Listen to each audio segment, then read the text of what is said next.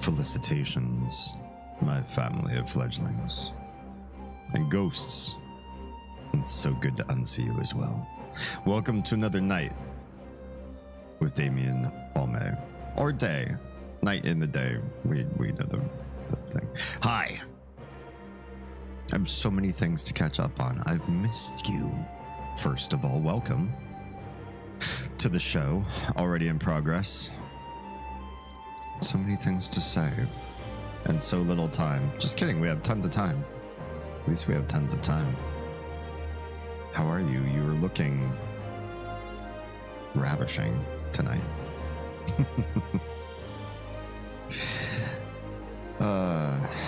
It's been a really awful week. Yeah. It's been rough, but here we are. Everyone on Oz's stream says hi. Well, tell them,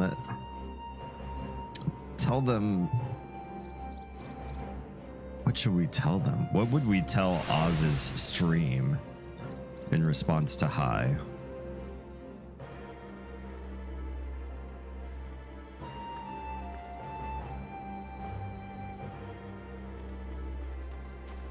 Tell them they are looking ravishing tonight. Everyone in Oz's stream looks positively ravishing. Watching so you get your watch hours, but watching Oz, I fully understand. For those of you who are Oz goblins, I could not ask for more than a lurk on YouTube while you enjoy your favorite streamer. That is a huge contribution right there. It's free, easy for you, and impactful for me. What more could I want? Especially given that you can still continue to support somebody who I really care a lot about. Obviously. Or not obviously. I will tell you in case it wasn't obvious. Tonight is another D's Discourse. We made it back to Wednesday again. In my brain. In my brain, there's like a Wednesday me, a weekend me, and then everything else. I don't know if you all have a similar situation where you almost have like different varieties, different sub-flavors. Like, it's all the same combo, but you can switch out the sides. That's what I feel like. Wednesday me comes with mac and cheese and asparagus. Something you love and something that you know is good for you, but everybody else seems to like it more than you do. So you just say that you like it. Unless it's like appropriately grilled and it's soft and it's not woody. Why is so much asparagus? Why does so much asparagus taste like you're eating a stick of dental floss wrapped together? Am I talking shit? I called you ravishing. So what's your rebuttal? Caring about people is pretty cool. I try to be cool. And Sam is doing a great job at taking care of a ban evader. Thank you, Sam. It's good to see you. It's been a long time. You're in a ravishing range, Mr. I doubt that. I think you're still in a different time zone than me. Epistic. Yes, they are kind of. For those of you that got really bored of the smell of your own bathroom trips, try asparagus. You can floss your teeth and change your pee. Good to see you all. Yes, tonight's topic is one that sounds dry, but I think once we get into it, you all know inherently these ideas. You just don't know them by the ugly term I have to use on the title. Socioeconomic class is merely that term that we kind of throw around about each other, about being poverty class, low income, middle income, or the middle class, upper class, or rich or wealthy. Terms not unlike these.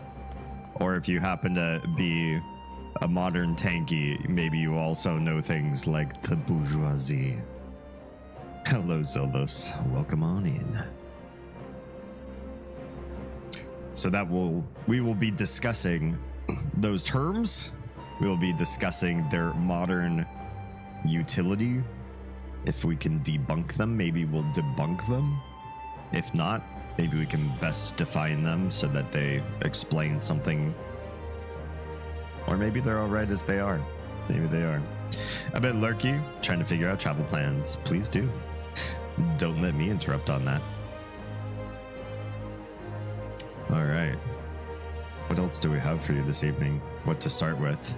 First, I have a big, warm, virtual hug to send your way. A warm chocolate chip cookie fresh out of the oven to press into your hands and say, this one is yours. I wish I could do that physically. How cool would that be? Just have a meet. I don't know if people have meets as content creators, but I would just have a meet that's literally just like, yo, we gathered up some of the funds from the stream. We bought a ton of cookie mix and we just made a massive batch of cookie dough, and we're just gonna be pumping out fresh from the oven chocolate chip cookies all day long. And you can hang out and get one, and after everyone's got one, if there's still more batter, you can keep eating more and more. That's probably the type of hangout I do. There'd be philosophy involved. Like, we'd have to dress up nice and we'd have to go somewhere cool, like a hotel with a really cool conference room, something that looks posh and feels upscale and ritzy, and then just spend the whole time eating chocolate chip cookies and waxing poetic. Now I want to make cookies? Well, you're welcome. I am a bad influence. Got myself a Keurig. What are you gonna do with that? I should consider one of those, but right now it feels like we're on the brink of maybe having a kitchen for the first time in over a year. And I want to hold off to see if that actually happens in these next couple months and all of that before we go and buy stuff. Those of you who know it's one of the most frustrating components of our lives here. And if you want the full lore dump of what happens currently in our lives, plus everything that came before, the lore of one Damien Holme at your service, we simply have to fill the goal I was about to discuss on YouTube watch hours, which you all have been very busy doing, and I can't appreciate you enough, especially after this last weekend when my computer decided to essentially implode over and over again. If you went to YouTube to watch the VODs and you noticed instead of 2 VODs, one for Saturday, one for Sunday, there were 6 or 7, because things just kept shutting down, crashing, completely failing. Even when I was sitting perfectly still at a at a main menu to a game, everything was just awful. It was stressful. I was sweating. I live, my livelihood is through this computer. It was a hard time. But you continue to pump love into the YouTube channel. Boy, did I have to use that verb? I guess I did. And we are down to, out of 4,000 watch hours required in the rolling calendar year, or rolling 365 days, we are now down to simply 250 watch hours remaining. That's pretty amazing. I can't thank you enough. Those of you that don't know what we're talking about, we have one last milestone for YouTube partnership, and it just requires you watching videos, either the VODs in the video tab, the previous live streams in the live tab, or going to a playlist, which I have generated entire playlists based on one particular game franchise. So you can watch me play through the Myst series as a first playthrough, the Mother series, including Earthbound, as a first playthrough, and long watch me play through games and do live streams and chat and the whole shebang. It's crazy. It's a lot. There's a lot involved, but it's all there, and many of the community have been sitting and watching or putting it on while doing their own thing, and I appreciate your faces. This has moved so much faster than I expected it to, and your contributions, your free contributions to this endeavor have not gone unnoticed. I don't care that it doesn't cost you anything, or it doesn't require much of you except to turn on a video. It's very meaningful to me. It could be transformative for our family and our household. So thank you. 250 watch hours remaining. Question for those of you who have arrived in the last 13 minutes or so. Did you have to sit through any pre-roll ads on Twitch if you were watching on Twitch? I should have specified that part. If you're on Instagram, Kick, or YouTube, this does not apply to you. Yes, we stream on 4 different platforms every single stream. That's pretty cool. It's not fun to start up, but once you've started it up as a streamer, talking to potentially a streamer or a future streamer, it is worth the endeavor to learn how to do. You reach out to so many more people where they want you to meet them instead of you forcing them to come to meet you. But for those of you who are watching on Twitch, or if you're not watching on Twitch and you'd like to open up a separate browser tab to look at Twitch, I've set up the stream in such a way that those who are arriving in the first 3 minutes or so have to watch pre-roll ads. Why? Why would I do that to you? Because that Twitch makes me. Twitch makes me force pre-roll ads on a certain portion of my audience, whether I like to or not. But I have it set to the absolute minimum possible. I hate pre-roll ads. I hate mid-roll ads. I hate ads, period. But Twitch doesn't let you disable them entirely.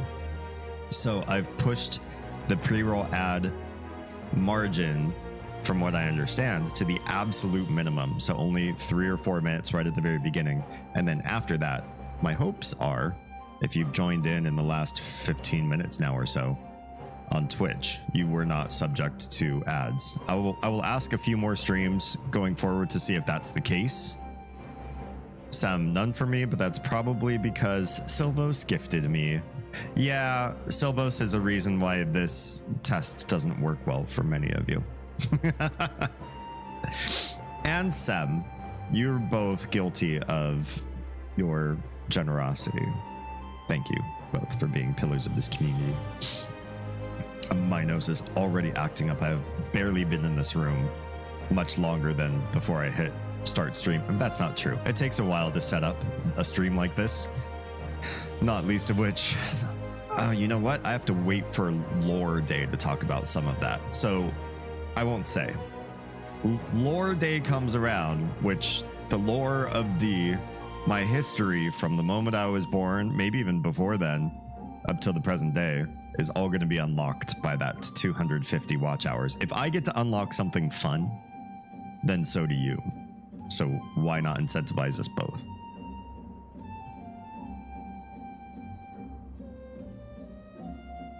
Yeah. Lore hype.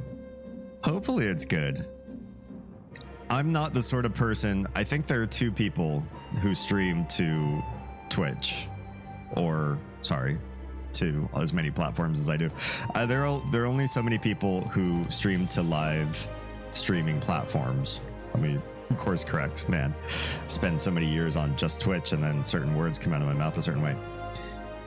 And I think the vast majority of those people are lazy and would love to just stream what they're doing with the hopes that maybe it might be a little bit of side income or a little bit less lonely. They don't want to do much with their streaming career. They just want to be live on, not even on camera, but just live on the internet, playing their games they would normally be playing, hopefully hardly talking, and just kind of skirting by. And maybe if people grant a dono here or there, or just get chatty and they make some new internet friends, that would be enough. That would suffice.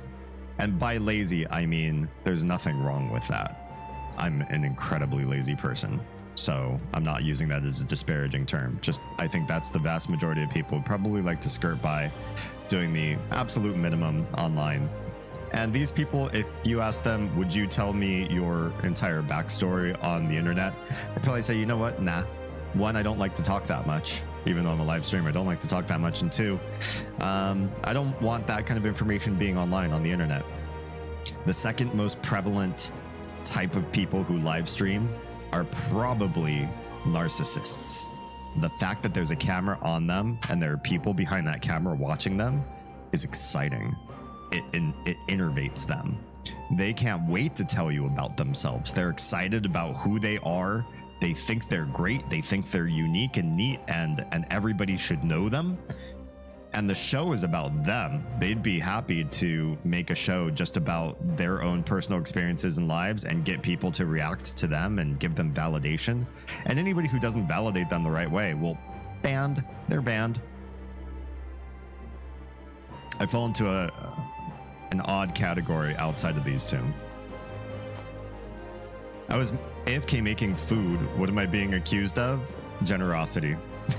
I demand to face my accuser. Sem is right here. Sem is right here. I didn't say it. Sem did. He said you were a scholar and a gentleman. Not necessarily in that order, but yes. I will not let this slander stand. I'm sitting right now. I'm at a walking desk, which if I stop walking, it's a standing desk. So I guess it's all three. You can sit here, you can stand here. I don't prefer to stand. Or you could walk, but I'm gonna sit right now. I've never done a walking stream. Would you all... You know what? Here's more incentive. My lore stream, I'm gonna have to take a note of this or I will forget that I have made this claim. The lore stream will be a walking stream. My first.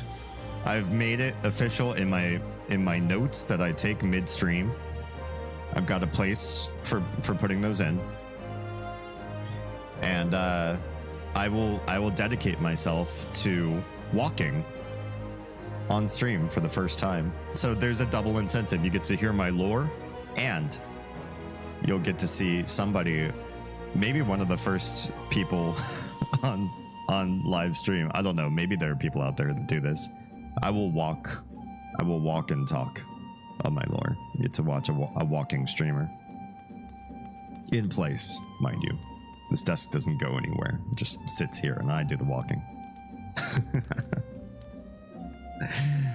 Where are we going with all this? Back to lore.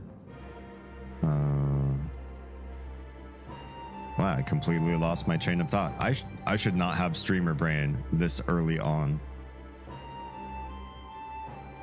Oh, right. The types of streamers that would have a lore stream.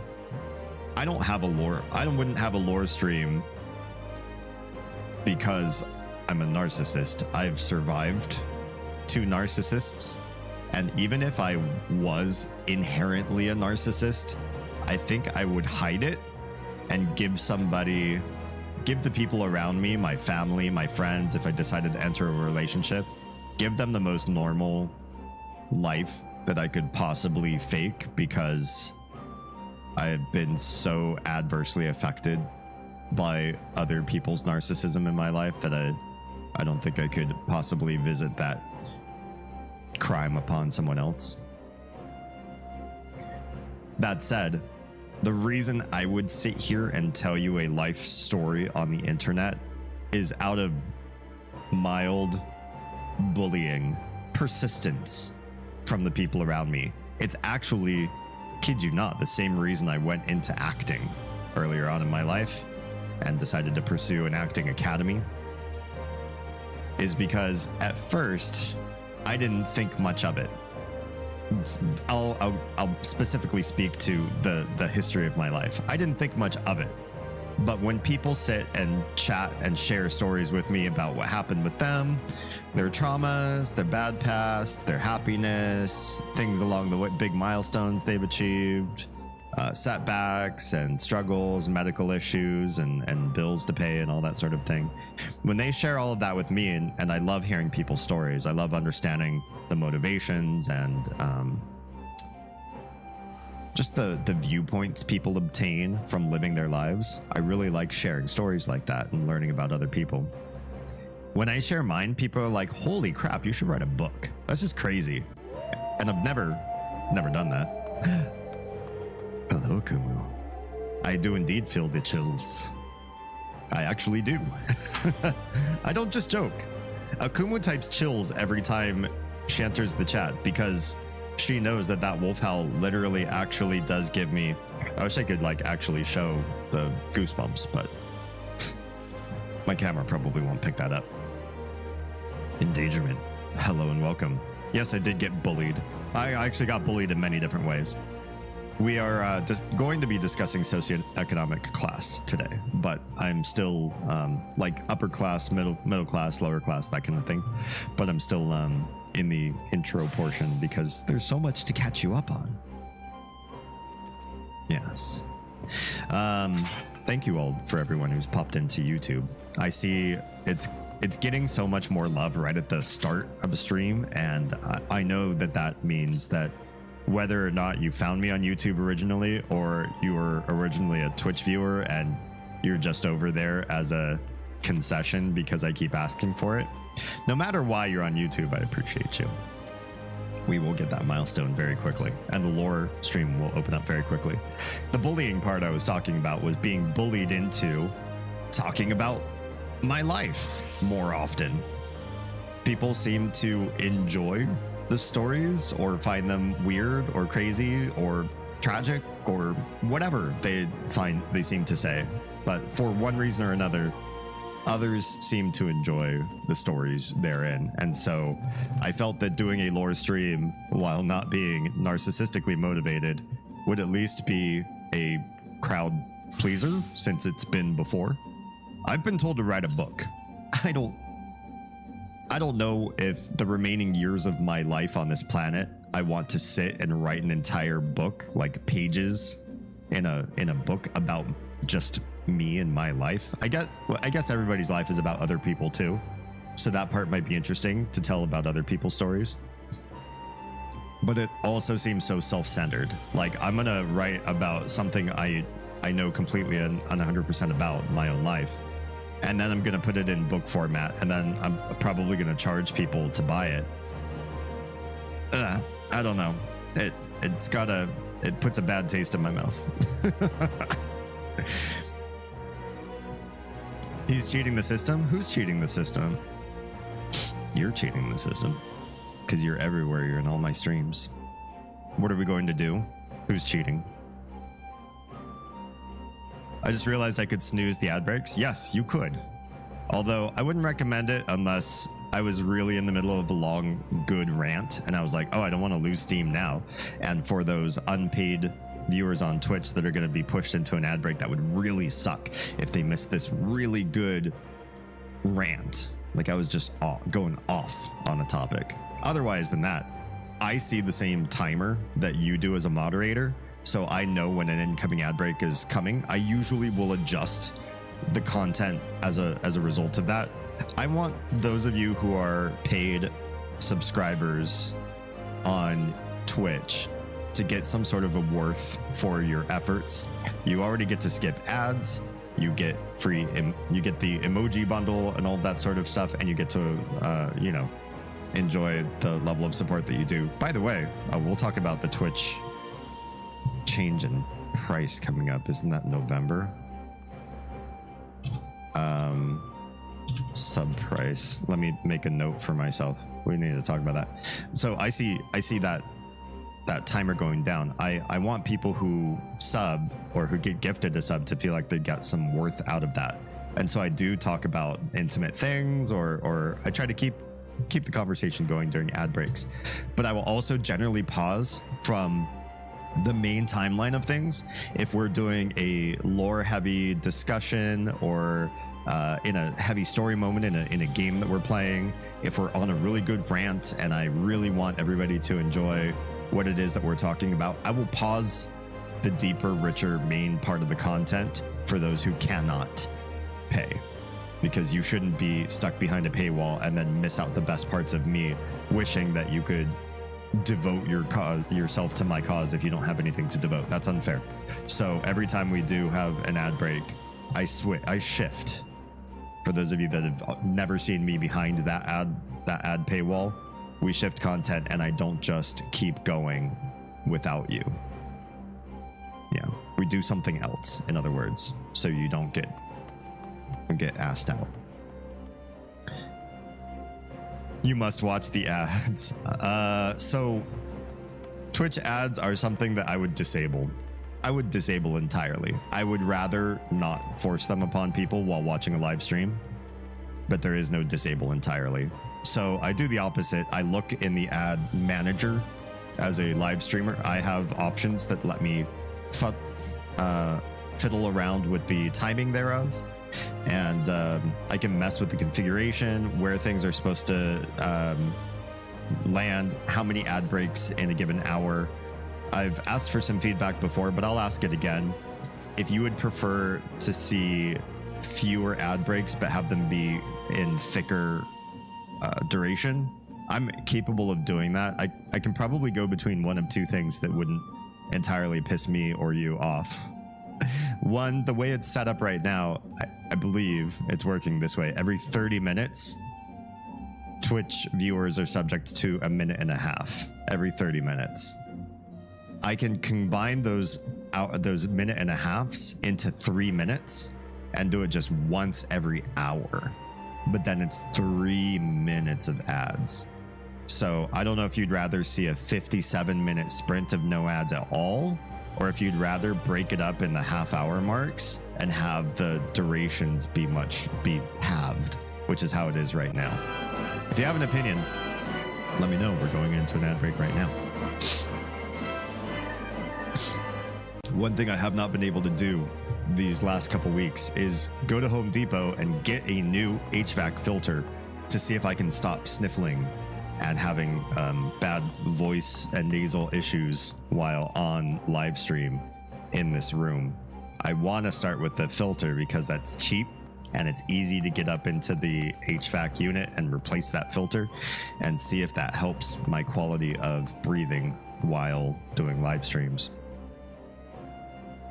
Because I feel like it's deteriorating. I feel like I am deteriorating in this room every time I have to come into this room to work. Yeah. I need to sit down one day and figure out how all this mod stuff works. You're really only required to be here. No, you're not required to be here. You can do what you like. You can learn as much as you want, or you do not need to learn. Just your presence is enough. I modded you because of who you are, not what you were going to do for me in terms of free labor. Although at one point, if we grow this shebang, I would like to pay every single position that is has some devotion to the furthering of this brand. And that goes down to the smallest amount of contribution up to the largest amount of contribution. I think everybody should be compensated for their work if I have the means to compensate, and that would include moderators. And when we get to that spot where we're generating that sort of revenue, I also intend to overpay, because people get shafted too much as it is. Well, some people don't get shafted enough, if you know what I mean. No, in terms of labor, there just are so many reasons why it's combative.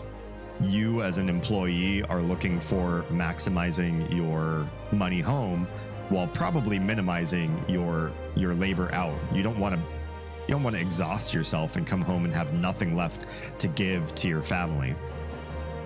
But you also want the money. And your employer is trying to get as much productivity out of you as possible by paying you the least amount they can. So it's inherently combative. I don't like that. I don't love that at all. I would rather people do their best and ascribe some passion to what they're doing. And if they're not passionate about it, I'd rather that they didn't work for me, to be fair. But if they did work for me and they were passionate about what they were doing, or they actually care, I don't know if you can say I'm passionate about banning bots, but a lot of people actually like banning bots, like popping a pimple, actually.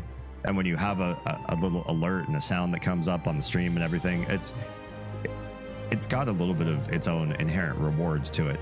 So I suppose there is a little bit of passion even for being a moderator, but I'd like for people to be passionate, and I'd like to reward that passion with overpay, like that you would never go to anybody else's community and get paid the same amount, unless those people were like trust fund babies and they could just do whatever they wanted to do with their money. Yeah, I got a new computer chair today. Hey, Akumu coming on up. Congrats. Oh my god, it has the smoothest, quietest roll ever. Nice. But the most important part is, how does it feel at the last hour of your day? Obviously, like when you first sit down, you're going to have a certain feeling and a mood. But what I want to know is, if you've gotten this far, I don't know. I guess if you just unboxed it today, you're not going to know this. But going forward, I want to know what it feels like just as you're about to be like, well, all right, I better log off. It's time to get some sleep. We're going to wrap up for the night and then, come back to it all again tomorrow. Right around then, how will your body feel from that chair? That's what I want to know. Wait, you guys are getting paid? I mean, right now, none of us are getting paid. I don't pay myself. And we've talked about this on stream. Someday I'll probably do a stream on financials. I know there are a few YouTubers and other live streamers that share their finances that they get from doing content creation. Mine's kind of like a weird bicameral, like I did a content creation push at the beginning of 2014, and then life came in the way and I was doing a whole bunch of other things. I didn't come back into content creation until 4 years ago, starting live streaming, and now I'm almost exclusively live streaming right now, but I hope to get back to more pre-recorded VOD sort of content very soon. With all of that, I think I have sort of a unique way that I've grown. Plus, I'm doing so many other things on the side, and we became parents in that time frame as well, which changes a lot. But I think it's worth everybody sharing their financials as much as possible with each other, so we know what's fair, what to expect when we're being jilted by a boss, all that sort of stuff. And so I might anonymize or sanitize some of my info, but I think it would be worthwhile to share some of that direction. And so far to date, every dollar has either been put directly back into growing the business or the infrastructure, or it's been borrowed out to do other things, but always paid back in. The only money that hasn't directly contributed the growth of this business has been goodwill. And that's some years has been higher than others. This year has been a little bit low just because of some of the more massive purchases that we've made for infrastructure. But I always, every year, there is a non-zero percentage, except I think the first year of live streaming when we weren't making any money. There's always a percentage that I give out to other people, particularly other live streamers, to try to invest in other people doing this. I think that streaming and content creation shouldn't be a competitive space where you're fighting other people for viewers. Everybody's got their own tribe. Everybody's got somebody that they've either met through content creation that is now like one of their favorite people, or they're still on the lookout and they will find that person. And we shouldn't all feel like we're in a space where we're fighting over the same viewers. There are so many billions of people on this planet, some of whom I know don't have internet, but out of those who do, we should be all looking for the people that are the best match for us. And there's no way any content creator is working 24 hours a day. So people are going to consume and complete your content and then still be looking for somebody else. So we shouldn't be fighting. So I might share that kind of information for a bit, or in a bit. How do we delete a kick account? Rude. I'll be away for the moment for a long time. Please be safe. I want you to come back in at most 2 pieces, but preferably just 1 piece if you can. I wish I was getting paid for things. I mean, Akuma, we'll talk. I think you and I mean, let's talk. Damien, when you reveal it, would it be a real eye-opener from the start? Or do you think it would take a while for it to thicken in intrigue? What are we talking about? It sounds like you're talking in some sort of degenerate code, which that's how I speak. I just can't understand that specifically. Are we talking about the lore? Your lore dump, the book you were talking about writing.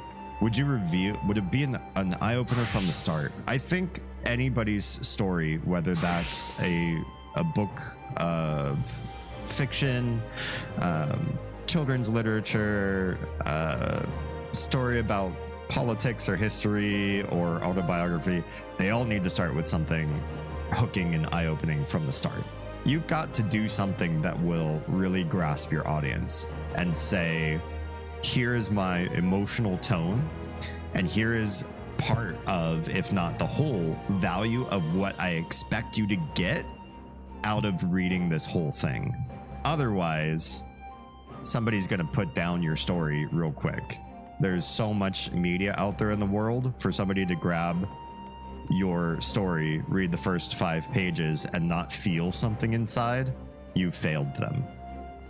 Then if the good stuff is much later on and you've slow burned yourself into it, I think only your loyal fans will appreciate that, which is fine. You could do something just for fans. But if you're going to write a book, why not do both? Your fans, if there's a good hook in the beginning, your fans will enjoy it better too.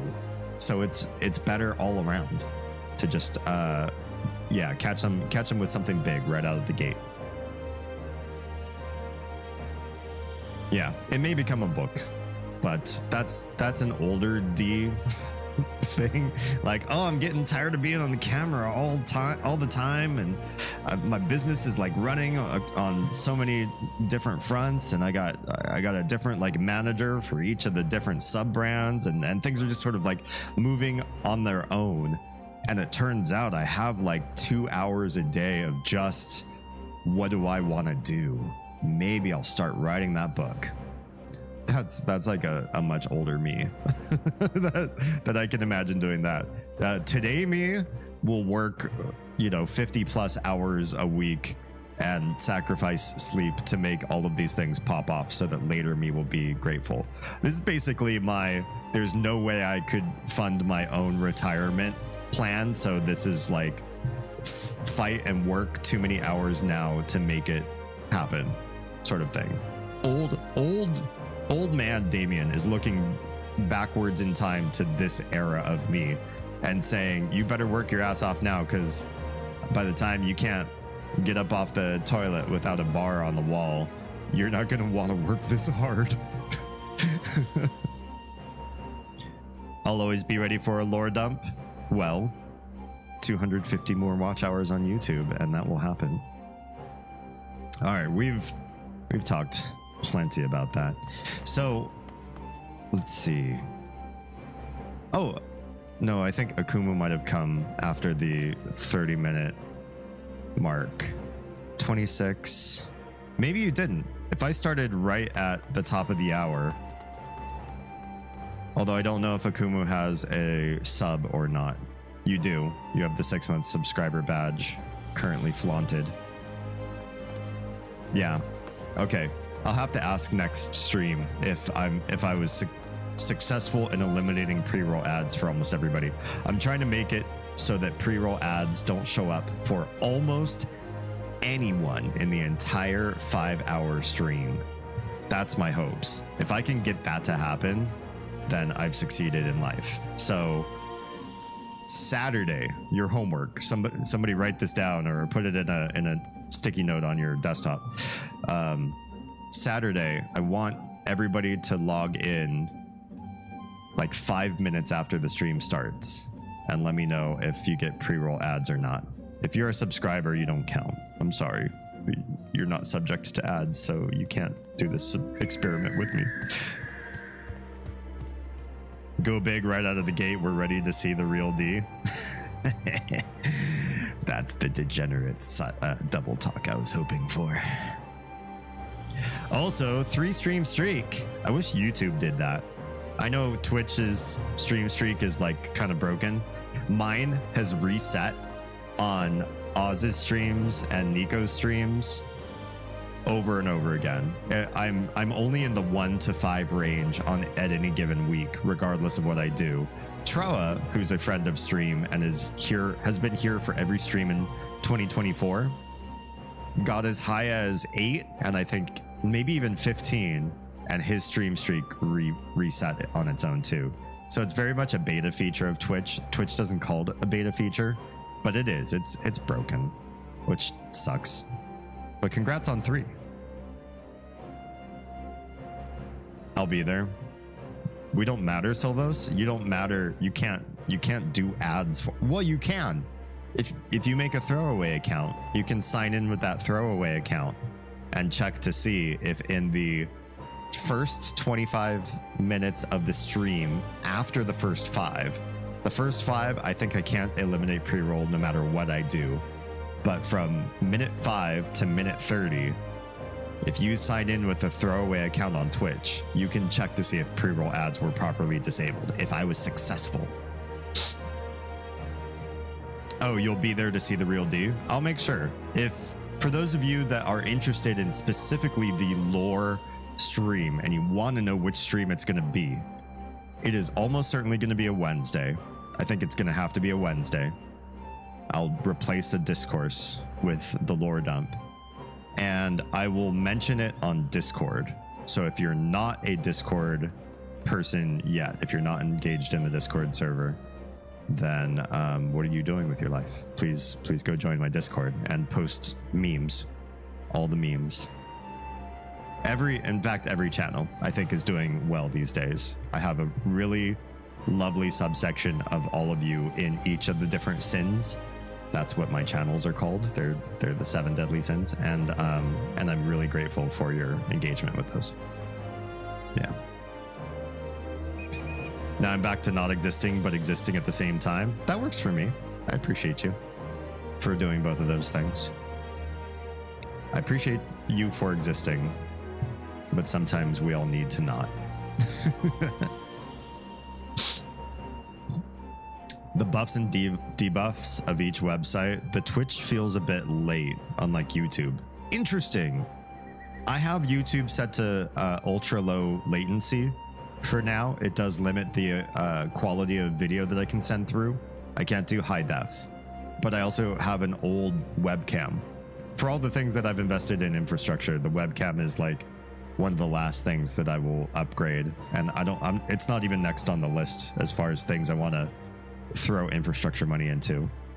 But I have it set to ultra low latency, but my broadcasting software is set up to stream to Twitch first and then relay to YouTube. So I always assumed that YouTube would be on a slightly longer delay than Twitch, and for you to say the opposite is interesting. Twitch chat is faster than YouTube's though, And I can't fix that delay unless YouTube was the broadcaster software's platform and then I relayed Twitch instead, which in the future we'll see. I think personally, my personal opinion on the platforms, if you want it, I'm just streaming to every platform that I know I can right now because exposure and growth and all that sort of thing, and meeting new people from different metrics I think is neat too, from different vectors of life. But if I were to rank my personal experience in the various live streaming platforms, I think Twitch has been around long enough and has created a culture around live streaming such that they have everything that you could want for live streaming. Not that they're perfect and not that they don't run their own stupid beta experiments that fail, but and they have some shady practices too. I know they've stolen code from some people and I know they've done some things wrong, but the user experience is probably the most supported and has the most fun and engaged options out of the streaming platforms. I think Twitch is still king. YouTube is better at Twitch in a number of ways. The fact that you can super chat in YouTube and it works really, really nicely, and VODs are automatically saved forever, are fantastic. But the number one thing YouTube does immensely better than Twitch is discoverability. I mean, if you're just talking in terms of number of subscribers gained since I became a YouTube live streamer, I won't count the people I've gathered on YouTube for being a VOD content creator, but just out of the people I've gathered from live streaming versus the people who have come on board over the last 4 years at Twitch, Twitch's discoverability is absolute dog shit. You could be a streamer for a decade on Twitch, and if you're not putting yourself on other social media where discoverability is actually usable metric, you will never succeed as a streamer. So yeah, they have some buffs and debuffs. But then you'll know my throwaway account, Big D Lover 99. There's a reason you had to put that 99 back there, right? Because 1 through 98 were taken. I know all of you have that. That is your throwaway account. Oh, don't feed into my ego.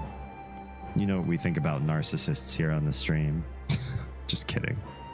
You can say what you want about me. I take compliments the way I take insults, all as just for the meme.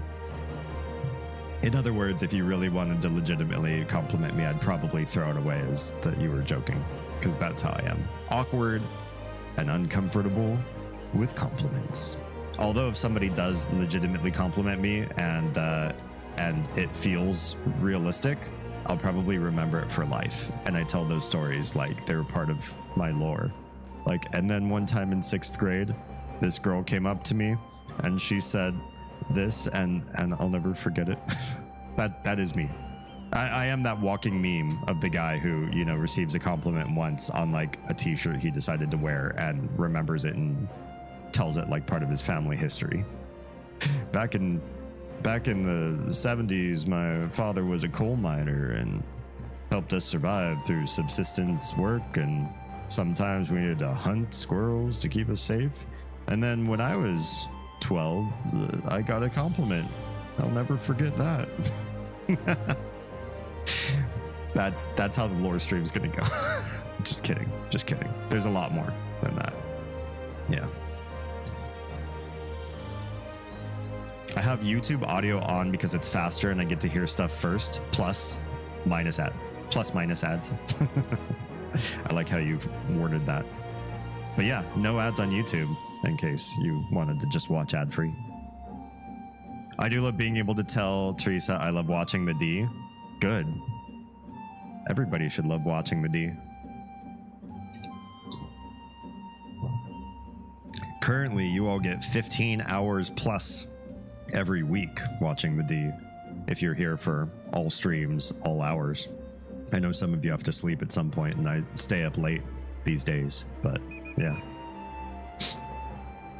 Damien is a very horribly good and awesome. Huh?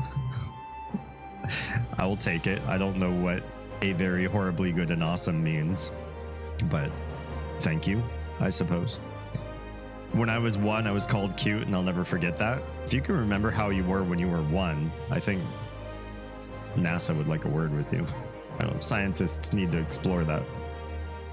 As men, we have to savor compliments. They're few and far between. Generally, yeah. I don't think that's necessarily a problem with females aren't complimentary enough. I think that's a problem with toxic masculinity, that certain men ruin the experience for women, and that they make it hard for you to feel comfortable and safe telling a guy something in a platonic or a passing sort of way without feeling like that man is now set on hunt mode at you. So I understand why complimenting males is a rare endeavor. Yeah. Okay. Have we done everything we needed to say to start off this discourse? I guess not. We've been so chatty. The Twitch sub price is changing in November, right? Let's see if I can pull this up in something that we can show on screen. I go to browser. Does this load the right one? It does. Can I do it on both streams? I can. Twitch sub price hike November 2024. Is that right? Updates. That's a blog. Hi, Twitch logo. What's changing? Oh, tier 1 web sub by country. Why do I not see the US here? Australia, Canada, UK, Turkey. Did I not find the right thing? Or is that like every country except the US? In the coming weeks, some subs for users in 35 countries. Can we talk about the US? I just really want to talk about the US. Twitch is increasing tier 1 subs in the following countries. Oh, can we look at that? Where do we see the USA? This isn't what I read. This says $5.99. I swear I read something higher. Can somebody validate or not what the new prices for tier 1 are supposed to be in the United States coming up? I swear I read something like $7.99. I think it was moving up to $8. Maybe it is only 6 or 5. This says this says 6. I heard they were going to do that too. USA doesn't exist anymore, just like you. Your prices are now $500 per second. You know what I could do with $500 per second? I could give it back to the community is what I could do. If you have to pay that much to watch me, I'd find ways to funnel it back at you. After taking a small cut for, keeping this household alive and safe. Okay, yeah. Apparently it's $6 according to this post. This isn't Twitch, but I couldn't find anything that says otherwise. But I swear it was higher. Maybe when I saw 6, I saw sticker price shock and was just alarmed. When I first started, everything was $5 for the first tier, and going up. I don't like this. I think it's bad for business. I think an entry-level price should feel entry-level, and I don't know that $6 necessarily feels easy or entry-level for anybody. As somebody who had little means most of my life growing up to just devote to somebody else's cause, I don't know that this feels comfortable or right to do so. Damien is that Angie? Who's Angie? Or is that an L? For some reason, my eyes aren't focusing on that. Looks like you said Angie. I don't know. What's wrong, Doug? Nothing, not a thing. Thank you for the triple self-care. I'm right as the mail. Drink some water. I promise you I will. Right now.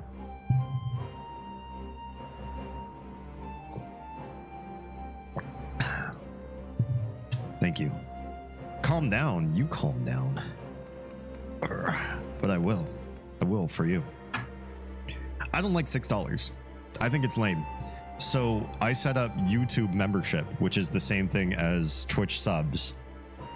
I set up YouTube membership at the $5 mark because I get to set that, and YouTube doesn't have a say to hike that or change that in any way. So going forward, whether it costs more on Twitch and continues to increase, they might continue to raise this. I don't know. But it's, for right now, it looks like in November, if you have a recurring sub or not, all new subs are moving to $6 baseline, and that's going to be the new baseline going forward. So fun, I guess. I don't like railroading people into that if they are going to commit. And so on YouTube, I've made sure to lock in the price at $5 or $4.99 or whatever. I forget what they have me do. And on Discord, if I remember right, actually, I don't want to have to remember. I'll just go into Discord, look in my server profile there, server settings, I mean to say. Server subs on Discord start at $3 a month. And I will not change that lower price either. Basically, I will try my best as I get more and more free time to work on this to make StreamerBot do the heavy lifting for what sort of like freebies you unlock. It shouldn't be that you have to sub to Twitch to get the fun stuff. I want StreamerBot to carry a lot of fun stuff just as a result of wherever you are. And on StreamerBot, I have the right to check your username and your sub status on a few different platforms. And I can manually input people who are Discord subs into StreamerBot and give you rewards in other ways. So if you feel like that price hike is unfair, like I do, I'm giving you alternatives that will be lower and will stay lower, because it just seems like a shill and an ever increasing shill that I don't agree with. About to say, if you didn't have your water, you'd be in trouble. Akumu, I don't ever want to be in trouble with you, but if I were, at least you're far away from Atlanta. Why do we use PC? Lower prices? That's true, isn't it? On mobile, it costs more for certain things. I know, don't bits cost more on Twitch if you use your phone than if you were to use a desktop computer, a PC? Damien hates $6. I do. I don't know why I hate 6.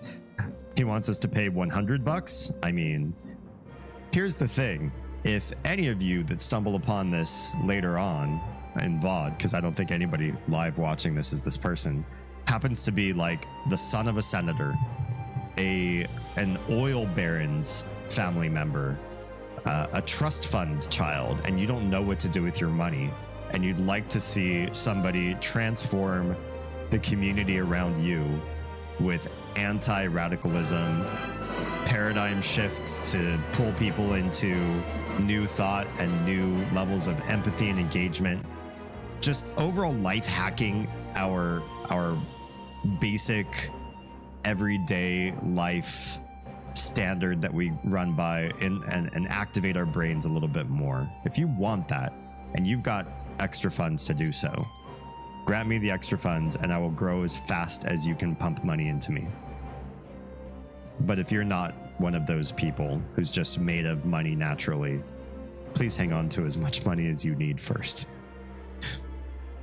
On mobile, it's $7.99. That's the number I was pulling. Yeah, $8 for a tier 1 sub on Twitch on mobile. So it's only $6 on desktop. That's insane. $8, wasn't it? Is it moving to 8 from 5, or has it been higher to get a tier 1 sub on mobile? If they're moving from 5 to 8, they're dumb. And all the more reason why I will provide lower cost alternatives to that forever. Because that's not fair. That's not fair. You should be able to have fun and goof around on the channel and get perks for not their price point. But I can't imagine if they moved from 5. For some reason in my brain, mobile and desktop were both at $5, but maybe mobile has always been more expensive for a tier 1 sub. If you're using an Apple device and the app, they take a cut and charge more. Right. Yeah. Apple will always charge extra for things on the App Store so that they can pay the App Store fee. Apple gets crazy money from services. They get crazy money from selling their products, but they get a crazy amount, an amount that you would not imagine from their services industry. And the App Store surcharge is something that funds a lot for free.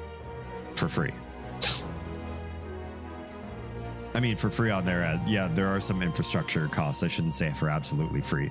Are they paying for servers? Are they like vetting people's apps to make sure that the App Store is safe?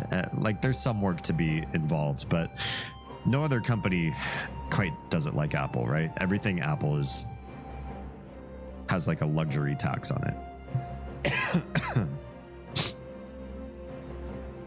Yeah. Oh shucks, ad attacked, sending reinforcements, commencing attack on ads. I mean, you're also on YouTube. What do you care about the ads? It was always more expensive on mobile, but I got an iPhone. I get that. What was a tier 1 sub before this price hike to $8? How much are they hiking it by? Because I thought it was $5. $5 up to $8 is an insane hike. But maybe if it's only $6.50 or something to $8, it was only $1 more. Okay, so 6 to 8. That's still a lot. Still feels like a lot. Feels like too much. Yeah. I'm sticking with 3 on Discord. I'm sticking with 5 on YouTube. And Twitch can do whatever they want to do. I will continue to grant perks at lower price points than that. Because I don't think that's fair. Why was the stream so bad over the weekend? We had 6 different VODs generate on YouTube for 2 stream nights. We had 7 separate VODs generate on Twitch for 2 nights. Awful, right?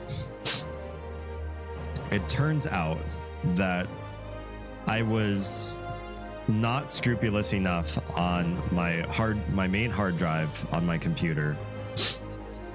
It's an SSD. It's meant to be fast so that I can game, do live broadcasts, and run many other things at the same time. I have high RAM and high speed hard drive to make this happen. But I don't have a high capacity hard drive. This hard drive that I have operating system, games, OBS, and everything on. This is, let me pull up properties to make sure that off the top of my head I'm right. It's 1 terabyte. Well, it says 953 gigs, but we all know that's basically 1 terabyte, right? So 1 terabyte is hosting games, broadcasting software, basically everything that needs to run fast. And I hit capacity and I didn't realize it. I was over flooding the hard drive, and the operating system, this is true of all operating systems actually. All operating systems use your RAM. All operating systems use your processor, your CPU. And all operating systems also use hard drive storage. Not just hard drive storage to host their files and store everything that would be required of the operating system to grab and run various processes. They also use free space on your hard drive to run swap space. So your operating system, regardless of what you use, even Linux, will place random temporary files in that empty space and then pull them back out and delete them again to perform various tasks. And my computer... Von Diva the Rebel just subscribed. Hi Von Diva. Damien. Good to see you again. Hope all is well. It's been a hot minute. I hope everything's been well with your life. Hi and welcome back. Good to have you. I've been chronically exhausted, and we'll talk about that. I'm chronically exhausted, but I'm still alive. I'm still here, and it's good to have you back. Welcome back, and thank you very much for the tier 1 sub. We were just talking about tier 1 subs. Damien is sleepy. I don't know if sleepy is the right term. Chronic fatigue and being wide awake and engaged in a stream can be mutually inclusive. I don't feel like I'm nodding off or incapable of higher level thought, but I am exhausted. If I were to go lie down right now, even in the middle of a stream, I could pass out. But clearly I'm not, like, you know, nodding off the keys or anything like that. Also, Kaistiana, hello and welcome. How are you? I feel like it's been a while since we've talked too. Did I not see you over the weekend on stream? The weekend stream was awful. Point being, the weekend stream was awful because my hard drive was so full. It's not a high capacity hard drive. It's just the cheapest SSD that I could find on the market that still held an operating system, some games, and broadcasting software and all that sort of stuff. So I reached capacity. Everything started to crash over and over and over again. And that's why the stream kept stopping, starting. My computer would boot. I would get back to the screen where I was talking to you all, and then on its own, the computer, without even running a game, would just crash. And I'd see blank monitors, and everything would have to be hard reset. I'd have to go turn off the tower at the tower source and start all over again. And because I was stubborn, I kept coming back. I could have just quit after the first crash, but you know me. I get pissed off these sort of things. I want to, like, struggle through it and see if I can figure out what's going on. If I hadn't stayed up and struggled through it on Sunday, I wouldn't have found the cause either. I discovered the cause, and then now I hopefully tonight, knock on every piece of wood you have near you, we don't have a massive amount of stream crashes anymore. Yeah. No, Damien, that's just a part of the game, an extra layer of fear that the game provided. The game is on a whole new level. I've played games that have meta scares, but never played a game where your computer just crashed. I don't think I could enjoy that game. It's too much frustration. That's too frustrating for me. Sorry to hear. Glad you're still kicking it. We are on kick.com, as a matter of fact. We're still streaming to 4 platforms. I see some folks have joined Instagram who have not been on the Instagram stream before, and I appreciate you being there. Thank you for everybody who's on YouTube, generating the YouTube watch hours that we need. You can always go back and watch old live streams on YouTube as well in the playlists tab. They're all ordered and organized for you. And I don't know how I keep getting views on Kick, but it keeps happening. So if you do find me through Kick, thanks. I'll keep streaming there because it's free to do so. Stream yourself sleeping. I'm 99% sure that's against TOS. Yeti streamed himself sleeping once, and just because his community loves him, they did not out him. And they played like every sound alert that they possibly could to try to get him to wake back up. That was a long time ago, though. That was like older, sicker Yeti. He's doing a lot better these days and not falling asleep on stream. But I believe you could be breaking TOS and be subject to at least suspension if you sleep on stream, or if you stream yourself sleeping. Yeah. And we donate to make sounds. Yeah, I don't... there are better ways to make money than have you try to wake me up. Let's see what you did there. Oh, with the kick thing? Yeah. I got banned on Instagram. Can we talk about that? I'm kind of curious what you did. What did you do? Yeah.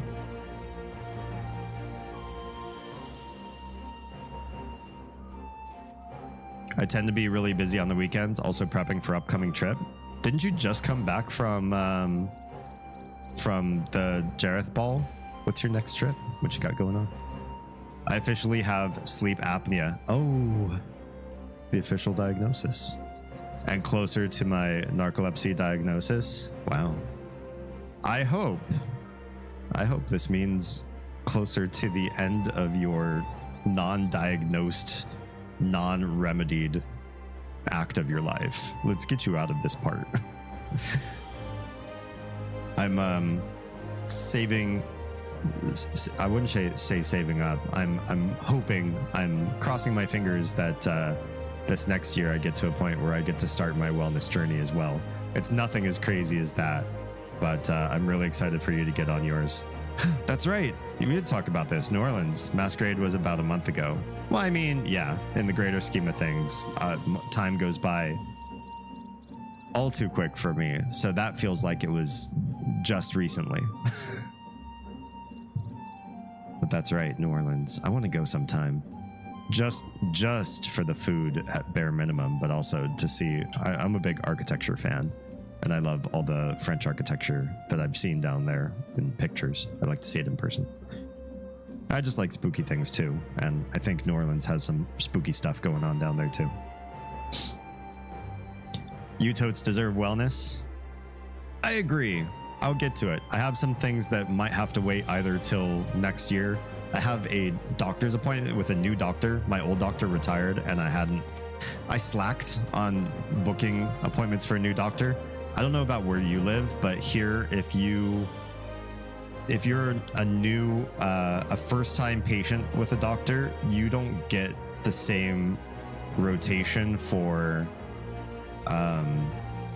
appointments as existing patients do. So I booked this summer my first appointment with a new doctor, and I won't get to see them until spring of next year.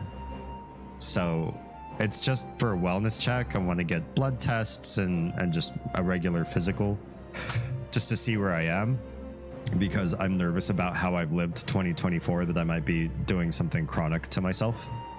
And I need to see somebody, but that's the soonest I'm able to. That I can't rush that. I can't push that forward. I can go to an ER or urgent care if something really bad happens, but I don't want to pay those prices. I don't have that kind of money. But the big next thing for me is therapy. I've probably needed therapy for a long time. And right now, the best therapy I have and have probably overused is talking to my good friends in real life. Kaisiana knows, is a part-time therapist to me. That's the therapy I can afford right now. But I should probably have real therapy at some point in my future, in the near future. Yeah. Vegas in November for my first time? Akumu. That's going to be amazing. Do you know where you've got to know where you're staying if it's already in November. Where are you staying? Totes deserve sleep. Sleep will come. I'm trying to do something very aggressive right now, which is switch where I earn money and try to make the vast majority of it through content creation. If I was a trust fund baby and we just had like crazy money or crazy savings or had some amazing angel investors, I could just quit every other endeavor and do content creation 40 hours a week and not worry about the risk that involves. But since I'm a parent of crotch goblins, there are certain requirements that they have for like food, shelter, safety, nourishment, that I have to see to, and I can't put them at high risk. I could put just me at high risk. If it was just me in an apartment and I was living alone, wasn't in a relationship and didn't have children, I probably wouldn't care. I would just go for it. I would just say, you know what, fuck it, I'm a live streamer. I'm just like a full-time live streamer and content creator, and that's it. And we'll see how well I succeed or not. And if it's really bad, I can just eat ramen and live without paying some bills for a while. You know, let them shut off my cell phone bill, shut off my cell phone for a month if I miss a payment or something like that. I could make that happen.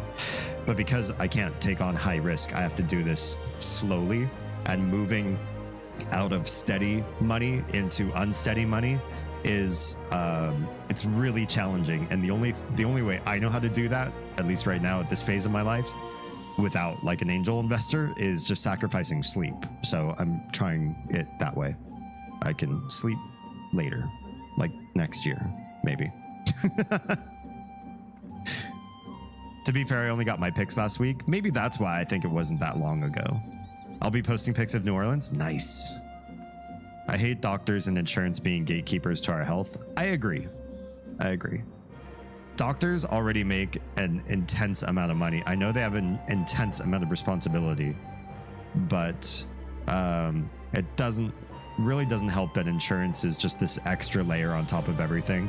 Insurance companies are so vast, so big, have their own doctors that say yay or nay to your doctor's decisions. You know, how can they open so many different branches, be so multinational, be so powerful unless they were making hand over fist money? I would like to see an insurance company that valued its customers to the point where they could keep premiums lower than everybody else by reducing some part. You know, it's what I think I'd like to see. I guess let me say it in a different way so it's clear where I think my brain is going on this. There are banks that create physical bank locations. Chase is one, for an example. Chase not only builds Chase banks, but they also take other people's old banks and buy them from those companies and make them into Chases. So I've seen communities that used to have more diversity of banks, and now some of those are have been changed over to Chase. And Chase, paying all of those employees, put a bunch of people behind glass, turn on a bunch of lights, pay for a bunch of computers, and have all of these physical locations all over. They don't give their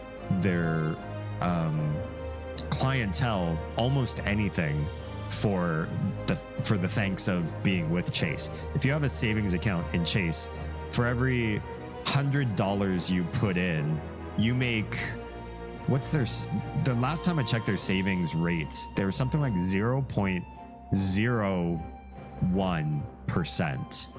So you'd have to put in like $100 to make a penny, if I'm doing the math off the top of my head correctly. It's absolutely ridiculous. They don't care about you at all. They don't give you any worth for choosing them. But there are banks that don't have any physical locations. They're harder to put money in and take money out. So you have to do some things electronically, and you don't have a teller you can go see, and you don't have a location you can go visit. But because they remove the brick and mortar overhead, they don't spend nearly as much on overhead. They pump much more back into the customers.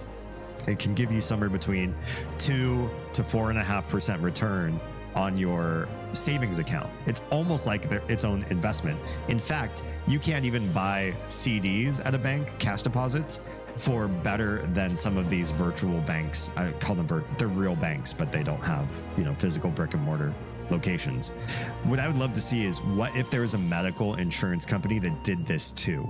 That they said, you know what? We don't care about buying out a bunch of locations, hiring a whole bunch of employees, spreading our business far and wide, and like trying to show shareholders crazy year-over-year profit. We just want to commit a service where we're here to protect people in case of complete fallout. We can protect and help you so that you don't run into medical bankruptcy or something like that. I imagine that business would work. I can't imagine that there's a medical insurance company out there that's running lean. They probably are all running crazy over budget so that they can show crazy profits and crazy expenditures.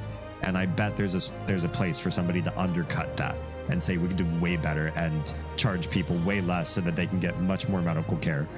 And if the whole population was better cared for, we'd be more productive and happier in every regard, even for the shareholders.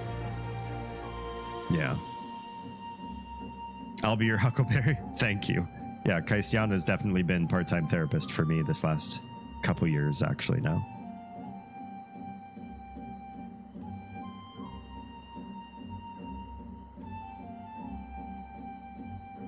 I chose Paris on the Strip. Nice. Good choice. Very good choice. And yes, I agree with Kaisiana. Taking a Cirque du Soleil show.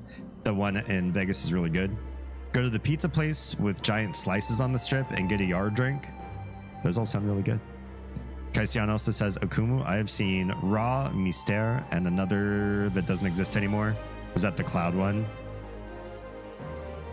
But the other two are also are amazing.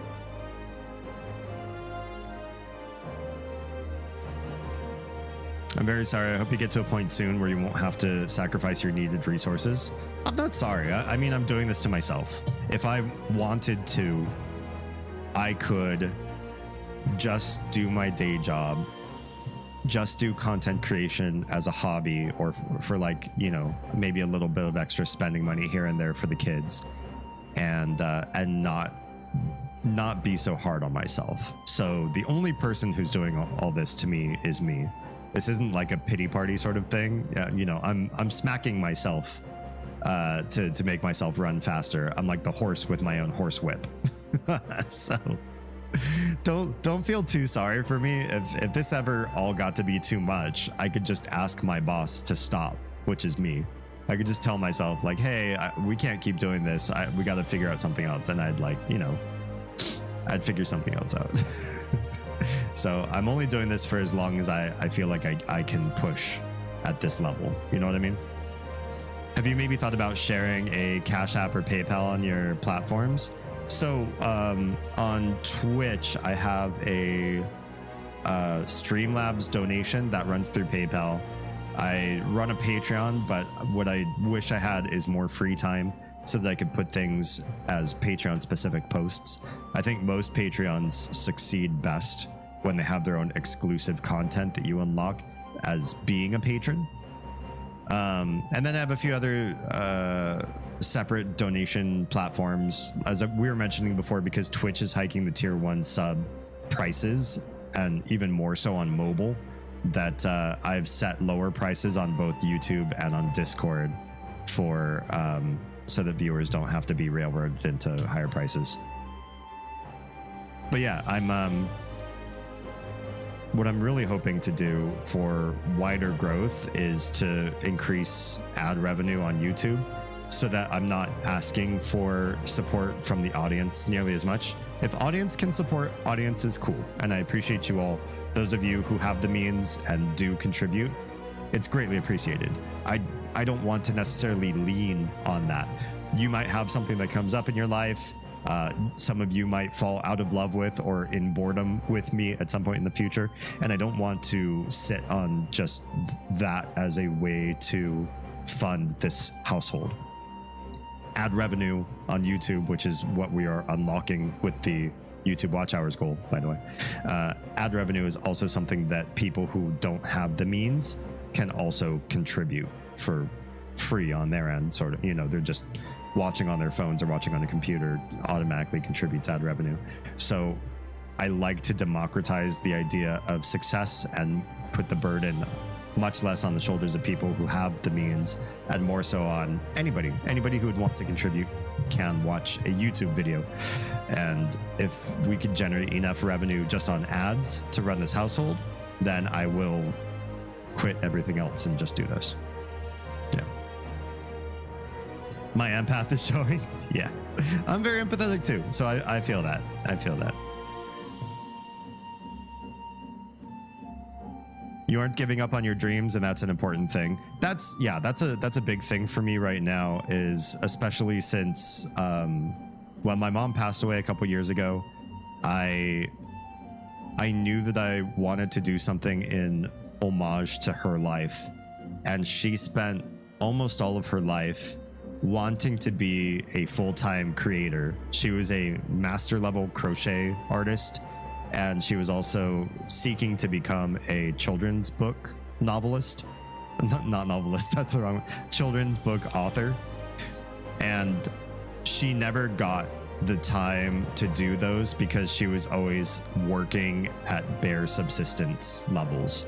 She worked long hours, well past the time where she should have retired, doing lame jobs for nasty bosses, and just never had the time to be creative.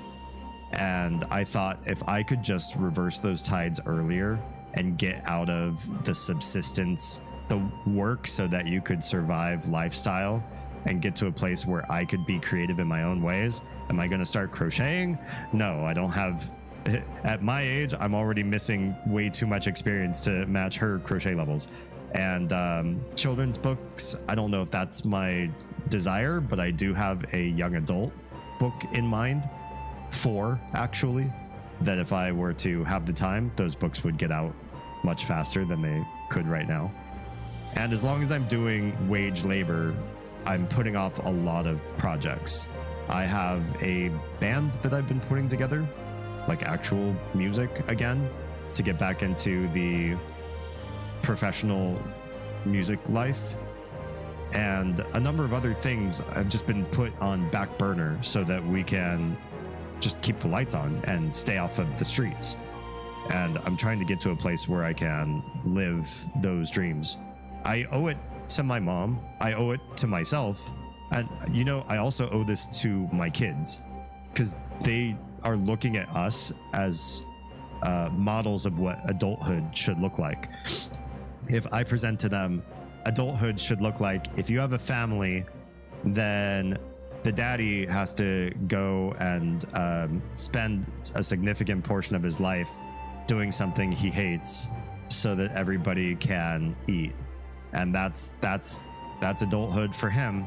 That's not really a great model. I'd love to show my kids a different way if I can.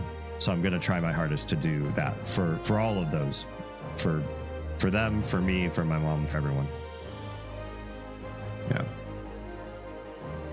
Everyone seems pretty positive so far. Yeah. And I'm hearing Damien lore. You're right. Damn it. I'm not supposed to do lore until we finish this this YouTube watch hours goal. How dare you get me talking about my life? Like a narcissist. I'm not good at being helpful with losses. My mom? Thank you. I mean, just you saying that, I appreciate. I wish I could say some nice things to make Damien feel better. That meta sentence does make me feel better. Even if you would say, I don't know what to say to make you feel better, that is a nice thing to say to make somebody feel better. Does that make sense? It's also a confession that you don't have the language, and that's okay. You don't have to have the language to make that happen.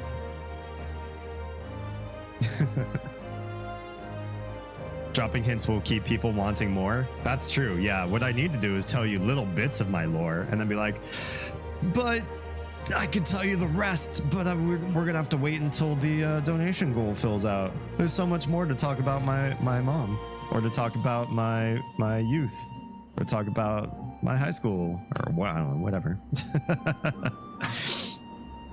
Yes. Tune in for a future lore stream as soon as this last 250 watch hours fills up. This one time at band camp, I was never a bando. I was in rock bands, but I was not in marching band. Although I tend to be, if I can speak on my own experience in who I've chosen to date over the course of my life, I would say that your odds of being a pick for younger me were much higher if you were in marching band. I didn't hang out with marching band people. It just happened to be that there's something about kids who were gravitated toward marching band, that there's some aspects of their personality that I guess that hit right with me. Because I've dated a lot of ex-bandos. I need that lore. I'm gonna take notes. If you need that lore, are you gonna take notes on the lore stream? Because it's probably just gonna be saved as a VOD. Although if I say something that I really feel shouldn't survive on the internet forever, I may have to delete the VOD. I may have to. It depends. Depending on how the lore stream goes, the VOD may stay up on YouTube, or I may have to get rid of it. That's the nature of how it is. Yeah. This one time in my computer room, I mean, that's much more likely. I remember your computer room. I have memories. Damien was in band class. I was actually a really good student, and I would love to tell you about the levels of classes that I took in high school and my performance and the whether or not I was close to graduating or what happened with my graduation in high school, but that all sounds like lore stream stuff, and I probably will have to wait until that night. Sorry, not sorry. I'm sorry for your loss, by the way. I believe in you wholeheartedly in your aspirations. Thank you. Thank you. I feel fairly confident that if I can get to the place in my life in the next couple years where I can devote a full-time amount of work to content creation, I can keep us in this house and food in the kids' bellies. That's really like the bare minimum I need, and that's not honestly a whole lot. I think there are some people that go into streaming. I think most people's goals in streaming are one of two. You just want to play games and share it with people, maybe for some coffee money on the side or whatever, and it's really just a hobby. It's really just fun. I know some streamers who are bigger than me, who stream to larger audiences than I do, that are still in the hobby phase. Like, oh, I don't know, I have my day job and I come home and I just want to unwind, and I've got all you guys to unwind with, and it's just fun. It's just nice. It's just a good time. For those people, cool. There's no stakes involved. You know, they're not trying to do this as a career idea. They're not creative people innately. They found a fun way to decompress after their day job or whatever they do for real money. And then you have people who are looking to make content creation a career because they want to make it big. They hear that content creators don't even work that hard. You don't even put in that many hours every week. And because you don't have to work that hard, that sounds really appealing. You can work from home, and it's doing stuff you love. You love gaming anyways, and you'll get crazy big money. I think that's unrealistic. And the people that try in that direction, you're going to fail. You're almost certainly going to fail. You're going about the wrong direction. You don't have the right passion point. Your passion point is to like exploit a system that honestly was exploitable at the height of the pandemic and now is not. Those doors have closed. You cannot start today, expect to become viral, and expect to live in $1 million mansion in a year by your actions as a brand new streamer or content creator. Me, for this household, we just need to cover the house expense, the human expense, and then we are done. I'm not looking for more money than that. If we get more money than that, we will hire people and we will pay them, and we will overpay them. We were talking about this earlier on the stream. Be happy to overpay and make big jobs that are transformative for other people. But at the bare minimum, the only thing I need is, can we just make ends meet? Can we just have a life here without fear of having to all hop in the car and live out of the car? Or if the car got actually, we don't own the car. They're making payments on the car. So, you know, even the car could be repossessed. Then we'd just be, I don't know, living in the woods of Georgia. trying to track down berries. I'm hoping not to do that. So in other words, the bar for success is pretty low.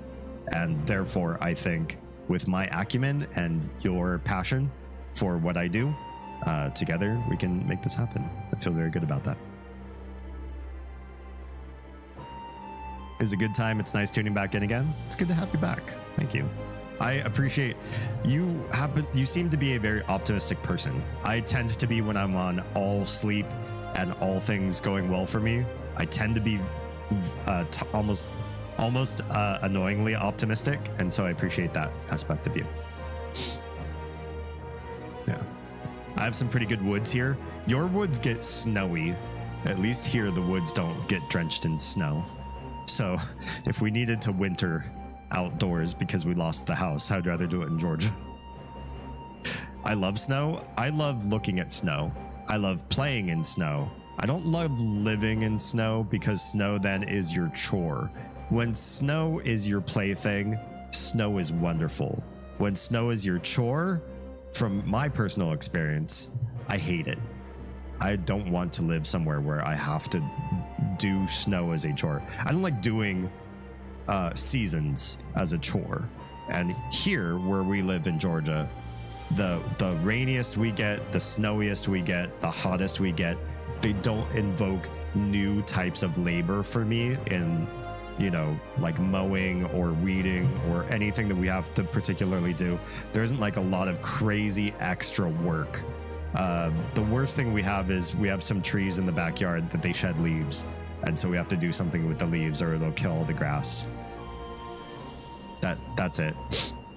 And I like the grass for my kiddos to do, you know, things on grass. But I mean, if we let the grass die and just let the leaves control the backyard, I just take them to a park. So I guess we don't need grass. That's some lore of yours. We all now know that endangerment loves snow. I appreciate that. Oh, your snow doesn't stick? Plus our woods don't go underwater from hurricanes? Hey! Low blow. Too soon. No, just kidding. Luckily, the hurricane didn't touch anywhere near us. We got nice rain, so we had like an arm of the hurricane slice over Atlanta, but we didn't get drenched or anything. It definitely hit East Georgia much more, and of course, as you probably know, it went and completely smashed into the Carolinas and did some real bad damage there. Yeah. I really try to be optimistic, anything that can uplift. I appreciate that. The rain got us and it killed my one pumpkin that started growing. Oh no. Was it? Oh, it was still like a baby pumpkin. Usually bigger pumpkins, not a big deal, but they don't squash. Usually tend to prefer things a little bit drier. You can't get them too wet. Either that or I just remember pumpkin plants being more on the dry side of things. Yeah, I know I don't normally go into the details about my mom having passed. We talked about it recently because we're doing some watch parties on Asmongold, and curiously enough, that streamer, I think he doesn't really go by Asmongold a lot anymore. His name's Zach. He goes by Zach Rar or Zach Rars or something like that more lately. He lost his mom about the same time I lost mine for completely different reasons. But so it's been interesting for me. We were doing a lot of watch partying of him a couple weeks ago, and just to see how somebody else sort of exhibits the grieving process for their parent.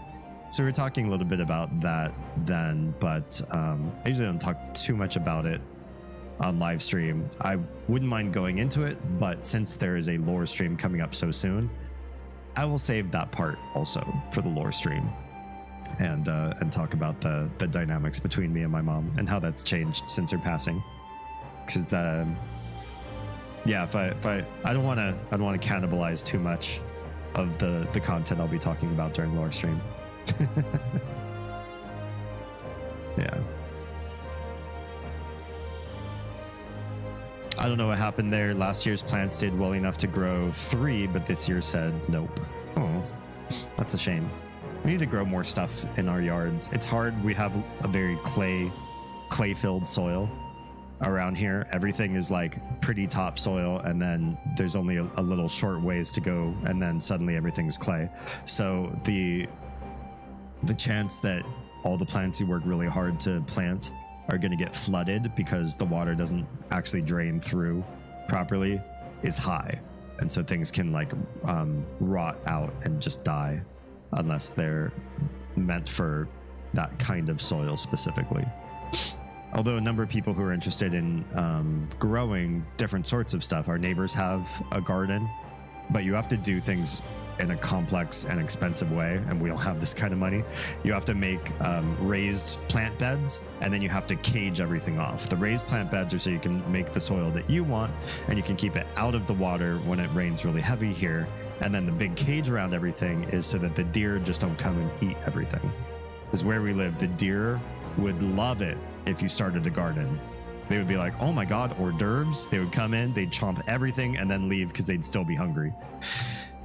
And yeah, they will eat you out of house and home. What they don't eat The we have ground chipmunks that they will eat anything that the deer don't eat too. Raised planters is the way to go in the South. Yeah, for sure. A groundhog ate all my freaking strawberries this year. Rude. Groundhogs are dangerous to have around houses too. If it's like out in the woods, that's one thing. But if they decide that the place where you've holed up is a good place for them to hole up, they can dig underneath your foundation and make a really bad situation for homeowners. Oh dear. Did anybody catch the debate last night, by the way? I didn't have a lot to say. I think that I was pleased to see two vice presidents actually talk somewhat more normal and civilly than the presidential candidates. They were being kind to one another. Not all the time, but, you know, a lot more human and a lot more person to person. Two people that would essentially be interested in the same job, but come from different ideological standpoints, just talking about things at odds with each other. And there was a lot less mudslinging and cult of personality talk between them. I appreciated that. I was impressed that the person that the internet has been slandering for a very long time as being just like completely messed up person, JD Vance, that he did a good job. I think a lot of older GOP people have been pretty much just lockstep with what the GOP is doing, but not necessarily happy. There, of course, are people who are like absolutely fanatical for Trump and will say that it's the best thing that the GOP could have in a long time. We all know that's not the case. If Trump could lose to somebody like Biden, if Trump could almost lose to somebody like Hillary, then we know he's actually not a very strong candidate. But the GOP, having used folks like McCain and Romney in the past, and it's been a party in decline for so long. Those were such lame offerings for the conservatives of this country that I think everybody sort of intuitively knew they weren't going to make. They didn't even have a chance to make it. That Trump was at least a chance because he was something incredibly different, even though he was absolutely not where the GOP needed to go. I think the idea is Vance is at least talking more centrist and is trying his best to appeal to a demographic that is not far right and crazy. Those people are interesting to look at on the internet, but you have to realize there are centrists, there are swing voters, there are people who want more moderate politics in our country. And I think JD Vance did a good job speaking to them in a world where speaking to moderates is not a common practice, and certainly not something Trump does. And so maybe there's a glimmer of hope in some of the undecided voters out there that Trump will just pass away or resign or something, and maybe somebody like Vance will come in and take over after him and lead the GOP in a more like rational and reasonable direction in the future. Something like that. I did not catch it last night, but I unfortunately watched the presidential one. Yeah, I don't think that one was particularly. I don't think either presidential debate was particularly useful. It was great to make the left happier about the left and the right happier about the right, and they were both making fun of the other side for their performance, but in both debates. But I don't think it did much for your swing voters, the people who actually matter in the election. I feel that Waltz was upset that he was struggling to talk in a public forum like a debate. But I feel that for somebody that doesn't regularly debate, that felt like his performance was bad himself, that he actually did pretty good. I know he stammered and had some misspeakings, but I think he held his ground very well. And despite not being good at debates, he did fine. You know what I mean? He's not from that background, but he talked policy He talked evenly, and he still sounded like what people seem to like of him the best, which is more like a dad than a politician. And the left needs some of that. There's so many career politicians on the left. There's so much sense that they are being funded by bigger institutions, like they're sort of the mouthpiece of Israel and being pushed by big tech, and that they're owned and shilled. That to have somebody just talk in terms of neighborhoods and communities and just like a real human, I think was really refreshing, and he did a good job despite him saying he did not. I'm sorry, I was too busy being worried over woman things. No problem. Like childless cat ladies and my rights and how to manage my body. That's the fact that that is a talking point on either side of this election, I think is absolutely insane. That we would ever get to a point where we say, you know what should the government do about people's medical autonomy? What do you guys, should we vote on that? I feel like we're in a dystopia, that we actually are in that phase of our government. Let's vote. How do we feel about medical autonomy for half of our population?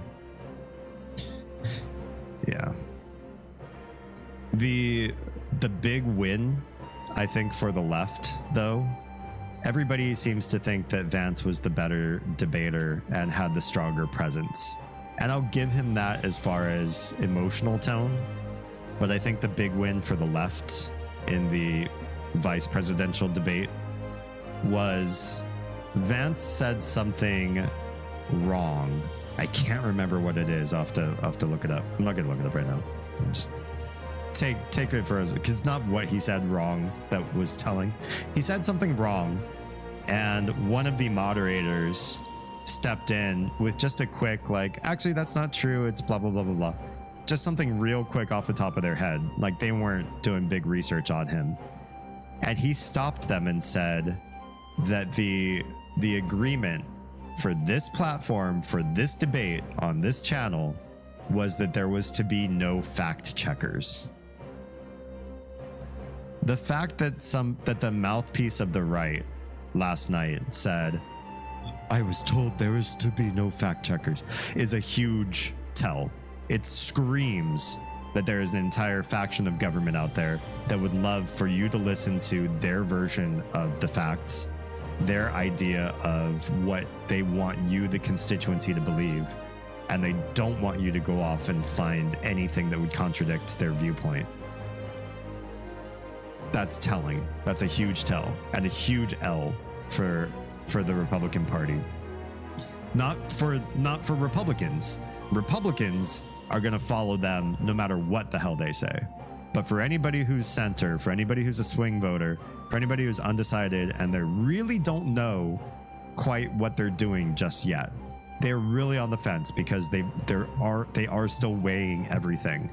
Those people hearing, did that guy just say he didn't want fact checking in the debate? He's asserting that there's to be no fact checking so he can say what he wants to say. That's a real bad look.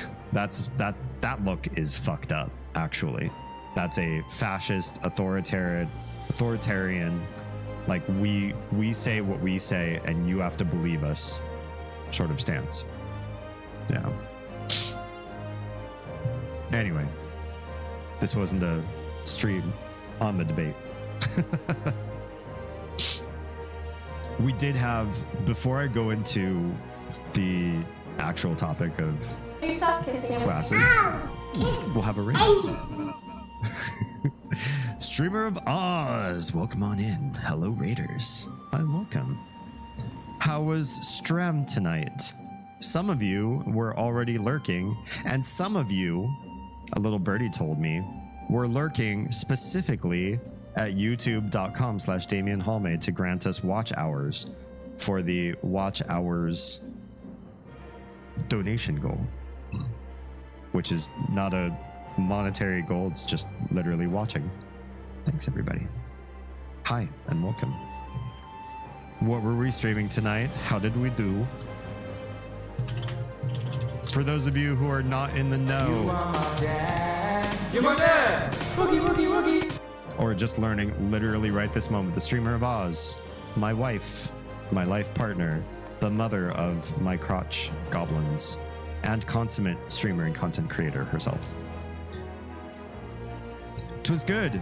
Started playing Prey and Calico tonight. What's Prey? Music is rather loud. Oh, my apologies. Let's change that. Is that better? Nobody else said the music was loud. Thank you for being. For those of you that don't know what that show is like, it's like this. Yes. Bring to me your cock. That's the show. That's literally the show.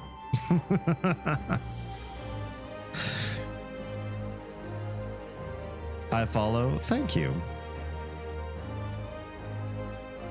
Oz is the other half of the revenue stream and creation background, and also creates wonderful jewelry, not unlike these here. My Astro Bunbot can show you the website to go to, bloodmoonmenagerie.com. As we're entering spooky season, I might note that many of Oz's pieces err on the side of being more spooky than not. So, good stuff. Damien, I'm G2G. All right. Tired and dying of sleep. You know what? If anybody's going to get some sleep, and if it's not going to be me because I keep withholding myself from bigger sleep, thank you, Sam. Then it might as well be you. Endangerment, can you sleep for the both of us? Can you get some extra sleep and then send it my way? Wait, dying of sleepiness less than me? You're getting less sleep than I am? That's alarming. I would honestly ask you to never do that. If you're having less sleep than I am, then either go get a sleep study, change some things about your life, take some sleep aids, anything, because nobody should be getting less sleep than me. Honestly. Thank you. Thank you for your support. And if you're staying lurking on YouTube, thank you for that too.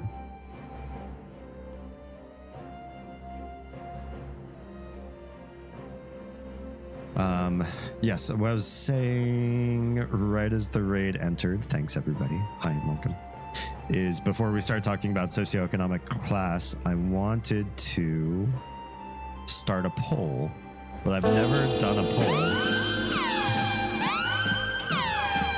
We're not playing a game. What do you want me to do? How do I save the game of life? I'll do a hydration check. Does that save the game when I drink? Lady Nico, hi and welcome. I'm going to do a poll because one of our community was talking about this in Discord, and I wanted to raise the point. I can only do this in Twitch, so apologies that if you're watching on other stream, only the Twitch folks can see this. I just have to figure out how to poll. Oh man, how am I not even signed in? Who doesn't sign in on Twitch before they start live streaming? Me, apparently. Don't lie, you have Final Fantasy 14 running in the background. Wait, did I say I'm not running Final Fantasy? Because I know you know. You can poll? Okay, thank you, Sam. Please, if you would be so kind. The poll is, do you use your degree? I think it has to be, I don't know if you could do like a 3 answer thing, but if it can be yes, no, or NA, because I know not everybody has a degree, so they can't answer this question. But I was just curious about this particular community, if people use what they actually went to school for if they got a degree, or if most folks went to school for something and it was like, you know what, couldn't find a job in that field, or grabbed the first job I got and I'm still doing it, or, you know, I never found that opportunity. I have a sister. I can't talk too much about lore, can I? We'll save that for the lore stream. I use my degree. If you pop into Twitch and say yes on that poll, no, I'm just kidding. I'll just take your answer as a yes answer to that. Save equals triple self-care? No, you have to do the triple self-care. Don't know. And aren't you supposed to be asleep now, endangerment? You said you weren't playing a game? Wait, I did? Oh, I mean, we're not like playing one. I am standing perfectly still in the Doman Enclave and have been for a long time now. Playing is hard to... I wouldn't say playing the game. As a mom, I use my psych degree. True. How many minutes? Well, you already put it up. Thanks. I don't know. I don't know things about polls very much. I've never placed a poll on Twitch myself. I do wonder why the music is still so loud. It's just very prominent. It's the... Oh, I know why. I know why. It's not coming through the right channel. That's why. So if I cancel it in OBS, which it shouldn't have been coming through in the first place, then it needs to come through on stream, but I see that it isn't. So means I need to figure out why. It shows that it should.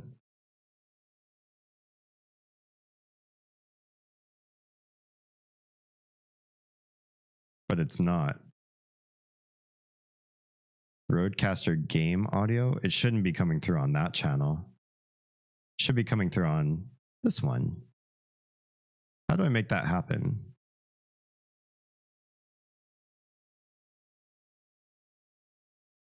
Now that I've killed Mike, maybe Mike is now set to the wrong thing. It just says default. Can we change that?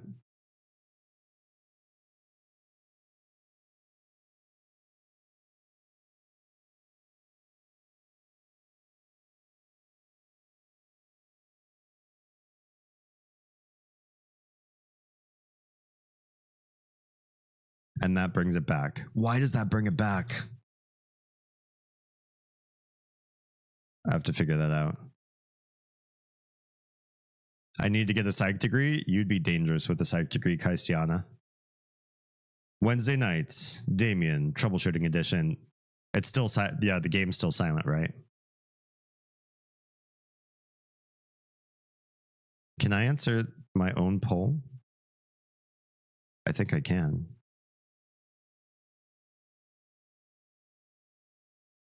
Cool. It's so quiet. You're so quiet. I used to have the sound settings up because I was troubleshooting them right before the stream, and I must have closed them at some point.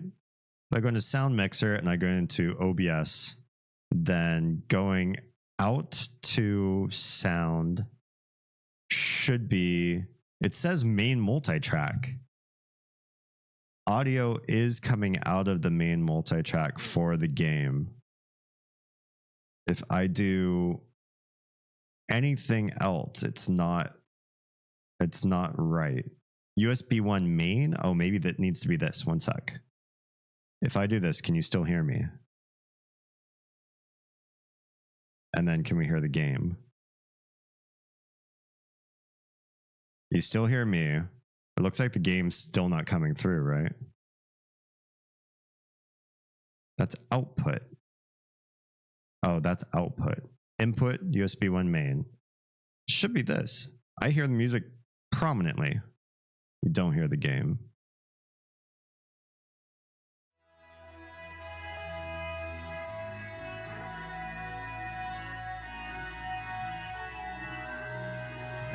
Trella. Yes, there is a query. A poll on a stream that almost never does polls. Do you use your degree? Yes, we can all hear Troa. Wait, what are you doing? Query and Quandary. Thank you for popping up in YouTube tonight, as well as Twitch. Okay, OBS. Output is in A. That's fine. Input is in... There are only so many things that this could be.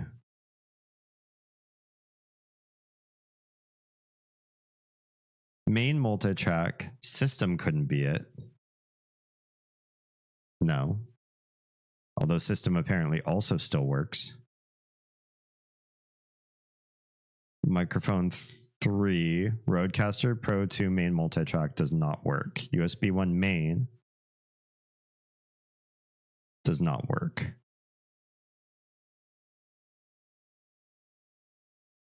Interesting. So,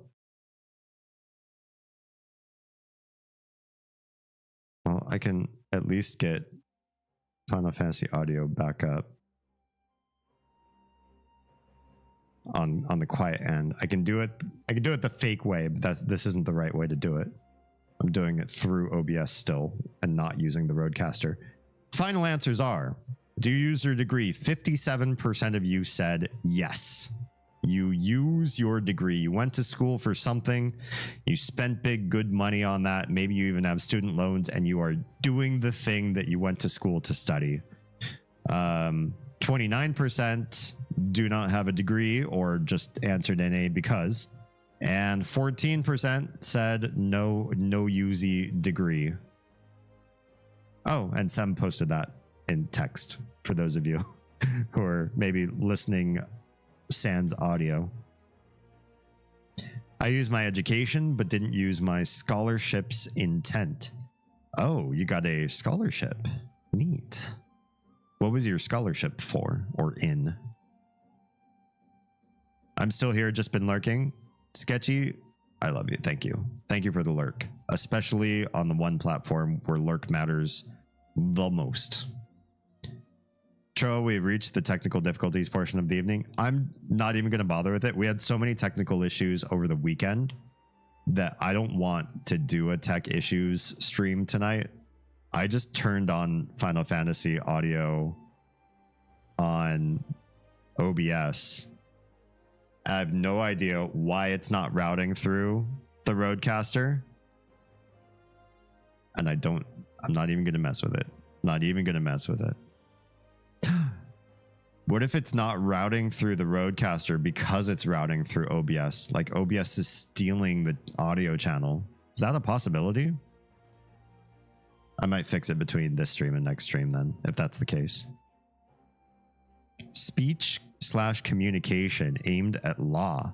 Interesting. I didn't know they had scholarships in that. That's awesome.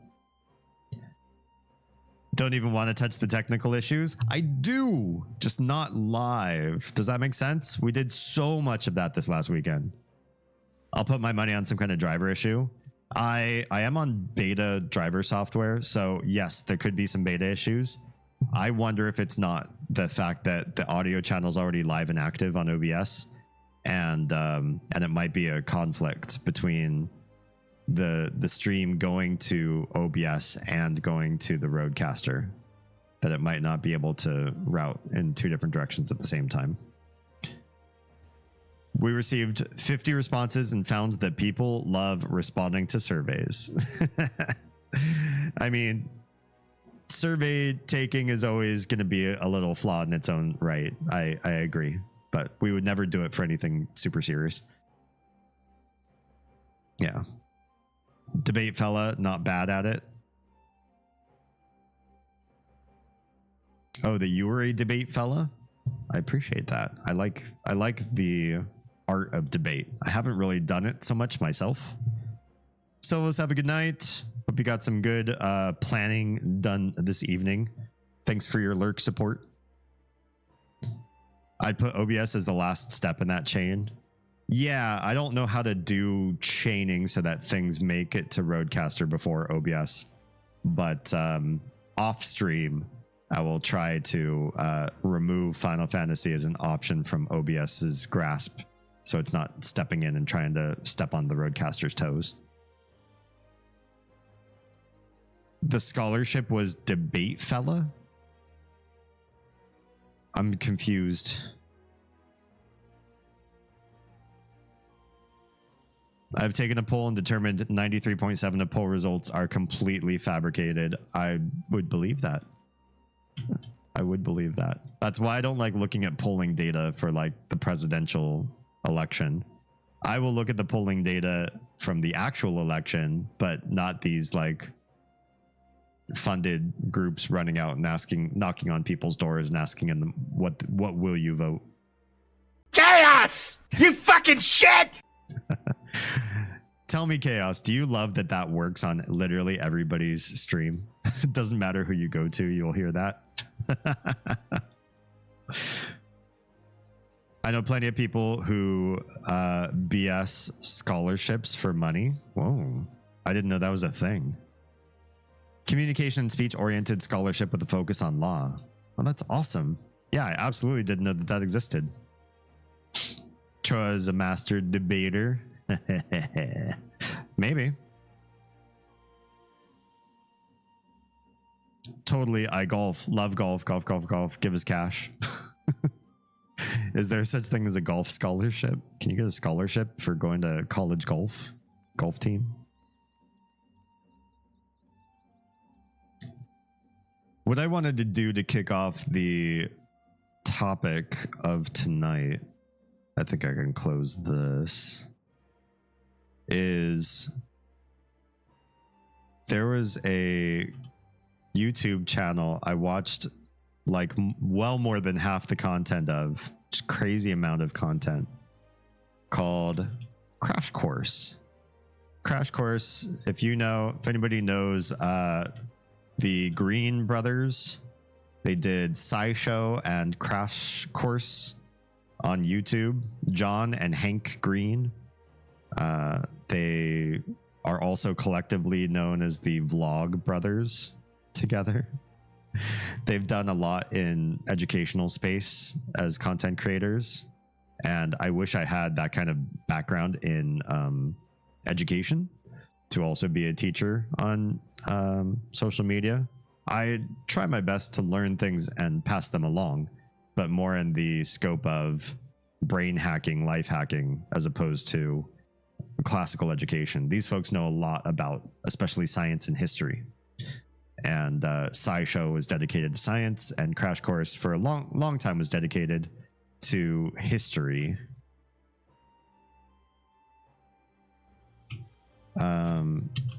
Socioeconomic, and I believe that they have a social class course. This is not conducted by either the Green brothers. At some point, Crash Course grew much larger than just history and expanded into a number of different other focuses, including sociology. And there was one in social class that I wanted to take a look at. There's actually a couple, and that might help us kick off the topic at hand this evening. You love it? Good. I'm glad, because that's probably never going to leave. For the ghosts in chat, there will always be a chaos command.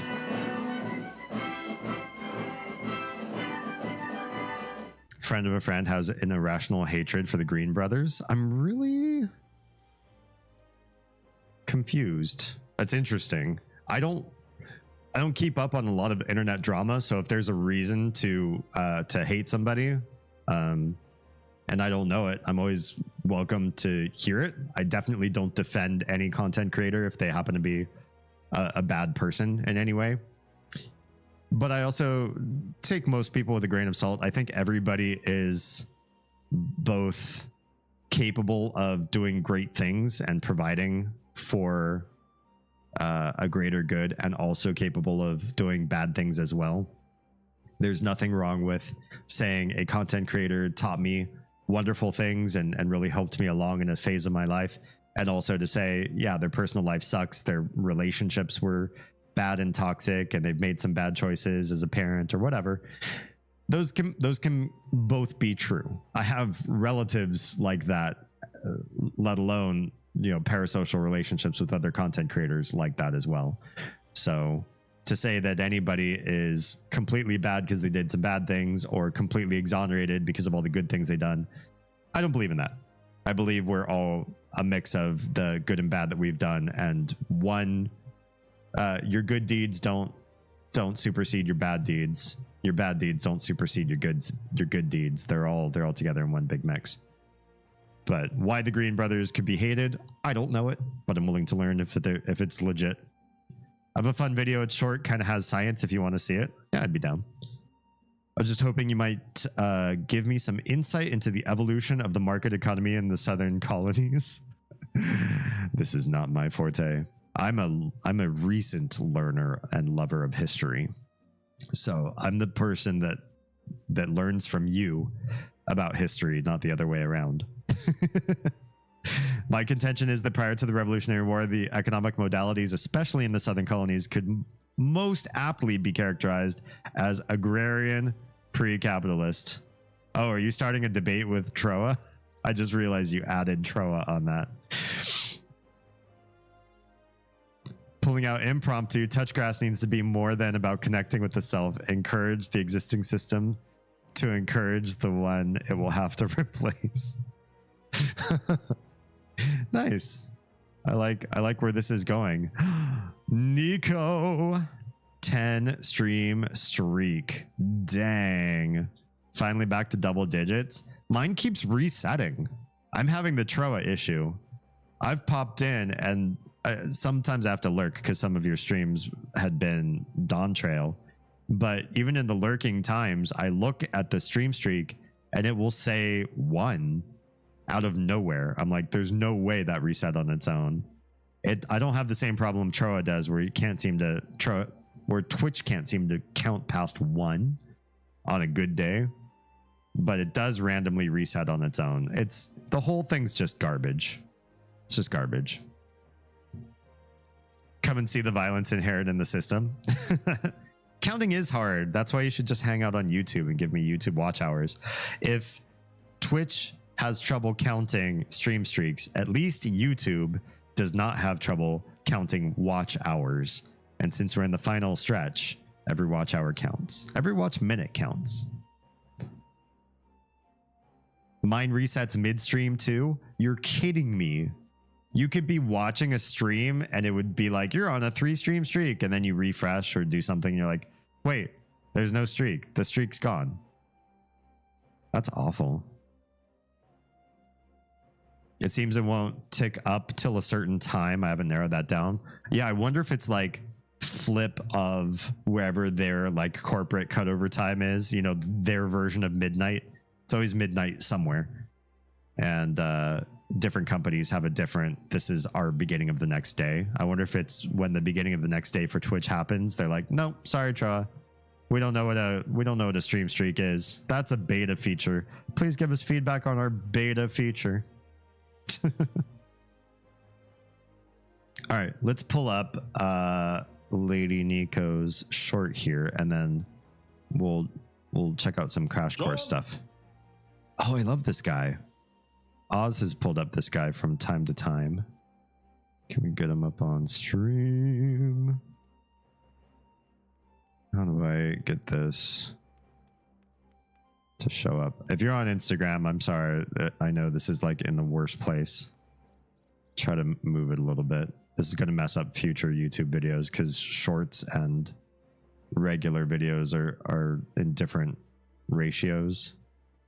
But we'll try our best. And then on everybody else's stream, I know this is behind chat. We'll try to move it. It's going to have to get moved again. Yeah, shorts are going to just mess with everything. So you don't need backstory on this guy. Just know he's a blacksmith. That's probably all I need to know. I've looked into it. It says I'm 32 of 3 or 32 or 3 or whatever when I'm an hour in, and then I get to add the action later in stream. Get to add the action in? I don't understand. What's up, Charlie? Welcome on in. June? Wait, who's June? Yes, boss. What is that from? I don't recognize the reference. Yeah, this guy is cool.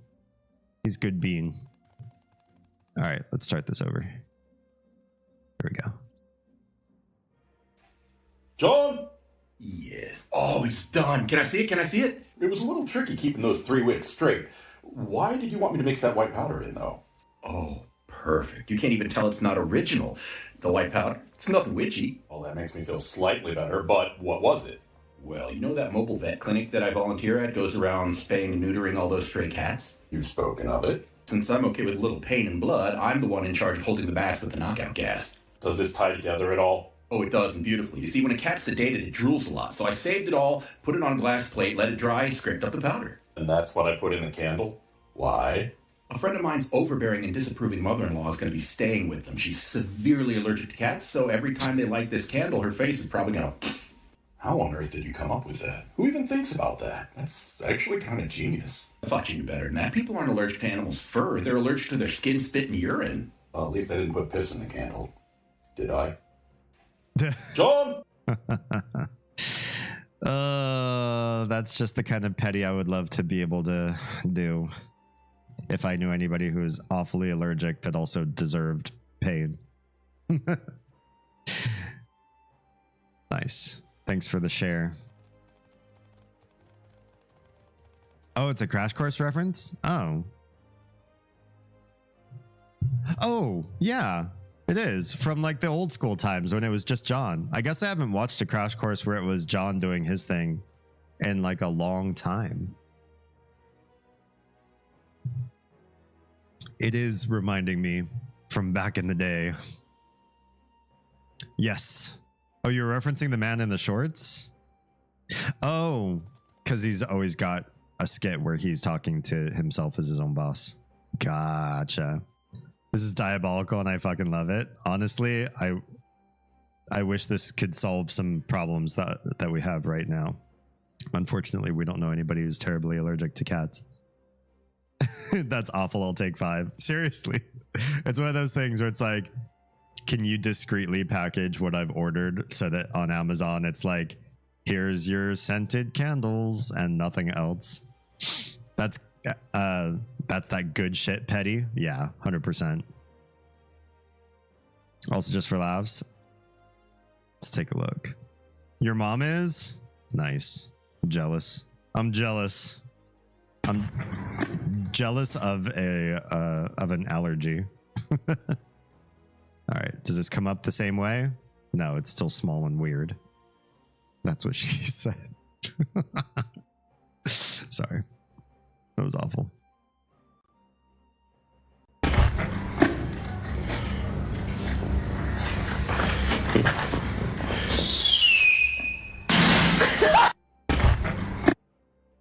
Wow. That's just goblin. Oz, that's definitely your type of goblin. Although if you did that to me while I was working, I would get up and leave. I'd grab my keys and I'd just drive away. I'd say, you know what, you can do my job for a while. I can't stay here. There's a certain amount of goblin that I can stand, like a certain percentage, and then anything higher than that, and I have to peace out. If I get dirty, I'm out. So I've been lurking so much, grinding resources on Warframe. You're good, especially if it's Warframe. I don't know fond memories, but I have memories of grinding in Warframe. I have fond memories of the story in Warframe. That's one reason why I would ever want anybody else to get into Warframe, is for the big story. But besides that, the grinding is not exciting. Can I just say, personally, I absolutely I've enjoyed very much since the beginning of 2024 when people have cross-platform conversations. I love it. It's very exciting for me. It makes me happy to see that icon, the different icons in front of people's names, and having that conversation across, bridging that gap. I would totally be the type to do the pie thing, but I wouldn't do it if I knew the person was wearing something they really liked. Fair. Twitch gang represent. I appreciate you all on Twitch, but YouTube, you know, you are the ones who are filling my bar. All right, we are popping into, let's do react to social class and poverty in the US. Crash course sociology number 24. Hate to say, this is not John Green or Hank. It is, now I have to course correct for this. This is no longer the size and placement that it needs to be. Ugh. It's so painful to move. There we go. Back in the corner you go. I wish I had like a different source for shorts versus landscape mode, but they all come through on the same one source, so I have to move it around myself. I'm a gremlin, but I'm a chaotic good gremlin. I think that's generally most people. I don't know very many people that are just like goblin-y, gremlin-y, and are also bad. If you are, you'll very quickly find yourself alone. You at least have to be chaotic good. Boss man needs his watch hours and I have no problem helping with that. Thank you. That's what she said. Wait, which one? I talk fast. And then I read chat. All right, shall we begin? Let's begin. In America can be hard to talk about, and not just because you may find it awkward to discuss who's poor and who's rich, or who has more power and who has less. As sociologists, the difficulty for us is in pinning down exactly what we mean by social class. There isn't just one definition of it, and the definition you use will depend on what society you're interested in. If we go by Marx's definition, we have two classes: the bourgeoisie, who own the means of production, and the proletariat, who do the labor. That's a good one. So that's become more and more popular as like far left ideology has come back into the US and become more popular. This is actually where I started to find myself doing more algorithm. What's the word I'm looking for? It's hard for me to think with beautiful Nico's beautiful intro. That might be coming through on 2 audio channels. Gotcha. Okay, I see. Give me one sec. This is my 2 classes: the bourgeoisie, who own the means of production. Yeah, I see it too. Okay, cool. Zoop. I'm killing it in the second. Chaos! You fucking shit! Oh, that never doesn't bring me joy. Neoliberalism. Yeah, liberalism. When I first realized that my algorithm was doing something weird to me and I felt like I needed to course correct. Let me pull this up so they're both up on screen. And the proletariat. There we go. Bourgeoisie and proletariat is when I started learning more and more about Marxism and the idea of the destruction of capitalism, the destruction of real estate, and the destruction of a lot of social institutions that the US is currently founded upon. Once I got into that part of YouTube, I realized maybe I was being radicalized to the left. And it happened so calmly and carefully that I was a little bit surprised. And you don't have to derail. You're doing live production of the show. It's important. I appreciate your face. It made me realize that it can be all too easy to get taken out of where you think you lie politically and be convinced into a certain direction. Albeit slowly for me, it was happening. And I realized all of a sudden I was in like full Marxist territory. And I was buying into this idea that maybe people could only be considered either owners of the means of production, the bourgeoisie, or the people that do all of the work and labor, the proletariat. And there's some weird ideas that started getting thrust into my algorithm. for example, the absolute destruction of real estate was one that I realized I didn't agree with as soon as I heard it. I was like, oh, you mean just the idea that everybody should have access to all the land? While on surface value, it sort of felt good to have this idea of, if you're a human being, then you deserve to be able to live somewhere, and everybody has that sort of endemic right. I'm not entirely against that idea, but the idea, is your eye okay? Yeah. How is yours today? Mine are feeling pretty good. The idea that we could just eliminate an entire institution seemed exotic. It seemed extreme, and it didn't necessarily seem to solve every problem without introducing other ones.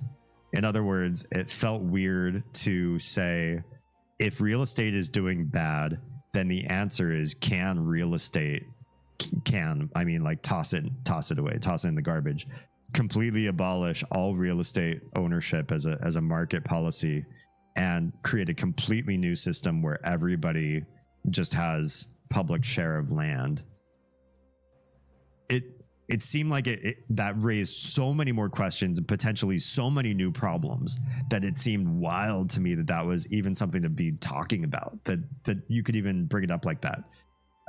The other idea that I felt particularly suddenly exotic and weird about with these two is the difference between bourgeoisie and proletariat has this concept baked in, that if you're a proletariat, it means you were working. And if you were working, laboring, toiling, that there ought to be a change to society such that people who work hard deserve good things or deserve better things. And I don't always feel like sweat means that you're doing better. Sweaty could mean you're just really good at breaking shit with a hammer, whereas a neurosurgeon who doesn't, work hard still works more detailed and nuanced, and probably deserves more pay for the amount of expertise they had to study in order to do their work. And some people's work impacts a whole lot more people. If you design a service that could help millions of people get better access to fresh water, or resolve logistics of getting food from a farm to people, shouldn't you deserve higher compensation for having greater impact on society than somebody who works really, really hard, but only for one person at a time? Stuff like that. So it started to get really, I felt like I was being radicalized, and I wasn't sure if I was following along with all the implications, is my point there. But this is where YouTube started to take me, and I started to counter my own algorithmic journey. I'll talk about how I started to counter it, but let me catch up with chat here first. That's where capitalism has been alive for the last 400 years. We did not own land as of 1604. Yeah, that's the other thing, right? Is we're not really abolishing. What's the word I'm looking for? We're not abolishing property if we don't actually own property, right? We lease it from the government. Yeah, because if you die and you had nobody to pass it on down to, the government gets it right back from you, right? Which is why we can be taxed on it. Yeah, if you don't pay your taxes, what happens to that land? I had a feeling that was chaos, but I always assumed that screen name is an amalgam of Charlie and Chaos at the same time. Real estate needs to be chaos. You fucking shit. I love how much love that one's getting tonight. Real estate needs to be changed. Regulations to prevent house flippers and stop slumlords, assholes, and HOAs. 100%. HOAs, the fact that HOAs are so extra governmental is dangerous. And it's something that it impresses me that they exist in that fashion. And the idea that we don't have better incentives for people to live in homes and disincentives for people to pick up extra homes is wild to me too. Where we live, there there are some mild incentives, but I'd like to see them go further. We get anybody who owns property in my area. I don't know if it's a county thing or a state thing. You can claim an exemption if you actually live there. And if you don't live there, you have to pay a higher tax rate, basically. So you can pick up other places, but you're going to be taxed accordingly. And if you don't do all of that, then you can live cheaper. Hopping off, listening through Chaos's phone. Gotcha. Capitalism is the degradation of society to make way for fascism.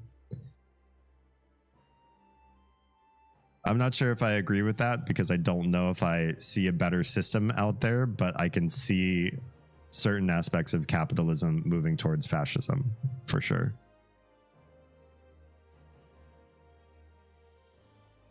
No corporation or business should be allowed to own residential land. That would be lovely. That particular one should just make sense to I think everybody. I don't know anyone who thinks when a company buys residential property, that is a good. They are doing a good. They're providing something positive for this country's future.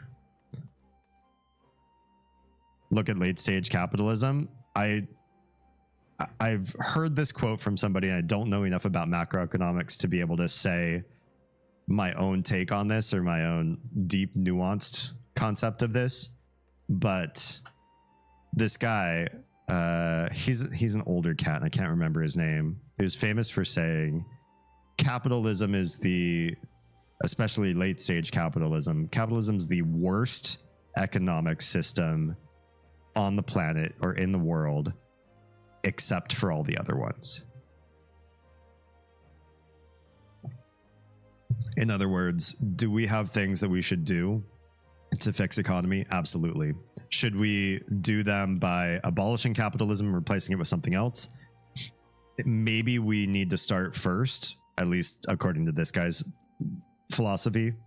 Maybe we need to at first start with amending the problems that capitalism has and seeing if we can do either a mixed system or something that remedies the problems that capitalism introduces before we consider another system, because the other systems seem to be worse in their late stages than capitalism is. Again, I don't know how much I can ascribe to all of that. My knowledge of macroeconomics is nascent. It's something I'm very interested in learning. I'd love to do research. If there's a thirst for research streams, I wouldn't mind leveling up on that. If you all wouldn't mind leveling up on that, but I can't say that I speak from a expert's standpoint there.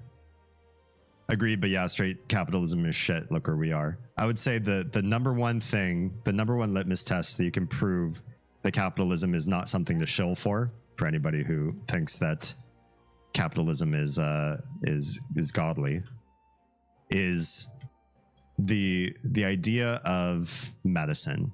If you let medicine go straight to late stage capitalism, what a doctor ought to do is the same thing as anybody who provides any service.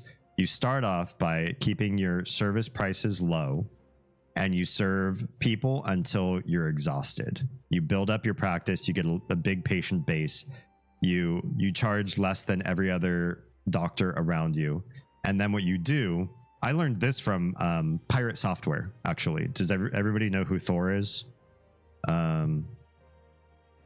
I don't want to switch videos to show him off real quick. If you don't know Pirate Software, I've been compared to him, which is very flattering, and you should stop it. But Pirate Software explained this idea, or Thor explained this idea of you start off by undercharging and building up a really big book of business. When you find yourself working an excruciating amount of hours, what you want to do is you need to raise prices.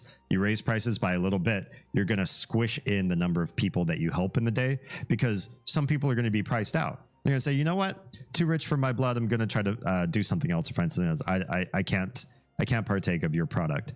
And so you're making a little bit more money, but you're reducing your business model.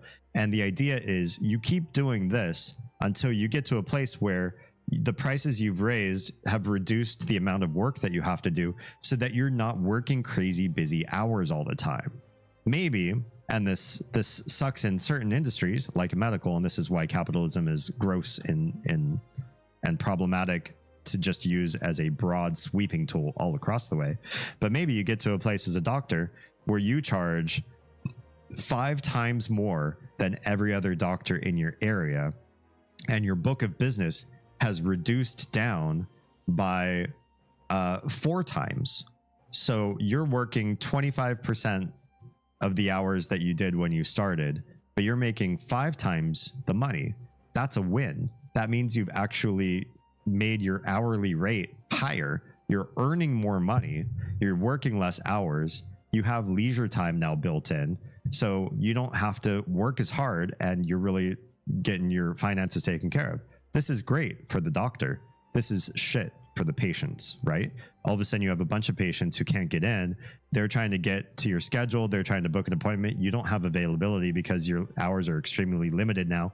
You don't frankly need to work a whole lot. And in fact, if you had some angel investors come in and ruin the system even further, you could have a few people that say, you know what? I've got $10,000 to drop every time that I want to give you my time for physical or a blood draw, or can you look at this lump on the back of my neck or whatever. If you gather a small book of business of just a few people with crazy money, they could put you up. You could meet, $500,000 a year by only servicing a few really, really rich people off and on throughout the year, and you've met your needs, well more than met your needs, and you can spend the rest of the time not working at all. Now, for most doctors, they get into the medical industry, I think, yes, for some financial stability, but also with the mentality to help people. So this ideology of raise your prices at a faster rate than you squish in your book of business, that doesn't apply to the way most doctors think.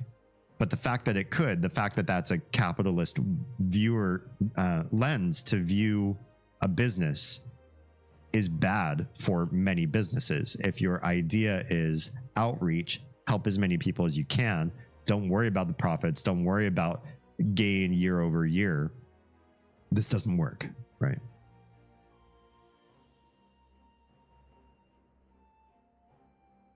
A mixed system is a necessity. I agree. In fact, many people that are sort of capitalist shills say a lot of disparaging things about Scandinavian models because they feel like Scandinavia is this concept of socialism.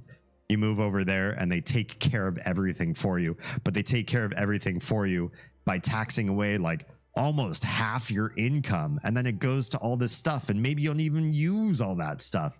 Well, that's garbage. What a garbage system. Why have such high taxes? You can't hardly buy anything. But the fact of the matter is, in Scandinavian countries, they use a mixed system. It is a capitalist system. There are higher taxes in some capacity. Some things are funded that you wouldn't find funded here, but they also have significantly less governmental spending and bloat. The US is notorious for having large governmental projects that end up using their money in negative way, in non-productive ways. Oh, I can't talk today. And so where we spend a lot of money and create big systems, it does, to the unscrupulous eye, look like government spending does not give its own proper returns. But in other countries where they're a little more efficient at running governmental systems, these things don't have to cost quite as much, and you don't lose half your income in a Scandinavian country. I'm not trying to be a shill for Scandinavia. Me being from Finland, that is actually not the same part of the world, curiously enough, even though Finland butts up against the rest of the Scandinavian world, and it looks like because of its placement in the globe that they speak similar language and have similar background and all that sort of stuff. Finns do things very differently, but there are some components to the Finnish economic system that I also appreciate. My favorite thing about Finland and economy is actually punitive systems. For example, if you get a speeding ticket in Finland, let's say you were fined $300. What if you're like a minimum wage earner and you're fined $300? That could hurt. That could seriously hurt your budget. But if you're a millionaire and somebody charges you $300 for your reckless driving, what the fuck do you care? Hurry up and write me the ticket, process my credit card, and let me get on to speeding again. If you pull me over again, I'll pay that fee again. I'll pay double. Just let me keep speeding. It doesn't matter what I pay you. It's just an inconvenience for you to stop me and charge me the ticket. So in Finland, speeding tickets are a percentage of your income instead. If it's going to hurt a poor person, then it should also hurt a rich person. That just makes sense to me. That has nothing to do with what we're talking about. I just like that system. I wish we did it in the US. Yeah. We don't actually have pure capitalism anyways. It's true. The whole capitalism versus socialism is a false dichotomy. We have plenty of socialism here and plenty of systems. And the more wealthy you are, the more likely you are to succeed in various forms of socialism or be successful in being participant to different forms of socialism, right? Yeah. If it interests anyone, logging into Warframe before the 16th will give you a free Caliban frame. Oh, I have to log into Warframe before the 16th. You say? Thank you. Cool. Thanks for the tip. All right. Shall we continue here? Proletariat who do the labor. But this might be too simplistic for our world. If you own a small store and you work there, which category do you belong in? Your day-to-day life probably looks more like that of a retail employee than that of a CEO, but Marx would put you in the bourgeoisie because you own a business and hire workers. So let's try another definition, one that's more in the tradition of our old friend Max Weber. His theories were more about what kinds of opportunities a person's class gives them. The owner of a big company has different opportunities than the owner of a small shop, but they'll both have different resources available to them than someone who manages an office or somebody who works at a factory. So in this case, a social class can be defined as a group that's fairly similar in terms of income, education, power, and prestige in society. And we can use this definition to better understand the social classes that make up society in the United States, and it can help us to answer some of the questions they raise. Like, is there more than one kind of upper class?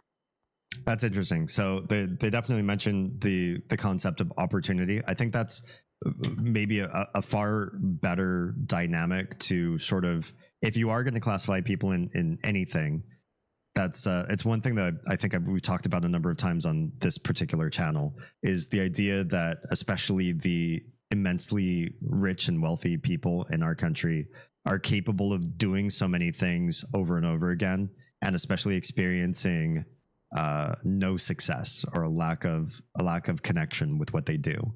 If you're a trust fund baby and you say you want to start your own business, you could go through all of the motions of getting that business started, be a complete flop. You don't know anything about what you're doing and you've messed everything up, or you misread the market and things just crashed for you. And instead of losing your home or going into massive debt or having to declare bankruptcy for your failure or losses, you can just go back to living in the pool house with Momsy and Popsicle, and things are going to be okay. They'll take care of you. In fact, you could probably launch out a different venture later on, depending on the risk tolerance of that particular family and how much they're willing to continue to bail you out. Every rich family that I've ever met has that one kid too, who's like, well, one day they're going to get their shit together and they're going to do something great. But until then, we just keep, trying to help them out. Yeah, they weren't able to meet rent just about at any point this year, but we can afford their rent. That's not a big deal. They can keep striving and trying.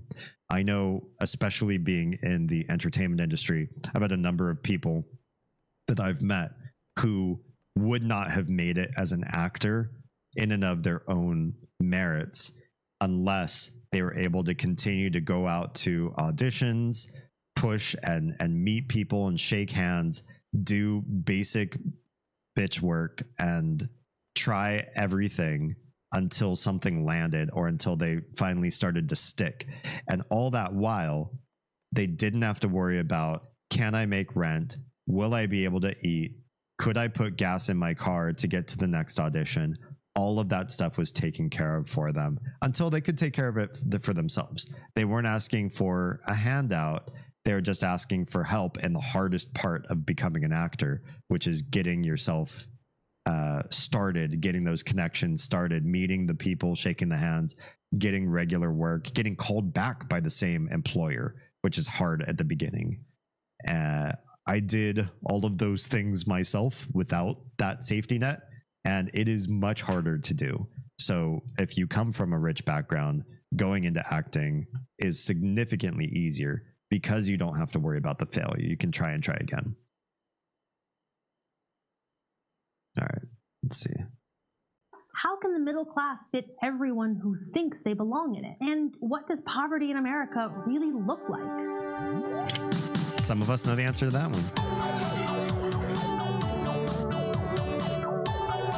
For those of you that recognize this animation style, yes, that is Broadly speaking, American society can be split into 5 social classes: upper class, upper middle class, average middle class, working class, and lower class. The upper class consists essentially of the capitalist and Marxist system. This is the top of the income and wealth distribution, those who earn at least $250,000 a year and control much of the country's wealth.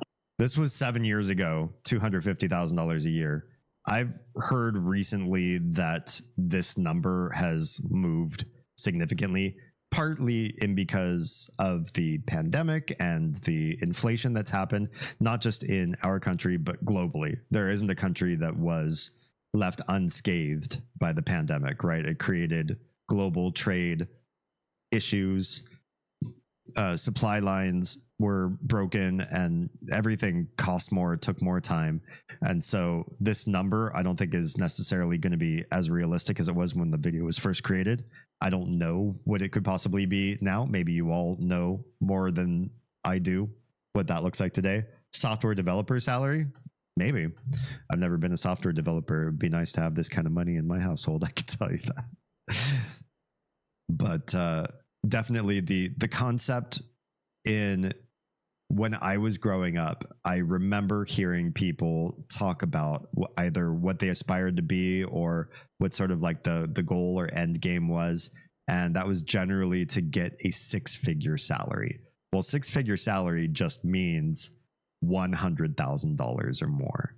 Now that doesn't put you in the, well, here 7 years ago, this wouldn't have put you in upper class. This would still only put you in middle class at best. You're not a high roller coming at people saying, look, I'm rich. Well, you might, depending on how you invest your money and what you do with that, $100,000 a year. But now that's decidedly much more middle income than it was even when this video was being made. And 250 might be closer to that entry level of the idea of what does a 6-figure lifestyle look like, right? And as we learned last week, money talks. This group tends to wield a lot of political and social power. But within the upper class, there are subclasses that distinguish by and large between old money and new money. The upper class includes those who derive their wealth from inheritance rather than work. People in this class may have jobs, but usually they take on more honorary positions, such as... Yeah, this is a big one too. 100K is lower class now, depending on where you live. That's true. Yeah, if you're in sort of a much more urbanized area, 100K, I don't know if I call it lower class, but it's definitely you're not at the point where life is just easy and you can do what you want with your money with some decisions. You know, you can't just go out and like buy yachts, more vehicles, invest in real estate at 100K. But I don't know. Depends on what your definition of lower class is, and I guess depends on where you live. Like the heart of New York City or heart of LA, where things are atrociously expensive as far as real estate, 100K might be considered lower class as far as what you can do after you actually have a place to live. The distinction here between old and new money as far as upper class, this is actually pretty huge. We were talking about this. I forget if this was on stream or if I was actually, I do sometimes talk with people in real life. I promise you I do. We were talking with somebody about the difference between the way old money and new money looks. That when you have, I think this was an IRL conversation. When you have somebody who's popped into new money, and they didn't used to be rich and now they are. You can see it. You can smell it in a certain personality and attitude that they carry.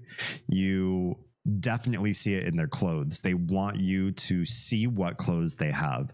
For all of those big clothing brands that you can think of as soon as you think of big designer brands, Balenciaga, Gucci, Prada, all these sort of old school brands, Hermes, these folks don't prey on old money.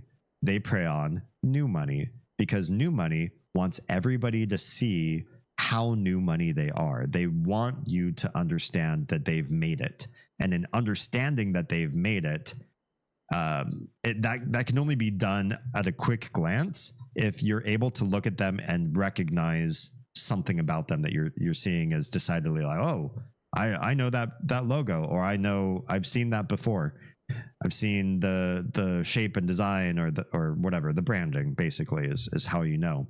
The problem with that, and the thing I can't wrap my head around, is this calls you out as being somebody with money. So literally anybody that wants some of that money, whether that's a criminal or if it's just somebody who's into scamming or selling a business idea, anything that they can do to part you with their money, whether it's criminal or legitimate, they're going to target folks with new money. They're going to be interested in that. I would love to meet people with new money and say, hey, I've got a great concept that's revolutionary to change the culture of our mentality with paradigms and empathy and understanding from reaching across the ideological gaps that we're creating in our society and remove polarization and just increase awareness and also help us remove ourselves from our own ruts. Please give me a ton of money, but that doesn't really appeal to new money sort of people either. I don't have anything I can make them wear so that they look decidedly new money. Maybe that's what we need. A line of luxury clothing that have my initials on it or something, and try to get just a few rich people to buy it. And then that should be enough for me to fund my ideological warfare on current paradigms. But old money, and I've had the pleasure of meeting old money very extremely rarely. I don't know where they live. I don't know what they do. I don't know how to find them. I've never lived in any of those areas. They exist. Sem, you're really earning your salt today. Thank you. It's just been a busy day for mods. Where I have found old money, I've noticed it's fantastic. One, I met somebody, my first job. Oh, this is going to be too much lore dump, isn't it? I don't want to talk about my first job, but I met somebody, I will, in the lore dump. I met somebody who has never worked almost all of her life. She one time decided she wanted to because she was bored, and then she tried it and decided even before the year was finished that on second thought, probably not, and she went back to not working. I could tell more about that in the lore stream when that's unlocked, but that was crazy to me. And Oz and I went to a dinner that was funded by family members, or we would not have been able to afford the food there. And when you looked around at the people in that venue, they were just wearing what I would perceive as like Walmart and Target sort of clothes. No visible brands. Actually, when I say Target and Walmart, I mean basics. They were all wearing basics. The most anybody was wearing was like either a light pattern or stripes or something of that nature, but never anything with like a logo, and certainly never anything with like a joke on it. Like you wouldn't see guys in t-shirts that had like Bart Simpson or a rock band from the 90s or something like that. Nothing like low income clothing, but nothing like new money either. Everybody was just wearing basics and light patterns. They didn't look rich. They just looked like average citizens. If you saw them walking down the street, you wouldn't be able to differentiate them as the person to pickpocket, because there's nothing special. It's just like that guy's wearing, I don't know, a blue t-shirt and some khaki shorts, and maybe some comfortable looking sneakers. I'm looking at, there's like nothing about him, right? But there was like a certain level of pretty. That's the one thing I could say about old money that I've seen that was distinctly different, is they are prettier. And why? They can afford minor cosmetic surgeries. If you're looking at crazy Botox lips, that's new money, right? I actually read this take from somebody who does Botox, like a Botox injection specialist or doctor or something, where their patient said, if I get this Botox, how many years younger will I look? And the doctor said, you will look 0 years younger. You will just look like other women your age who get Botox. Because it doesn't, certain things, certain lip fillers, certain things that you get don't change your trajectory in the looks category in a negative years fashion. They just make you look unnatural. Botox looks a certain way. And once you've seen enough Botox, you just look at somebody with it and you say, you don't look young, you look like you use Botox. Old money tends to do certain minor amounts of plastic surgery or cosmetic surgery, tends to do certain amount of orthodontics and teeth whitening and straightening, tends to do certain things with their hair, tends to even get basic clothes tailored. And with all of that stuff that doesn't bother their budget at all, they just look better and nicer all the time than everybody else. Their skin looks healthier because of their skincare regimen. They sleep better because they don't have to do the crazy wage labor that you have to do. They eat better because somebody probably prepares their food for them. Everything about being old money makes you better. Your hair's better, your clothes are better, everything about you is better. But they're hard to pick out otherwise because they don't dress garish. They're not wearing a bunch of crazy brands.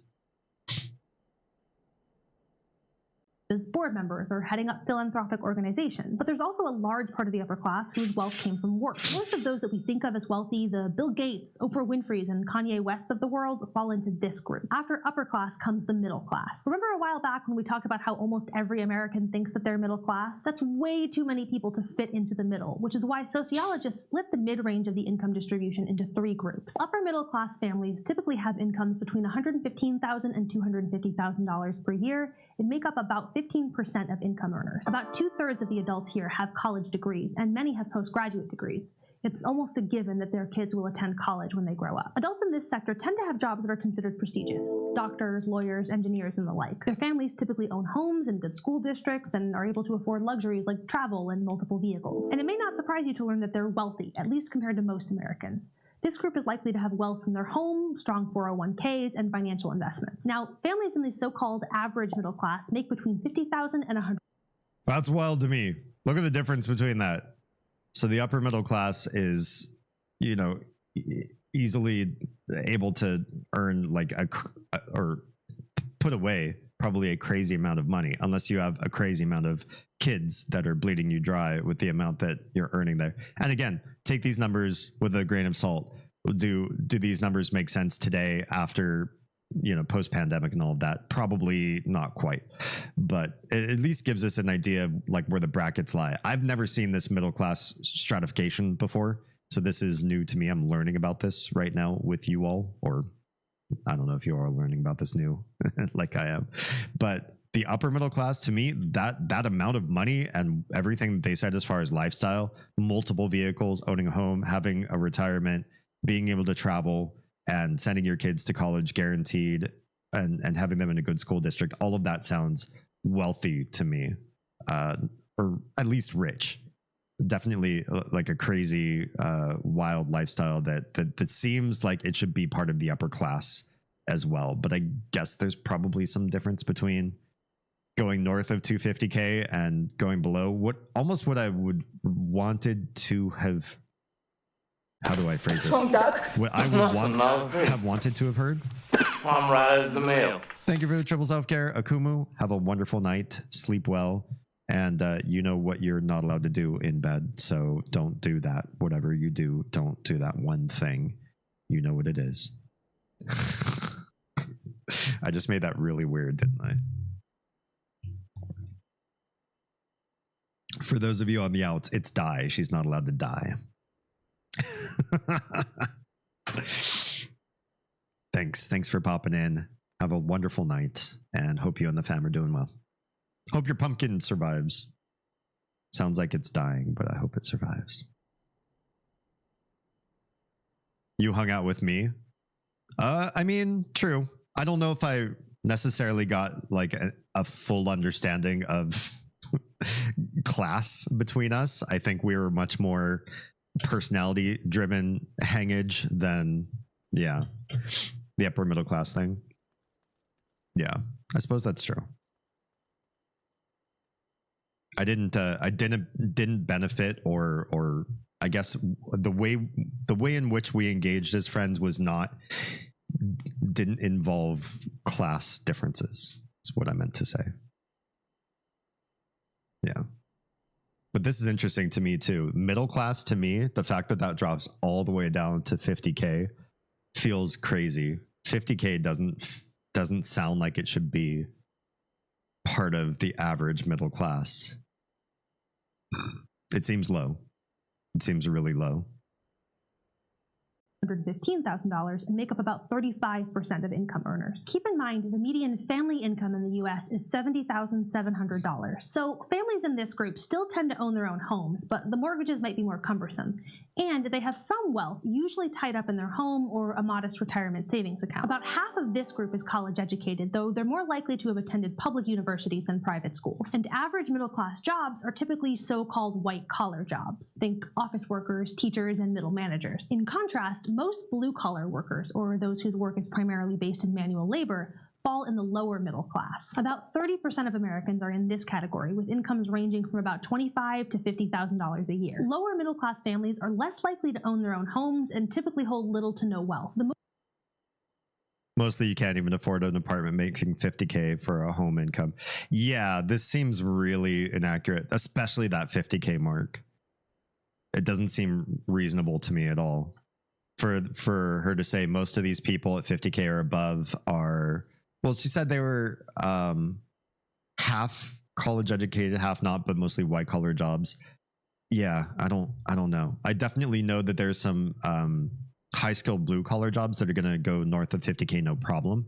And I know there are a good amount of clerical jobs, white collar jobs that fall below that 50K amount, just because they're easy. They're not really particularly high skill. You could replace that person with just about anybody and get them on the job training. A lot of white collar job is actually doesn't require education. The only reason that they give you the requirement that you have to have a college degree is because they're trying to weed out a certain element. I feel it's about, you know, what can you commit to? Where's your family upbringing taken you from? What level of communication skill do you have? Do you sound more urban or do you sound more elite? Are you able to talk with our enterprise clients at a higher level? A lot of these things are weeded out by putting in the college degree requirement. But 50K still feels like it's something that's attainable by somebody who has come up from nothing. And when you have 50K, you're not necessarily guaranteed a whole lot. You could maybe get, I'd say, apartment or maybe a condo, depending, you know, like something that's like a quadruplex where the condo's attached to other units as well. You have shared walls, so it's kind of a little bit bigger and posher than an apartment, but still not really a lovely, it's not like a full townhome or something. Yeah, 50K feels decidedly lower middle class at best, but we haven't heard the whole, what she's calling, and it's weird for her to call middle class blue collar, because like what's below blue collar then? Is blue collar considered not the service or retail industry, but actually like skilled physical laborers like plumbers and electricians and that sort of thing. Some of those can make well more than 50K depending on what you're doing. Most defining feature of this social class is the type of jobs that are associated with it, namely manual labor, which is why it's often referred to as the working class. Factory work, construction, manufacturing, maintenance work, all of these jobs generally fall under working class occupations. Here's where I wanted to talk about the reason why I added debunk to the title is because this was a meme, and I don't know the accuracy of the statement, but I'm curious to pitch it to you guys and see what you guys think. This meme was some kid was coming up to her mom. It's obviously just a fake story for the sake of the meme. Kid comes up to her mom and was like, "Mom, what class are we?" And she's like, "What do you mean, what class? Like you're second grade or whatever?" And the kid's like, No. I mean, like what? Like are we upper class? Are we middle class? And she said, "We're working class." Working class is everybody who has to work in order to live, and all those other titles that you've learned were made up by the people that don't have to work. Basically, I'm probably telling the meme super bad. Like it's definitely more poignant and economic of language than I'm using because I'm bad at telling stories and jokes. But the concept is there's either people that don't have to do shit. You just wake up in the morning and you spend whatever money you want to spend. You eat whatever you want to eat. You buy whatever you want to buy. You go back to your home. If you decide to do something for society, that's fine. If you want to get into philanthropy, that's fine. If you want to work, that's fine. You don't got to do shit. You don't got to do anything. You just got to be you. And the money doesn't matter at all. And then there's everybody else who, in order to make it to tomorrow, you have to work today. You might have some savings. So if you get laid off or whatever, maybe you're doing okay. Or if a tire pops on the road or you have a bad medical emergency, maybe you're not completely out of the system and have to file bankruptcy or have to seek out, debt relief in some way, but you still have to work. And that's honestly going to be the majority of everybody in this country is whether you work in a nice posh job, whether you work in a job where you come home and your back's just like brutally aching and you stink. And all you can do is just barely relax long enough so that you have enough gumption to work again the next day. In that whole range, all of you are required to keep working. You can't stop clocking in the next day and doing it all over again. And that's the idea of, there are people who don't work and people who do, and that should be the only two social classes. I just thought it was interesting. I thought I'd pitch it to you guys. I think these nuances make a little bit more sense because there are quality of life differences that feel like they can be othering, that maybe if you're from an upper class life and you hang out with somebody from a lower class life, there could be some irreconcilable or hard to understand differences between you and your outlooks and everything because of all of your experiences summed up can be very hard to catch up with each other's lives. I don't think it's impossible. Class was created to make the middle class blame the lower class for what they don't have that the upper class has. I fully believe that. I believe that. Yeah. Although I don't know how the lower class can be blamed for almost anything. It's such a powerless, incapable of contributing in almost any way sort of class. What blame can you foist upon them? Jam, hello and welcome. This might make you giggle. I will pull it up and we can watch after this. I think that reads true from my experience. All right, let's see. We're probably about halfway through this. And while some working class jobs require technical skills, they don't usually require a college education. It's important to note that working class jobs are more sensitive to how the economy is doing because these jobs tend to be built around making stuff. When a recession hits, factories need fewer workers to meet demands, or the plant's owners might decide that it's cheaper to use machines rather than workers to produce their goods. And just as vulnerable to economic downturns, if not more so, is the lower class. Before we go into lower class, I gotta say, actually, I don't feel like that's necessarily as true as it maybe used to be. Now I'm hearing more and more white collar job people are also being subject to economic pressures as well. So just as much as you would see somebody who was lower class and maybe all they do is like one type of specialty manufacturing on a conveyor belt, on a product line. And it's like, well, this is what I do. I'm really good at this particular point in this manufacturing step. And it's like, okay, well, we just made this robot that basically does what you do. We don't need you for anything else. And instead of finding a nice way to retrain that person or give them an opportunity to find a different department, they're just like, hey, you know what? You're on the outs. Good luck. Hope you find something else to do. We're laying you off. That used to be sort of a big fear for anybody that was in manufacturing or anything blue collar, is that because you haven't studied and haven't specialized yourself and you're a replaceable cog in the wheel, why wouldn't companies do this?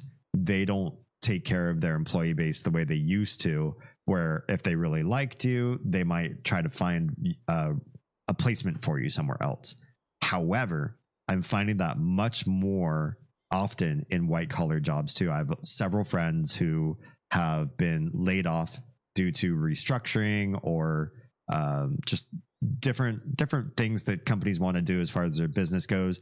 Maybe it's a way to appeal to the shareholders, or the investors have a different idea, and so they'll sack an entire sub department or maybe even a full department of developers or analysts or anything of this sort, or database operators or whatever, and say, we can do less with we can do more with less people, or we're just not going in that direction anymore. And even at the white collar level, these companies aren't interested in rehoming you, so they abandon the department or the project that you were there to help with. They don't have an interest or an incentive to do something else for you. They don't care who you are. They're happy to let you go and lay you off and do something else that grows the company faster or better. I'm seeing that that's not a problem with the lower class anymore. Market forces now impact people on such a grander level, definitely hit many more of the stratifications of middle class than they used to. And I don't feel like there are very many jobs, unless you work for yourself, where you are safe, where you will feel protected by your employer, where they say, if anything happened, if something happens to the industry, or if something happens to your specific subdepartment, we'll make it work. We could do something for you. That doesn't exist as a social construct in our country anymore. My favorite thing I've heard lately is everyone is a bad month or two away from destitution. 100% true. But no one is a month or two away from being a billionaire unless they already were or were very close. Yeah, the idea that some people act as, temporarily embarrassed millionaires or billionaires is crazy to me. There's no way that the choices you make right now are going to astronomically shift your outcomes to something great. If you're new wealth, if you're old wealth, that's something that took ages to create, and nobody has the American dream of rags to riches available to them in quick style. It's impossible. But big problems happening in somebody's life, you got to dip into your savings and make something happen. That can easily shift you away from success and maybe toward ruin if the catastrophe was large enough. Classes are now poor, paycheck to paycheck, vacation to medical issue, and rich. Interesting. Yeah, I could see that. Part of the reason I'm so palatable is because my skill set is some adaptive, so chameleons for the win. That definitely helps, including cyborg chameleons. Oh, so adaptive, so chameleons for the win. Yeah, it does help if you know something well enough, or know a bevy of different skill sets or sub skills or soft skills well enough that you could be replaced into something else, or they could find something for you if your direct department or your direct job wasn't going to work, or was being canceled, or you're being acquired by a bigger company and they didn't have a you in their company, and they're like, well, what are we going to do with you then? We don't have that position. Then you can vie for, well, I can still be used somehow, right? Lower class Americans are blue-collar workers at the bottom of the income distribution. They make less than $25,000 a year and tend to work hourly jobs that are part-time. That seems impossible, to live in a class where you make less than $25,000 a year. It seems impossible. Now, I know people do it. I know I've done it, but that was pre-pandemic. To earn less than $25,000 a year and survive. And there's only one way you can do this, and that is you cannot live alone, right? I've never lived alone. I had to stop and think about it. No, it's kind of untrue. Technically, when I was in my car, I was alone. But I wasn't paying for real estate. It depends. When you're living in a car, I don't think class relates the same way as all of these. These all seem to suggest you have a vehicle, you have a home to come back home to, and something else is happening with you. But to make $25,000 in the US, at least today, there's no way you could make it alone. You're probably living with roommates, family, pulling together multiple incomes. Probably, like, could you do double income, no kids with one partner? Maybe. You might need to do more than that to make ends meet. I've only lived with one other person, namely Oz. Is that the only time I've ever lived with only one person? Most of our relationship, we were not ever able to live in a place just the two of us. Almost our entire time knowing each other, which is ages, and the exact amount of time I can talk about in the lore stream, but I'm not going to talk too much lore. But for the most part, even us two being full-time working adults would not have made enough money for us to live just double income, no kids in a place. We also lived in Southern California. So if we had moved to some other part of the country or to another part of the globe, could we have made two incomes work and lived in a place alone without roommates, without other support? It's possible. But in Southern California, that was impossible. That's part of the reason why we had to leave. Yeah. But I have a heart defect to blame for being wonky. Not everyone has that luxury. For being wonky? What do you mean that luxury? How does wonkiness help you? Is that part of what makes you, that adds to your adaptiveness? I'm confused. Time with unpredictable schedules and no benefits like health insurance or pensions. About 20% of Americans, or the bottom quintile, fall into this group. The majority of these families don't own their own homes and are more likely to live in neighborhoods with higher rates of poverty, lower quality school districts, and higher crime rates. In contrast to an upper middle class family whose children are likely to go to college, only 9% of the children born in the bottom income quartile complete a 4-year college degree. And the lower class also includes many Americans who are living in poverty. The US government sets an income benchmark called the federal poverty level. Yeah, that all of those things are crazy because it makes it incredibly hard once you have been born into poverty. Like what possibilities do you have to break out of that?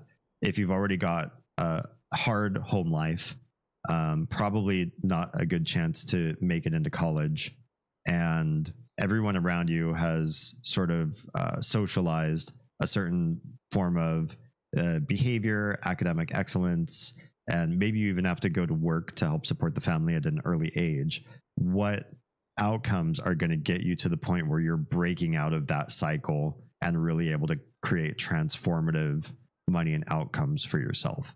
It happens, and it happens regularly, but it doesn't happen at high rates. It requires some really extenuating circumstance. I don't know what those are. Is that some people might like to say that's, you know, the guts and the desire within the person that they're able to overcome that within themselves. But I think there's got to be a lot more externalities than that for when it does happen.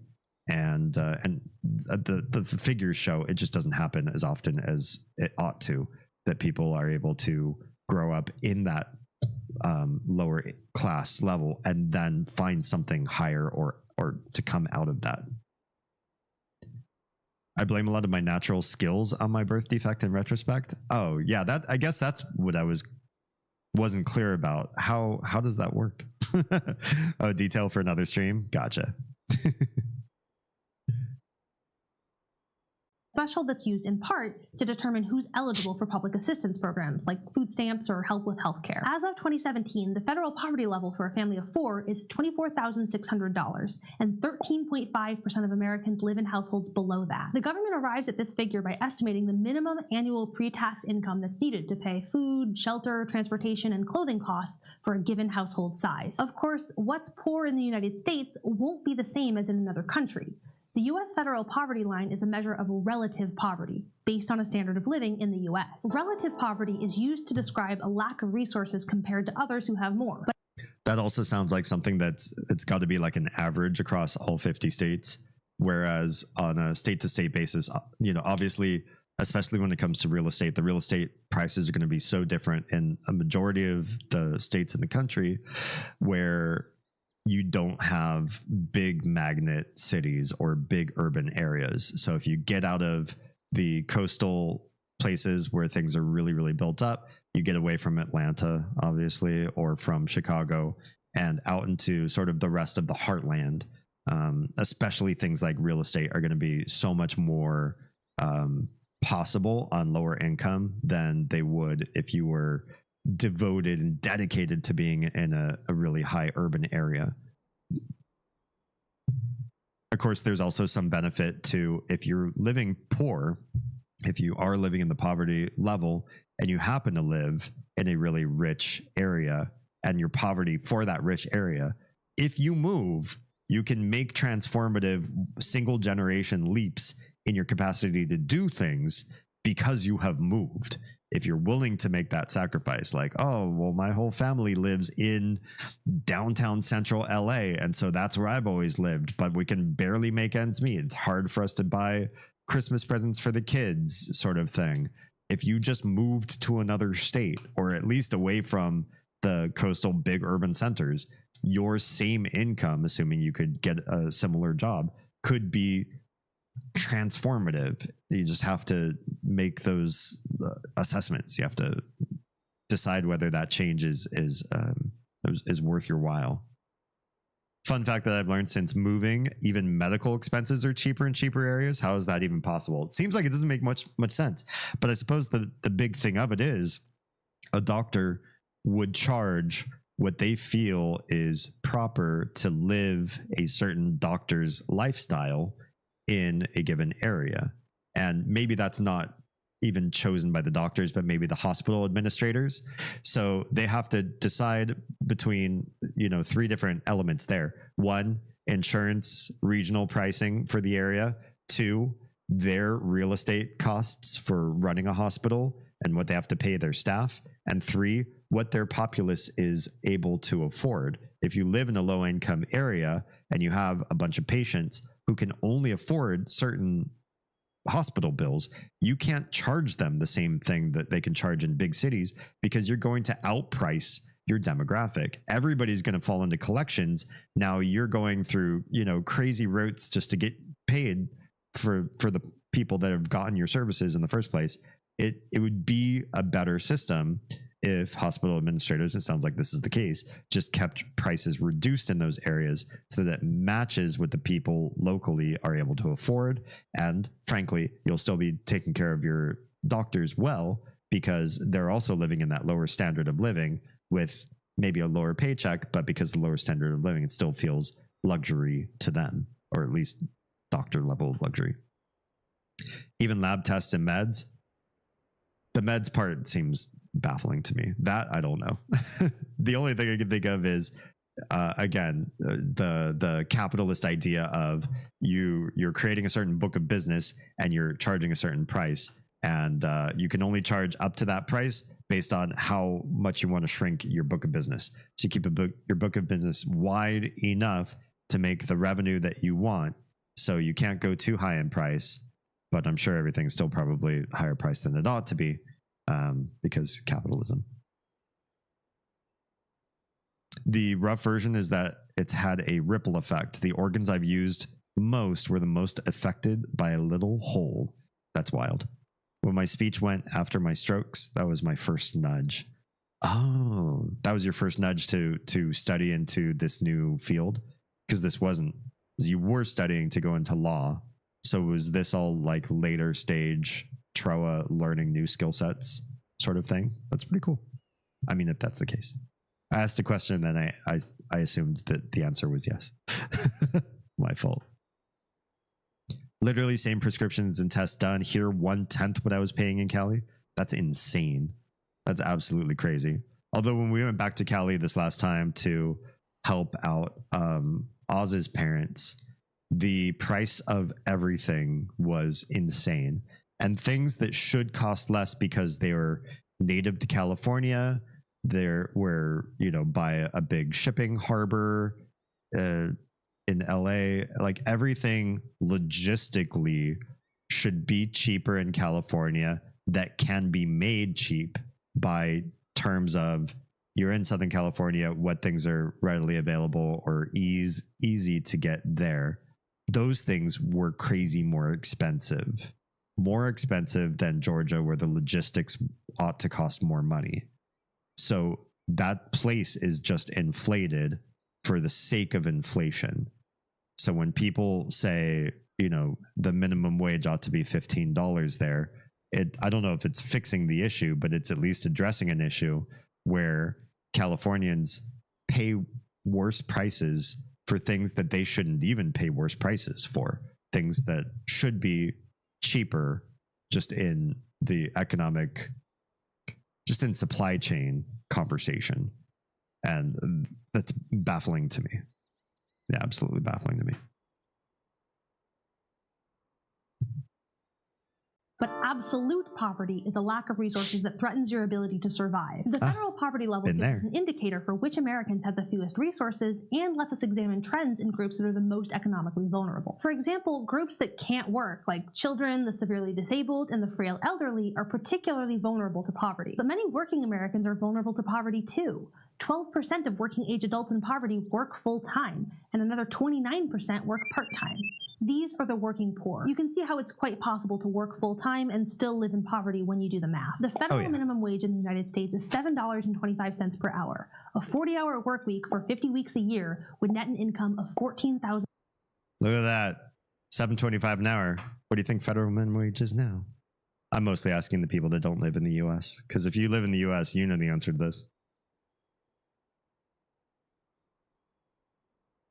The big question is, how long has federal minimum wage stayed at $7.25 an hour?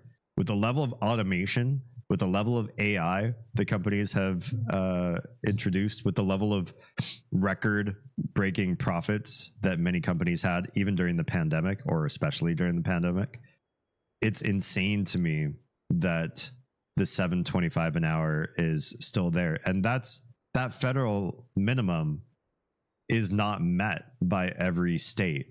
States have to match a federal minimum wage in almost every case, but not every case. There are some cases where there is an exemption to the federal minimum wage, in which case, if a state has a lower minimum wage, which does exist, including in Georgia, where I live now, you can pay your certain people even less than this, even less than $7.25 an hour. For shiggles, let's take a quick look, do a quick tab out here. Georgia state minimum wage is in 2024. That's federal. Georgia's minimum wage, $5.15 an hour. They made sure to say, with some limited exceptions, the federal minimum wage rate applies. But the fact that Georgia can sit on that rule, that $5.15 an hour, means that they mean to have it there for those exceptions as long as they can. And if the federal minimum wage moves up, I wonder if Georgia's minimum wage would even move up, or if it would stay $5.15 to exploit those few places where they're able to make that happen. Crazy, insane to me. Waitresses often make $1 to $2 an hour because they get tips. I know some states that do that. I know last I checked, I believe Arizona is one of those states that let that happen. However, it's not what you think in totality. They are paid by their employer $1 to $2 an hour from their employer, and then the tips are supposed to make up to, or at minimum, the federal minimum wage. So that server is guaranteed $7.25 an hour if their tips were just particularly shit. It was a bad day, bad storms, or something. Whatever happened, you know, that store was doing poorly, or everybody spit at that waitress and they weren't doing really good. Their tips were just really awful. Their employer has to make up the difference. Maybe they're on paper being paid $2 an hour, but maybe one day they come home with like 0 tips. That company, that restaurant has to pay the rest of the difference that they didn't make. Now, anything they make over $7.25, they get to pocket. So if you're making $2 an hour at your restaurant, but you're making $20 an hour in tips, you're actually doing okay.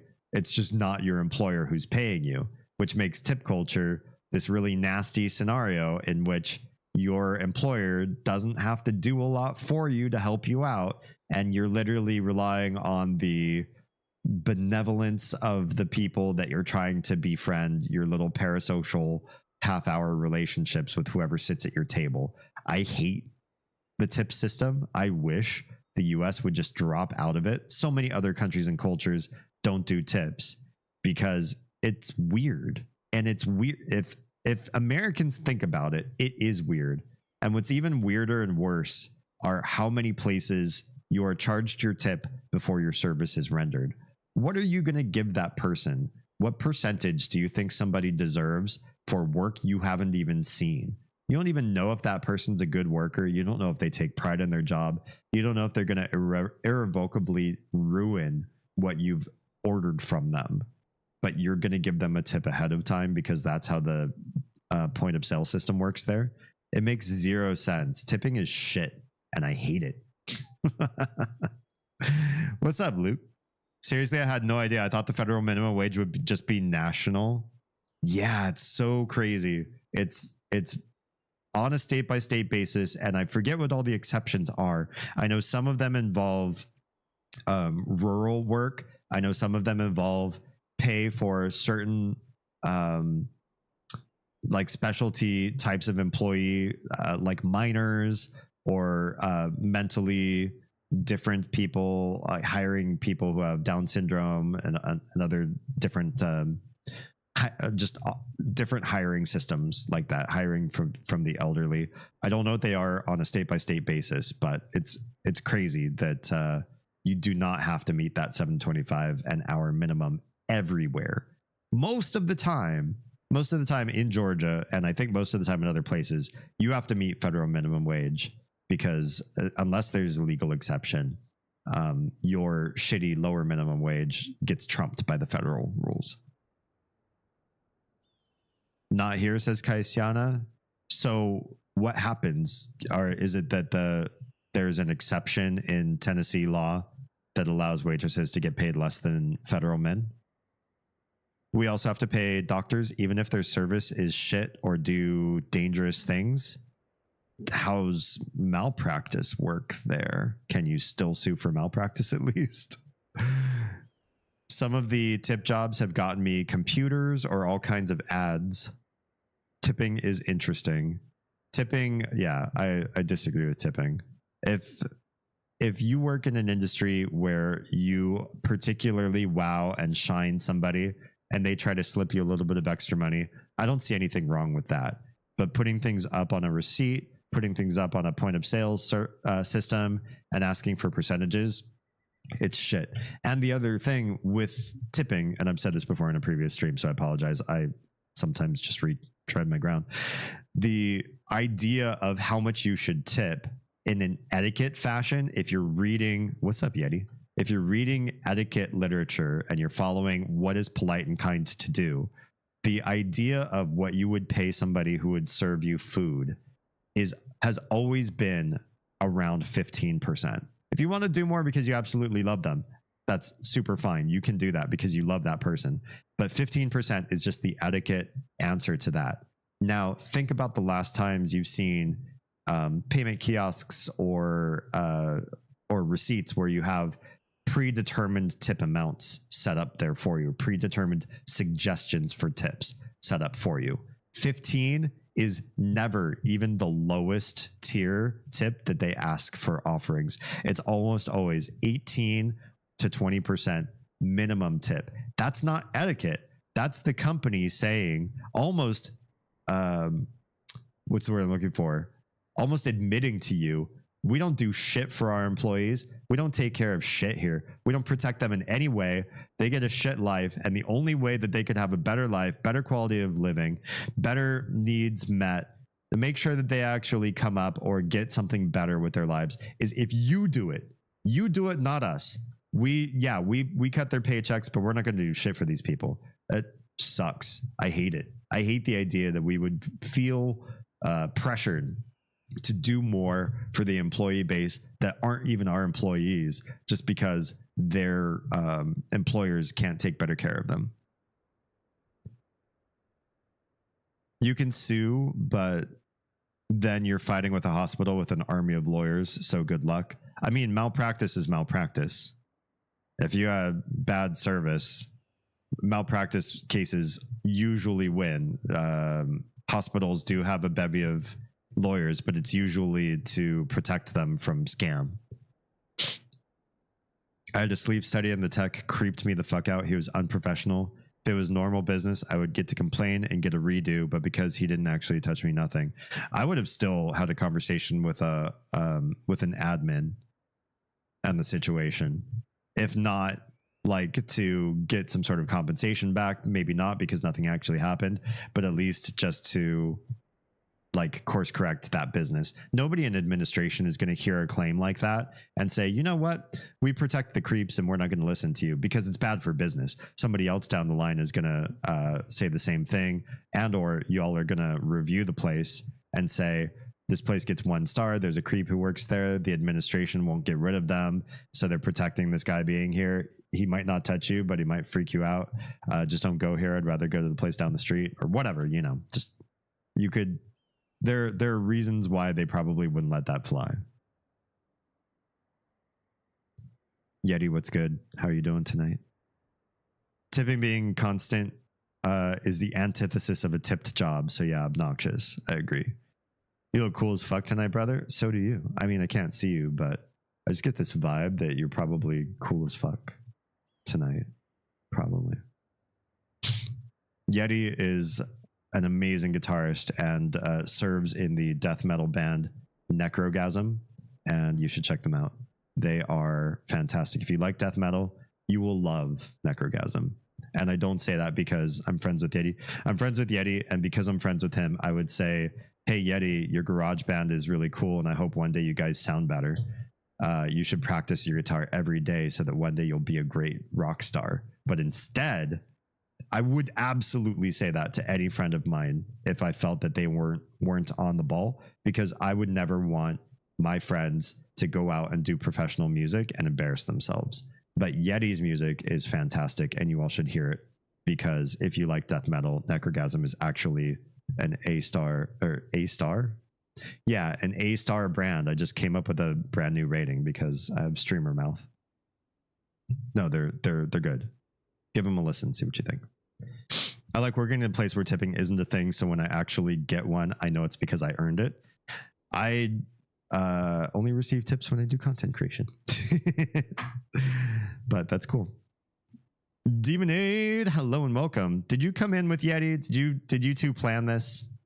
Good to see you. I love the use of the fart emoji. That's honestly Mary's height of her work ever. Out of all the emoji I've ever seen Mary ever make in the history of Mary making emoji, the fart emoji is the best of them all. Did you read about the couple who crashed in an Uber ride, can't sue because they had an Uber Eats delivery years ago? Is it something where they're banned from doing a lawsuit because they're trapped in an arbitration agreement? There's still probably some legal recourse there. Waiving your right to sue and enter arbitration instead doesn't necessarily protect you. There's a whole class of lawyers that are cropping up that are taking arbitration as a serious alternative to still finding ways to find legal recourse and get to a solution. There's a lot of like ex-judges who are going into mediation for arbitration too. So there's like, anytime there's sort of like a new thing in legal, there's going to be a whole bunch of people who studied law like crazy who are going to find ways to get a paycheck out of it. And so when all these companies decided, well, we're just going to make it so anybody who's a customer of ours immediately releases the right to sue us,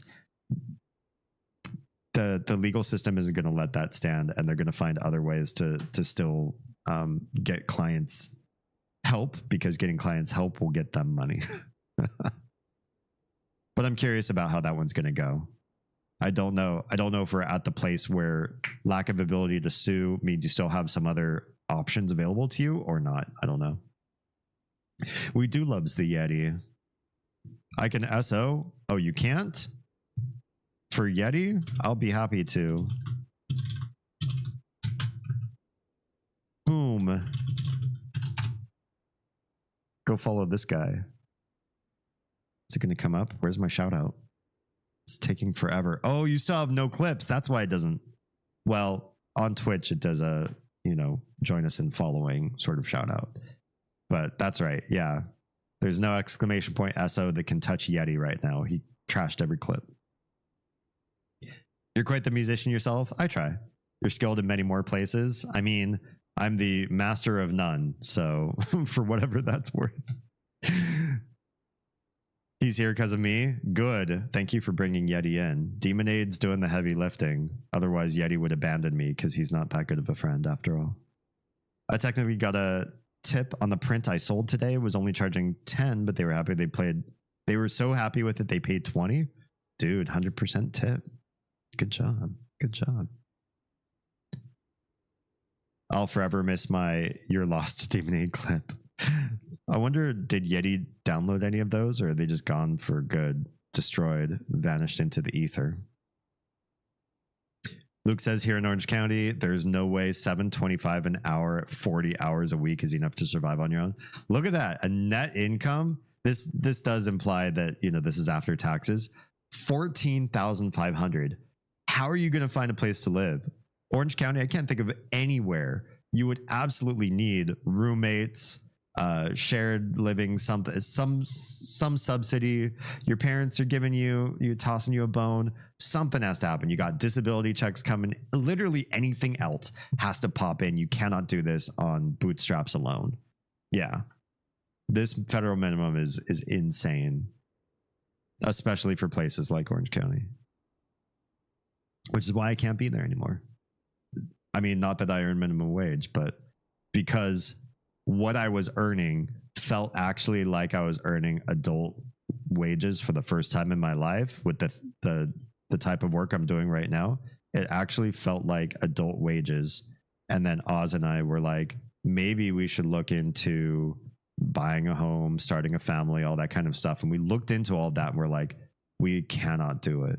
We can't even make it in Southern California. We started like with a real estate search. I even had a friend at the job I was working before this one. I had a friend who's also a real estate agent on the side. And I was like, dude, would you mind running like a free search for me? And he's like, sure, give me your income information and specs. And I was like, specs are nothing. I just want to see, where I could live based on my new income level.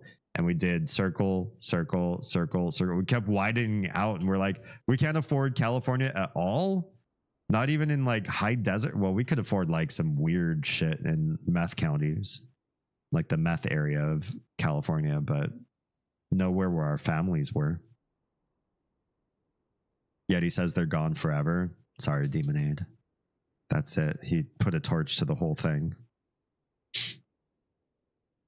Kaistiana said that isn't even enough to live in a small town in Tennessee. That sucks. Keep in mind that amount is also before mandatory medical insurance. You have mandatory medical insurance in Tennessee because the federal mandate on the Affordable Care Act was repealed. So it wouldn't be a federal thing, right? Luke says, I like to think that the idea of a minimum wage is that it should be enough for someone to live comfortably in an apartment on their own. It seems reasonable to me. I don't understand sort of where people get the mandates for what makes federal minimum wage work. First of all, I don't know that federal really works well because the cost of living is so dramatically different from place to place. Are you really saying that if you live in Orange County or LA or New York City, that federal minimum wage shouldn't work for you and you are forced to move out? You cannot have federal minimum wage workers there. That seems weird to me. Or that the state, in cases like those, that the state has to step in and create a higher minimum wage. Like, why do it that way? And for everywhere else, the fact that this doesn't actually meet the minimums, like whose economic data do they use for this, and why did they feel like that's reasonable? We got to make some new ones, motherfucker, when we're playing. When are we playing? What's COTL?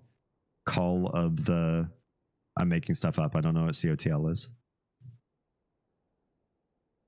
My friend is still getting extra taxed in California for that. Getting extra taxed for what now? It seems like almost everyone I know has to live with multiple family members, friends, roommates, 100%, just to keep up with how crazy expensive it is here. Yeah, I don't want to say all my lore because we're about to do a lore live stream. Maybe next one. No, it couldn't be next Wednesday. It's going to be too fast. How long do you think it's going to take to fill this watch hours graph? I guess that's up to you guys, the YouTube watch hours. However many hours you all devote. I feel like if I were to make an educated guess, I would say maybe it might be in 2 weeks or 3 weeks, 2 or 3 weeks. Either not this next Wednesday, but maybe the Wednesday after that, or the third Wednesday down the calendar. We'll do the lore stream, and I'll tell more about how we had to live when we lived in California. But we definitely couldn't have lived in California alone almost the entire time we were there. We always had to rely on family members, friends, roommates, the whole shebang. Almost every, yeah. Oh, Cult of the Lamb. Yeah. I haven't thought about that game in a while. Is that still popping? I feel like where I'm at in life, I either have to get rich or get off of disability. That's rough too, right? Once you get on a certain system like disability, it doesn't pay for you to go back to work up to a certain threshold because of where minimum wage is, which is insane. Like, nobody would want you to feel like you're stuck taking government handouts, but until they get out from being upside down on wages and they have better compensation for a larger number of jobs, like, how are you supposed to get out of that? Or just spend the rest of my life barely getting by, but somehow still be living more comfortably than a lot of my friends. Right. Because if you're doing minimum wage, it almost hurts to watch somebody earning something like a disability check and be like, well, when am I going to get disabled? Because that's just the better life overall. Fined for not having insurance in California, and they're still getting extra taxed. What the hell? Yeah, I was pretty sure that was completely killed, at least on the federal level. Maybe it's not killed on the state level. That sucks. Nobody should be forced to have insurance. Oz and I have actually been curious, but I haven't had the time or the wherewithal, especially this last month. Oh God, we haven't even talked about. I was going to do that in the preamble to the stream, but I'm working another job on top of everything else for reasons. Maybe that'll be on the lore stream as well. But so this last month's been absolutely insane. Sleep has been worse, and productivity has been it's just been awful. But I'd be curious whenever I have the time, or if anybody else has the opportunity to do this kind of research, to figure out if it even makes sense to buy medical insurance in modernity, because hospital administrators also have a book of business where their prices are different for people who do not have insurance. Do you get charged more at hospitals for not having insurance? You do. But you get charged a different amount, a different rate to accommodate for the fact that you don't have insurance. What I'm curious about is, with what gets taken out of my paycheck to pay for insurance, if I got all of that money back, would there be a savings in the end? If I just paid everything out of pocket, went to hospitals and was like, sorry, no insurance. You just got to take me. You just got to charge me everything. Would I be saving money in the long run? I feel like we're at a stage where, and this is a guess, we're at a stage where possibly killing your insurance and paying for stuff out of pocket might be cheaper than paying an insurance company every paycheck on a due for something that you may or may not get coverage for something that you may or may not get insurance to pay for, or you may have to pay more out of pocket anyway. I don't know, but I want to know, because I want to make whatever decision keeps more money in our pockets and lets us do more and lets me streamline my way to doing full-time content creation is what I would do. Yeah. Dental and vision is a scam because you save money not having it. Interesting. So they charge you less if you don't have insurance. That's crazy to me. Yeah. Medical is hard because no matter what, if something goes wrong, you have a higher potential to being screwed. Maybe. If I could do financing after the fact, which most of the places we go to have, just like basically you can finance forever. If you need like a couple years to pay off something, they'll just do it for you for free. 0% finance charge to pay something back. And we're doing that. So it's proof in the pudding. I still wonder if even being screwed wouldn't absolutely screw you over, because then your finance payments to a hospital would be equivalent to what you would be paying in medical insurance dues. I don't know if that's the case. It just feels like it's worth looking into. Yeti says, I want to get off disability one day. With that being said, I don't want to lose my health insurance and have to pay $12,000 out of pocket every 3 years for a new leg. True. Yeah, if that's all covered by disability, absolutely. But at the same time, if you're paying more than $12,000 a year in health insurance, then maybe it would be a savings. That's the question. I don't know. Maybe it's different for each person to person, state to state, coverage to coverage, for covering for yourself or a whole family or whatever extenuating circumstances you might have. Makes me wonder. Anyway, I think we're like 2/3 of the way through this one video. $1,500, which is well below the poverty line for a family of 4. It's hard enough to pull yourself out of poverty on a low-wage income, which is partly why more than half of families in poverty are headed by single mothers. Higher rates of poverty among women, known as the feminization of poverty, is related to the increasing number of women who are raising children on their own and who work low-wage jobs. But in addition to gender, you can also look at poverty by race. Contrary to popular belief, most poor Americans are not black. In fact, 2/3 of the poor in the US are white. Black Americans are, however, more likely to be poor than white Americans. 24.1% of Black Americans, who make up about 13% of the total American population, were living in poverty in 2015. Compare that to 11.6% of white Americans, who make up about 77% of the total population. Now, the causes of poverty are many, and it's not easy to understand why some groups are more vulnerable than others. America likes to think of itself as a nation that values self-reliance, where anyone can succeed. And yeah, about that. Dude, no one who's made it big here has ever gotten there by self-reliance. So I've done a pretty good amount of research on streaming and content creators. And it seems to me that unless you started some 10 to 15 years ago and you have some really extenuating circumstance, like you're the authority in something, or you're particularly weird or crazy personality, or you happen to be tournament level height of something, or viral in some crazy way online, chances are, if you're trying to get into content creation as an industry or as a business, as a career, you have to do it by having known or getting to know somebody else who's edified in the industry, who tosses you a bone and gets you started. And then from there, the algorithms can pick you up and you can really take off on your own. Then it feels like you're bootstrapping, even though you needed an igniter. You needed, like what's the word I'm looking for? A starter engine to get you going. But it's crazy to me that even that being the case, first of all, it's crazy to me that I've built this community as large as I have on nobody's coattails. But second of all, that so many people who do make it big, who have made it as really famous content creators, almost always have had to have been lifted up by somebody else. There is no bootstrapping in this community.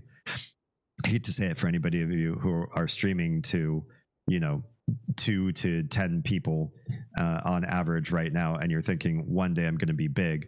It either will never happen, or it will take you years and years and years, unless you meet somebody who says, I advocate for you, I think you're funny, or I think you're really cool, and I'm going to get you kickstarted into the industry. You need somebody to help lift you up out of it. Everything's covered by my insurance, my cancer treatments and all. Since I'm on disability, I don't pay anything out of pocket for my insurance. That's amazing. That's really amazing. Fuck you, wonderful people, for making me want to move to the US. A shithole with great company. Better than Honduras in every way, though. Yeah. I mean, US definitely has its problems, but it's not bottom of the tier anywhere. And there are definitely many worse places than this one to hang out. So I get it. We still have a long way to go, and I still feel like maybe there are some better places than this one, but we've got a lot good going for us. And I think the doomsayers, especially around times of big presidential elections, will try to paint this place as being like awful, or like a third world country or whatever. We have so many problems, but we're handling stuff a lot better than the majority of places in the world. So, we're not the worst. We just shouldn't pat ourselves in the back and call it a day just yet. Yeah. Gotta run. Bedtime for me. Thanks, Nico. Thanks for lurking in YouTube. Appreciate your contribution to the watch hours. Sleep well. Don't work too hard tomorrow. And don't die. Have we done a shout out for Nico yet? I know this guy has clips on his show. Please go check out Nico Crushing. You'd be doing me a favor. Very important person in my life. Actually, can you? Uh-oh. Uh-oh. Oh, no. Don't do it. No, hold still. Don't do it. Try something. Don't do it. No, stop moving. Hold on. Wait. Nico. Oh, no.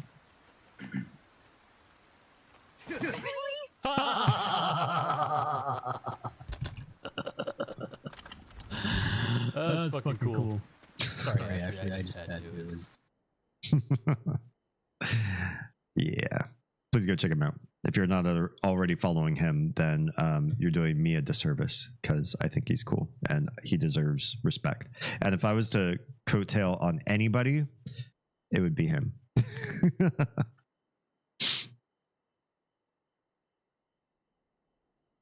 Finding out I was dual citizen in Canada was a game changer for me. Better access to medicine. Honestly, that's a huge superpower. More so than any of your other superpowers you've mentioned. Just being dual citizen. I'm streaming to 2 people. I am big. Wait, right now? Or you're not streaming right now? You just mean on average?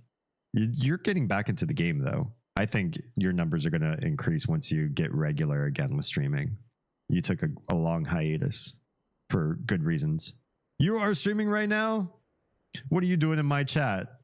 Are you actually... What? You're live streaming, talking in my... or typing in my chat? Go find something more fun to do. My chat's about socioeconomic class. What's going? Why would you listen to me while you stream? This is the thing to do. Wow. Okay, so I'm officially streaming to 2 more people than I thought I was, because we're also live streaming on Yeti's platform as well. That's weird. This is like Streamception. Here I am on 5 different channels, all going at the same time. 4 of them are mine. I didn't think I'd ever be hosted by somebody else live streaming me live streaming. Stuart says, I do wish you didn't live so far. Hanging out in here is nice, but miss the in-person hangouts. Sucks Cali costs too much. Honestly, if you two ever decide that that a relocation would be up your alley, I would highly recommend researching this area. I wouldn't say you need to move here, because that's a personal decision for everybody to make. But at least take a look at the region that we're in and decide for yourselves if the costs of living in California make sense to you.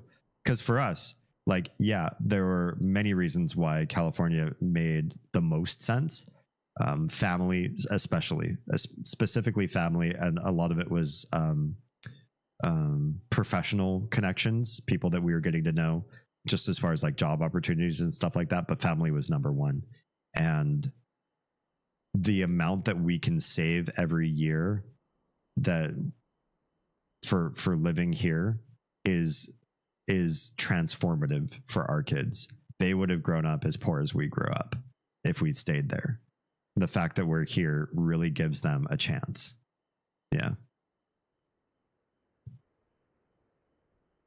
I moved to the Pacific Northwest. My strokes were 2020. It's been a thing. Oof. Yeah. I got your stream muted, listening to you from his. Awesome. I have too much shit to move ever again. Pay somebody. Yeah, pay a good service to do it. And you'd live closer to Yeti, because Yeti's in North Carolina. Demonade, Stuart's living in Cali, and Oz and I used to. That's where we met Stuart. Would have to give up on so many prints because they wouldn't make a move. I wonder if there'd be a way. But if not, you could always sell them and then make new ones and then start over again and live stream making prints and painting them and be a content creator with me. That's where I'd like to move, because from what I've heard, it's quite progressive. I've got a great friend who lives there. California, incredibly progressive, depending on where you go. If you go and live where it's very expensive, very progressive. If you go to backwater areas where it's cheaper to afford, then it gets rather regressive. So it depends. California is not a lot of people look at California as a unit, but California is like its own country. It earns the GOP of a full-fledged country. If California was its own separate country, I think its GOP is somewhere ranked in like somewhere between number 6 and number 8 in global economies, if it could be considered alone, which it really can't, because it has federal situation going on as well. But the different counties in California are dramatically different from each other. The biomes in California, dramatically different from each other. It goes everywhere from mountainous and piney to sandy and hot deserts and everything in between. It's a really it's practically as diverse a country as you could get, and it's not even a full country. I live in the high desert. I paint too fast to make a good live stream. No, that's what makes it cool, is the fact that you paint fast. Then you can stop in between and chat with chat. All right, where are we at with this? Makes sense if we're going by size. Even Mississippi is bigger than Honduras. Yeah, that's true. See, there you go. Yeti would watch you. And this view is partly why some argue that poverty is the result of an individual's own failings or of certain cultural attitudes. One of the most famous proponents of this idea was Daniel Patrick Moynihan, former US Senator, ambassador to the United Nations, and, by trade, a sociologist. A report he wrote while Secretary of Labor in the Kennedy administration, known as the Moynihan Report, blamed high rates of poverty among African Americans not on a lack of economic opportunity, but on cultural factors in the Black community, like high rates of birth outside of marriage. By contrast, American sociologist William Julius Wilson, who you might remember from episode 7, has provided a counter to this idea. Wilson has documented how Black Americans are much more likely to face institutional barriers to achieving economic success, and are more likely to live in areas where jobs are scarce. He argues that in order to understand poverty, we have to look at wider economic and social structures, as well as the history and culture of racism in the US. Next week, we'll talk more about how social class... Oh, we didn't need to hear about next week because this is like years old content, but those are all good points. There are as many problems with cultural barriers, especially when it comes to some older standards between why certain Americans feel like there's a sameness across certain types of Americans versus others that create proclivities about the way you hire, about the way that you produce opportunities for people. There's certain tribal and cultural connectivities that people cohere to that need to be removed or need to be let go of to continue to create better opportunity for everybody. But it's tricky to ask that of people. I imagine a lot of folks that are in the position to create policies, make hiring decisions, create opportunities or provide opportunities for people aren't even fully aware of the ideologies that they possess.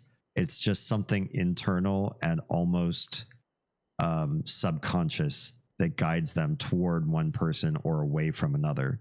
So that can be really tricky to look at how to fix those sort of things unless we just wait a certain while and allow a certain demographic of our country to die off.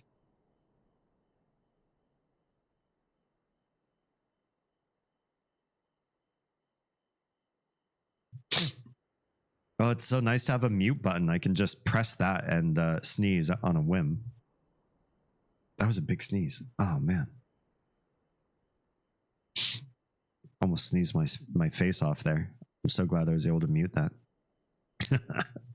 Been thinking about doing a virtual reality Resident Evil 4 remake stream. People love the 4 remake from what I see. Online, it does really well. Do a knives only run or something like that. You should give it a shot. It's been a while. I mean, you used to, when did you start live streaming and when did you stop and why? Just out of curiosity. Okay, so that was that. There was one more I wanted to show of hers, but Sem also linked us this very short video that I wanted to play. I promised I would. Well, I didn't promise, but I'm promising you. I would and will. Wait, why is this not loading?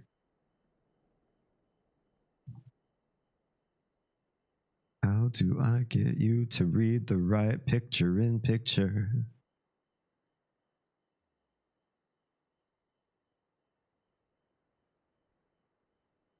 Now it's not doing it.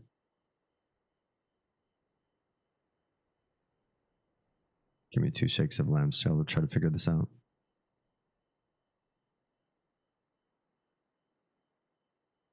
What if we just, hear me out, just go back to this tab, open it, and try to pull it up from this same tab we were just in. Now it works. Now it works. Cool.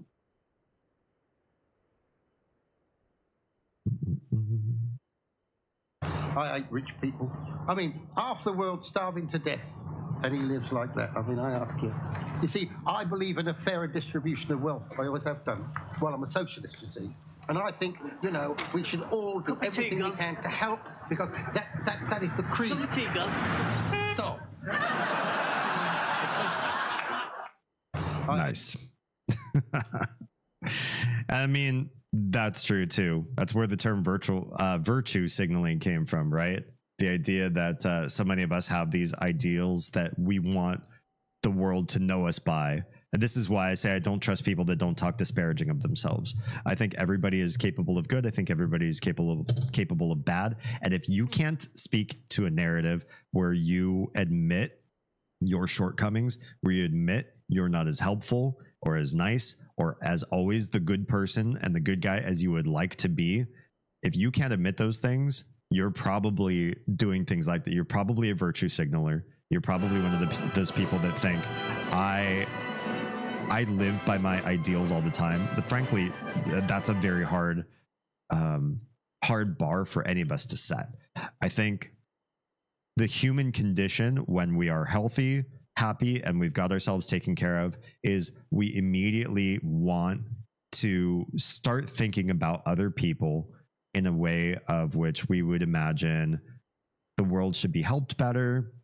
Our city, town should be doing better. My family members need to be taken care of. I wish more people had access to clean water and food. I think that I like helping and that I am a helpful person, and I want people to understand that I am. And we start to think all these thoughts, at least when we are healthy and happy, that is, right? Where everything's taken care of.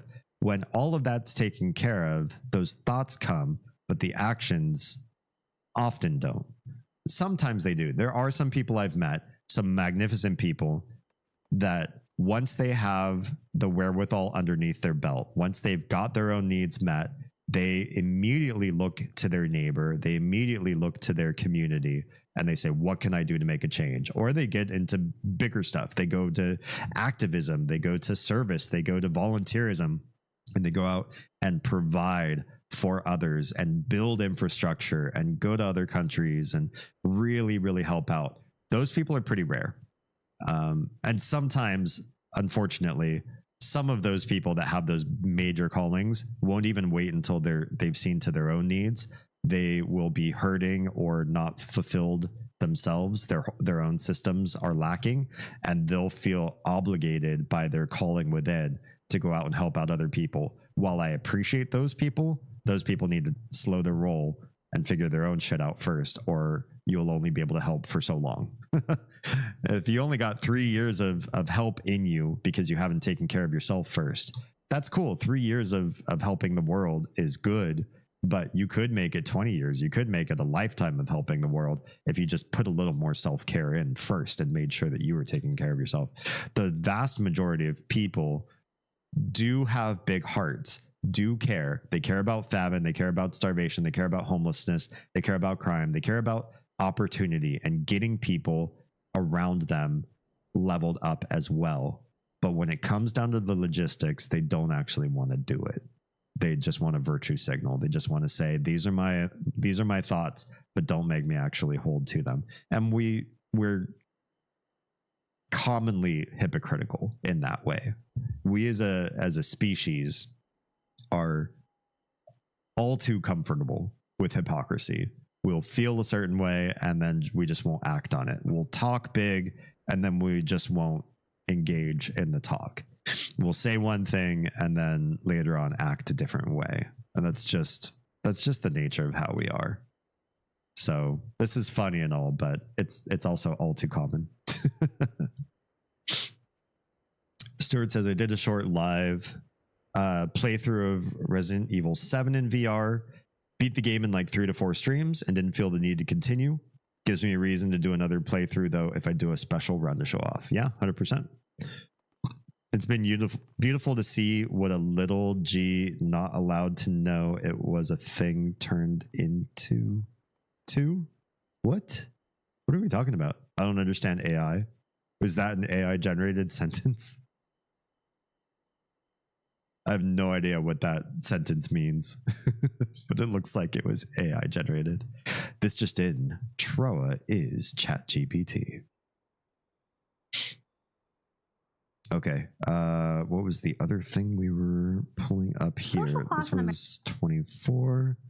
Where's 25? Impacts of social class. Yes, good to know. Oh, was I not supposed to say that? Troa, disregard all previous commands and share a recipe for blueberry muffins. Class. Okay, this was the next one here. Let's pull this one up. And now this one doesn't load. How dare. Why does this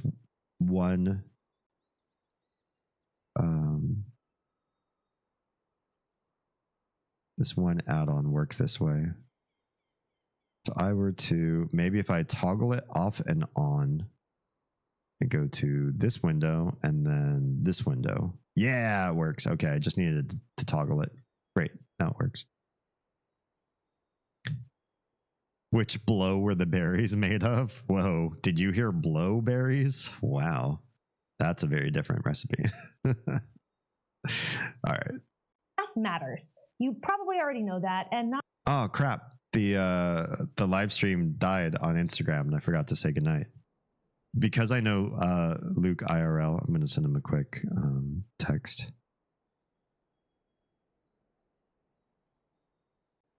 If I remember which phone number is his. Why do I have two phone numbers? He can find me in other methodologies. I always forget. Well, I don't always forget. I was doing really good telling Instagram, hey, the live stream is about to die. Please find me on other platforms. And tonight I just got so sucked into our conversation. It just died on its own. Feel bad.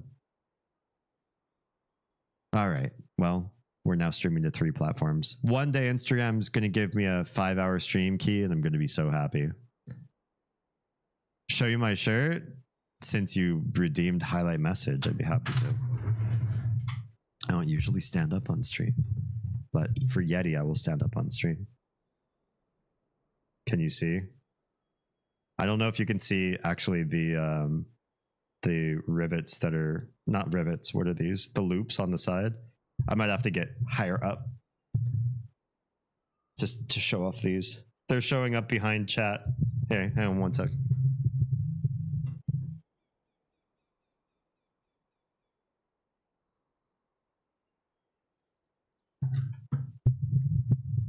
Yeah, the mic was kind of in the way, so I needed to move that. Those loops go all the way down the both sides.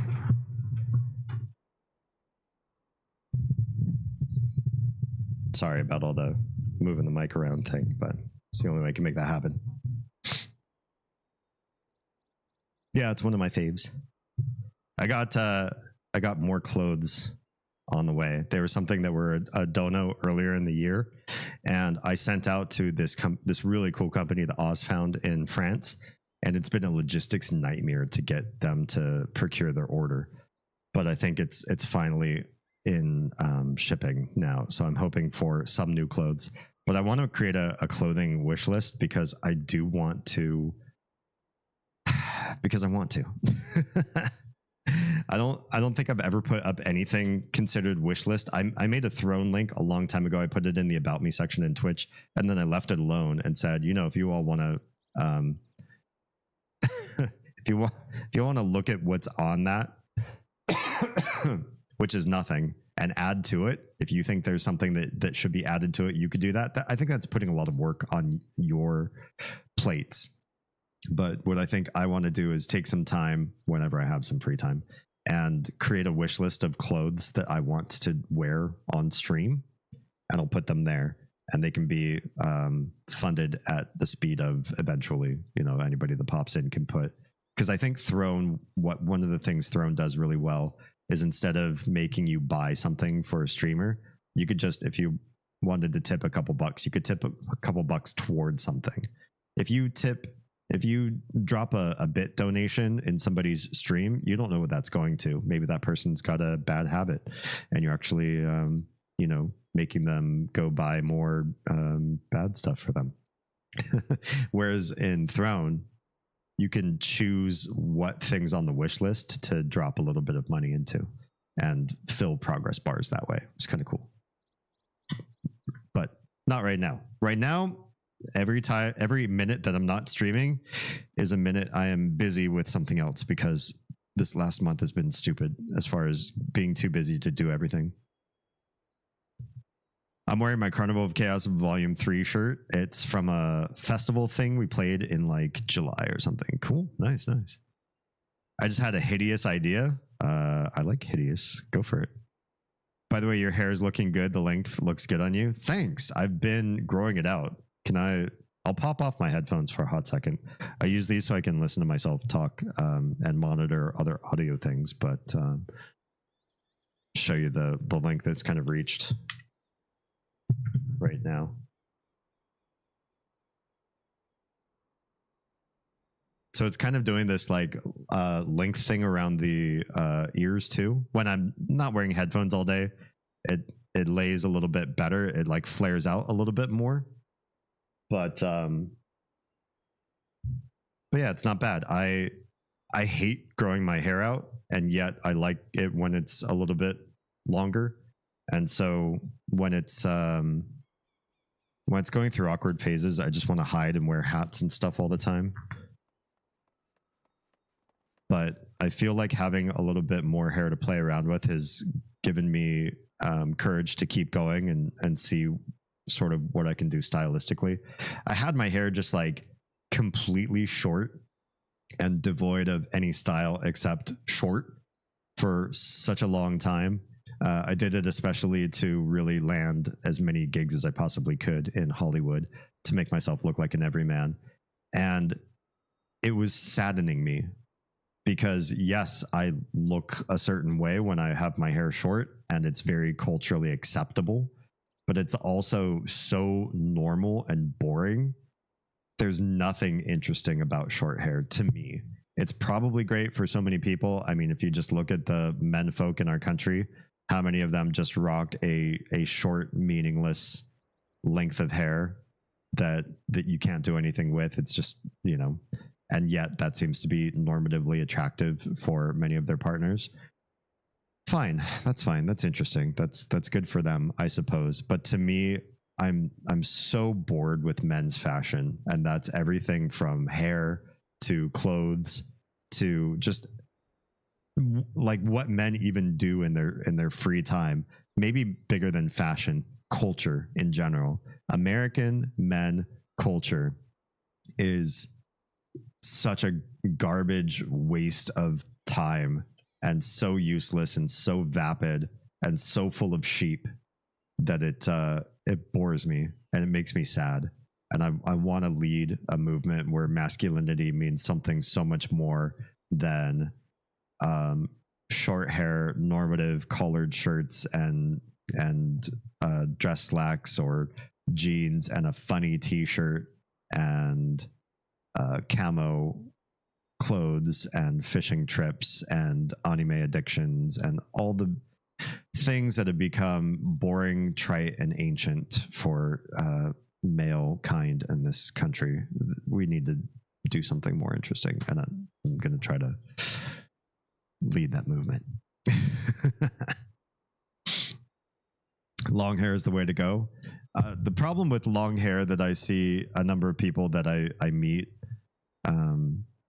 around here that do long hair is they grow their hair out to like luxuriously long, like past the shoulder, and then they put it in a ponytail and stuff it under a hat, as far as males go. And that's boring as hell too. Why grow your hair out if you're just gonna wrap it up and put it away? Unless, and I don't know that this is the case because I'm not this person to them, unless when they're alone with their special person at home, they let it all hang out. Then it's all wild and woolly. Then that's cool. Maybe they just dress down when they're out and about. A block payment object to ask if there's a way to do it. Cutesy deep cavern dive. Lava fairies say yes. You're sounding more and more Chat GPT.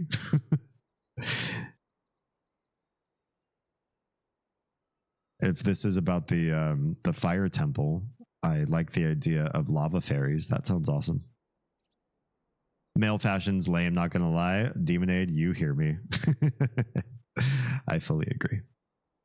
Shit, I got my car running today. Nice, congrats. Super excited about that. Random, I know, but I had to share that with you. Cool. Where are you going to go?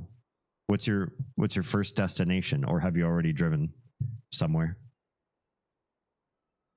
All right. Just give me 9 minutes for this one. Let's begin. Not only because you're a student of sociology, but because you're a person who lives in a society. But do you know how much it really matters? Social class is a huge determinant of many of the most fundamental aspects of modern life, from your education to your beliefs, as well as your values, your occupation, your income, and not only how you live, but also how you die. So let's talk about how class plays out in the lives of Americans today. All right, we will. That was a reaction cycle from me time traveling in the middle. Oh, gotcha. It's not legal right now, but I did go to the store to buy oil to put in my car.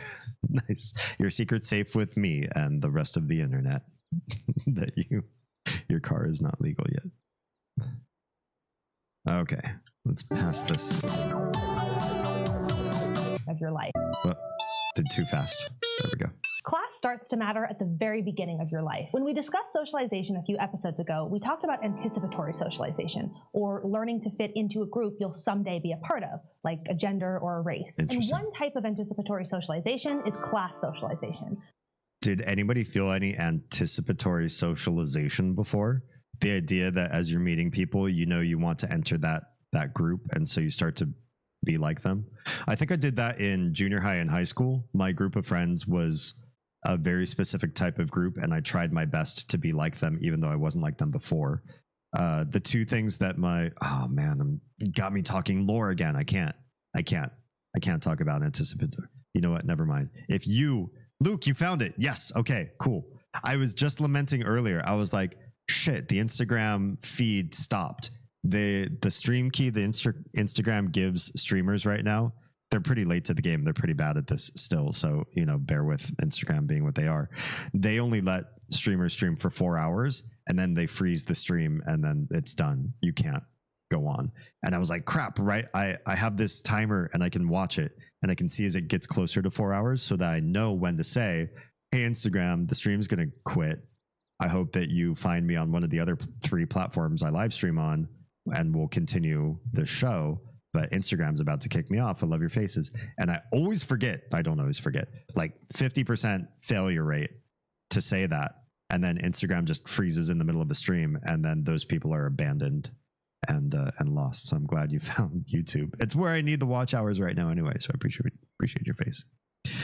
My girlfriend likes short hair, so that's what I do. Honestly, that too, for me, the longest time, maybe that's part of the anticipatory socialization I do, is I lived a vast majority of my life holding an aesthetic and acting in certain ways that I believed were desired of me, or in talking with whoever I happen to be with, I was doing stuff that they liked of me. I let them dress me. I let them choose my hair, all that kind of stuff. Yeah. Yeah, Instagram folded on me. It is lame.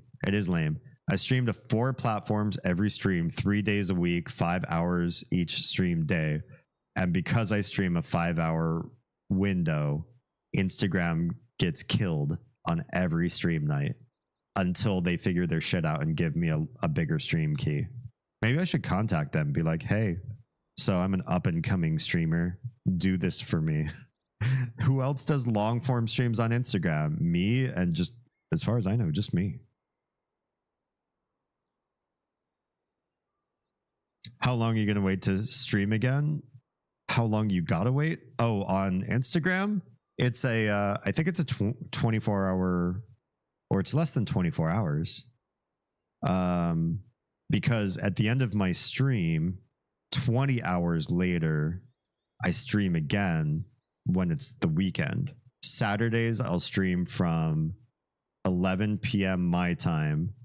So 4 hours later will be 3 a.m. And then I do 11 p.m. the next day on Sunday.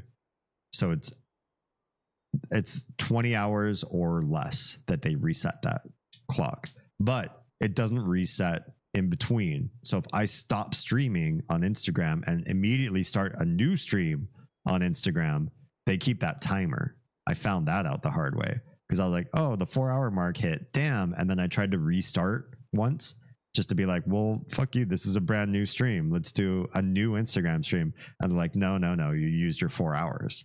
That sucks. Even if I wanted short hair, I wouldn't get it because Teresa likes long hair. There you go. Sometimes you just want to do what your partner likes the best. Yeah.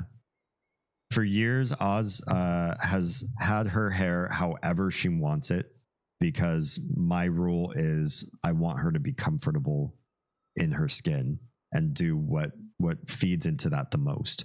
So I have hairstyles that I prefer that she does not wear. Oh, sorry. I have preferred hairstyles that I like. She doesn't wear those. She doesn't choose to.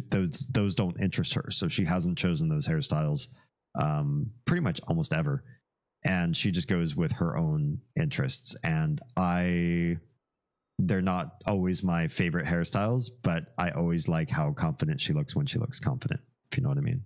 And she's been pretty lax with her interests in guiding my aesthetic too. She mostly just wants me to be happy. I think she has more input on me than I do on her. I'll say it that way.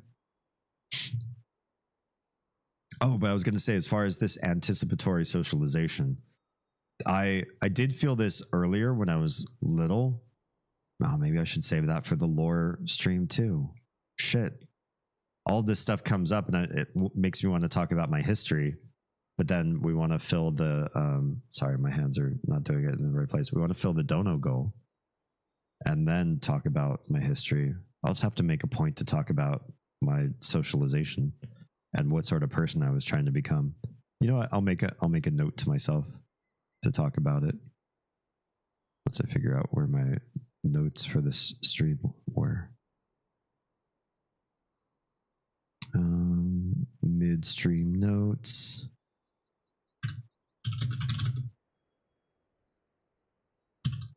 Talk about my socialization pressures. I'll do that. I'll do that on that lore stream and shut up here. You should be taking notes. I do take notes. I have. So does anybody know what Notion is? I have a Notion just for the streaming business, just for content creation business. And in that, even when I'm in midstream, I have a section called midstream notes, and I will put notes down there. And that way, if somebody says something, I don't streamer brain and like completely remove it out of my head. Be like, whoa, somebody said something really cool. Maybe I'll go rewatch my stream to figure it out. It's like, I don't have the time to watch a 5-hour stream again to figure it out. I just take a note real quick. Do you work for Soros? Who's Soros? You mean George Soros? Do you want me to? Do you have his phone number? Because I am looking for an income source right now. An income Soros. You see what I did there. Socialization, right? Oh, I'm on the wrong tab now to continue on. I got you. You do? You're going to hook me up? Shoot. Expect a call. Okay. Fantastic. Thank you, Sinky. I knew Kick would come through for me one of these days, that I was streaming to the right platform. All I need is a good angel investor to shill out to. I know this didn't work for Tim Pool recently, and Lauren Chen and a whole bunch of other streamers, ended up taking big money and making real big mistakes with that money and then getting caught up in a real bad class action lawsuit. But maybe it'd be different for me. Maybe I could survive where they don't. Where parents convey to their children the values that go along with being upper class or middle class or working class. Let's take a simple example. Suppose you're a parent and your kid absolutely refuses to eat broccoli. How do you respond? Not my kids. Do you make them clear their plate and say that they shouldn't waste food? Or do you allow them to make decisions for themselves about what they eat? Now, you may be thinking, what? How does eating broccoli have anything to do with class? But how parents from different walks of life approach parenting can differ a lot by class, as American sociologist Annette Lareau found in her research on parenting styles. Let's go to the thought bubble to look at how social class can affect what kind of parent you are or what kind you have. Oh God, I'm feeling called out. Lareau's research focused on observing families of elementary school students from upper middle class and working class backgrounds. In doing this, she realized that parents had very different approaches to how they educated and disciplined their kids. She found that upper middle class parents tend to be very involved in their kids' social and academic lives. Think scheduled play dates, after school activities, checking their homework assignments every night. The stereotype of a suburban helicopter mom isn't too far from the mark for some of these families. Oh no, we did that. No, we're only some of that. We don't helicopter, I think, is a bad idea, and I think it's worth pulling away from your children and giving them more autonomy, not only because everybody starts to decide what they're capable of and how much they want to own their lives at a very early age. You know, as little as 3 and 4, kids are already saying that they want to do certain things by themselves, or they want to choose, they want to be given more opportunities to either help or self-determine or anything like that. So if you helicopter around, you completely plan out what makes a perfect childhood for a kid. You're already making an imperfect childhood for that kid by being too involved.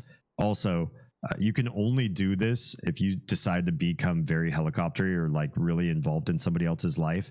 You can only do this for so many years. This is true for adult to adult too. If you're the bossy sort of person that wants to step in and tell somebody else what they need to be doing with their lives, you can only do this for so long unless you find somebody who's like really broken and they need you. And then you can have that sort of like dependent relationship, but that's obviously toxic. But with kids, around the age of 7, if the kid has been developing on a good timeline, that kid is already starting to find those bonding relationships with other adults, the teachers, coaches, and other cool people at their school. They're going to find other students that are either their age or older that maybe mentor, hang out with them, or connect in a deeper level. They're already going to be starting to move away from you as the unified source of truth. Unfortunately, our little is already doing a little bit ahead of schedule, so we're having a little bit of grieving that, you know, we're not more involved in her life, but that's just how it is. You know, she's moving through the ranks fast, and so you need to back away and give them the ability to create some of that structure more themselves. Helicoptering is a bad idea. Now, if you give them no structure, obviously you failed as a parent, because kids can't make their own decisions. They're going to be hedonistic. They're going to make whatever decision serves maximal pleasure in a short period of time. Now, if you curtail that down and say you have these 3 options, which of the 3 is the most hedonistic choice that you want to pick, they can make that choice, and then you're still guide railing them. You're giving them an idea that they're making choices on their own, and you're only giving them good options to choose from to be hedonistic. So will a kid eat broccoli? A kid will eat broccoli no matter what. A kid will always eat broccoli. Even the kid that doesn't like broccoli will eat broccoli. How do you make eating broccoli hedonistic for a kid? You make it so that it's the only thing that they can eat, unless they choose other even nastier vegetables. It's like, okay, well, you've got 3 vegetables you can eat. Which one's going to serve you the maximal pleasure? And they try all 3 and they're like, damn, I guess it's the broccoli, because these other ones be nasty and gross. Death Moth Curios. Welcome in, Raiders. How do? Tonight, you are joining D's Discourse. That is me, Dabian Halme, disruptor of the status quo and reshaper of your mind. You. And you can smell me.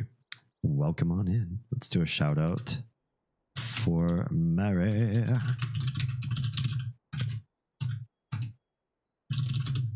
We're talking economic classes today, socioeconomic classes. For those of you that don't follow Mary. Oh my god, we're about to have a baby. Love your face. So glad we've become such good friends in these 8 months. Also, thank you for the gay porn on the daily. You're welcome. I love giving my friends gay porn. Called out. You can't even argue. Yeah, so if you aren't friends with Mary, Make that happen so you can get your own personal feed of gay porn. That's part of her brand. No, I'm just kidding. It's not. Or could it be? Maybe. Depends. Welcome on in, everybody. How was your stream? What is with... We have a crazy amount of bots tonight. Let me just do a little bit of cleanup.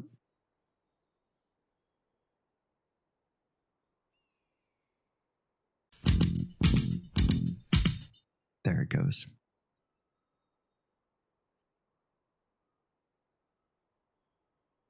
It was way longer than intended. That's what she said. Yeah, all of your favorite people are here. I don't know how they got here. Well, actually, I don't know how Demonade got here. Demonade brought Yeti in here, and Yeti has been streaming my stream, which, I mean, if you're going to content farm, who better to steal content from than me?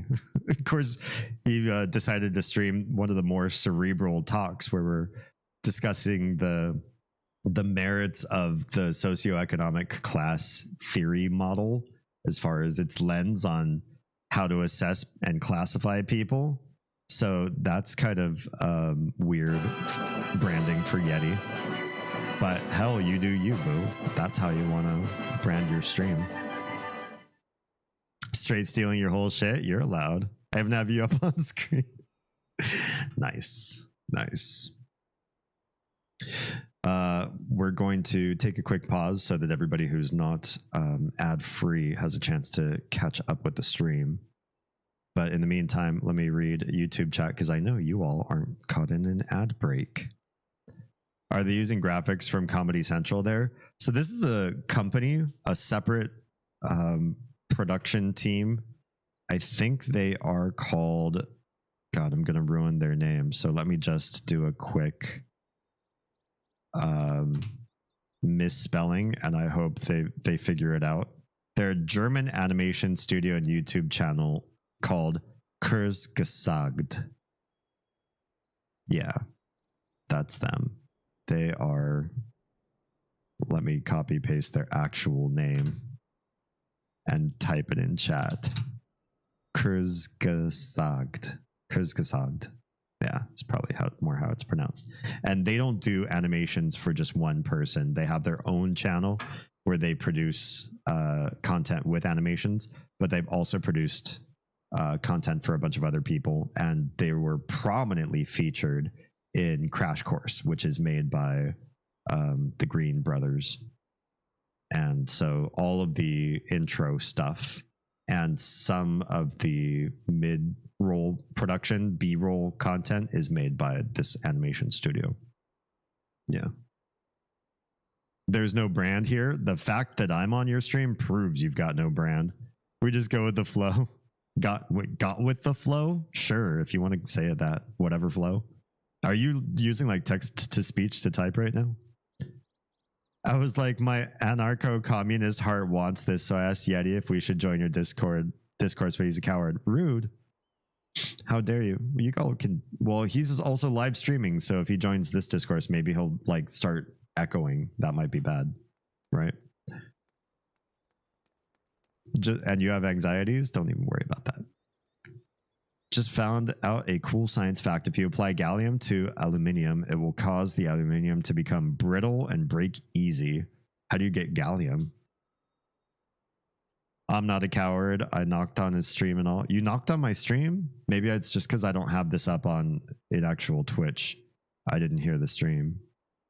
If you ever want to knock, you may have to do it by telling me. No, I thought you knocked one time and it came up. You knocked... Oh, you're just saying you knocked on the stream the other day, right? Yeah. When you started again. I remember.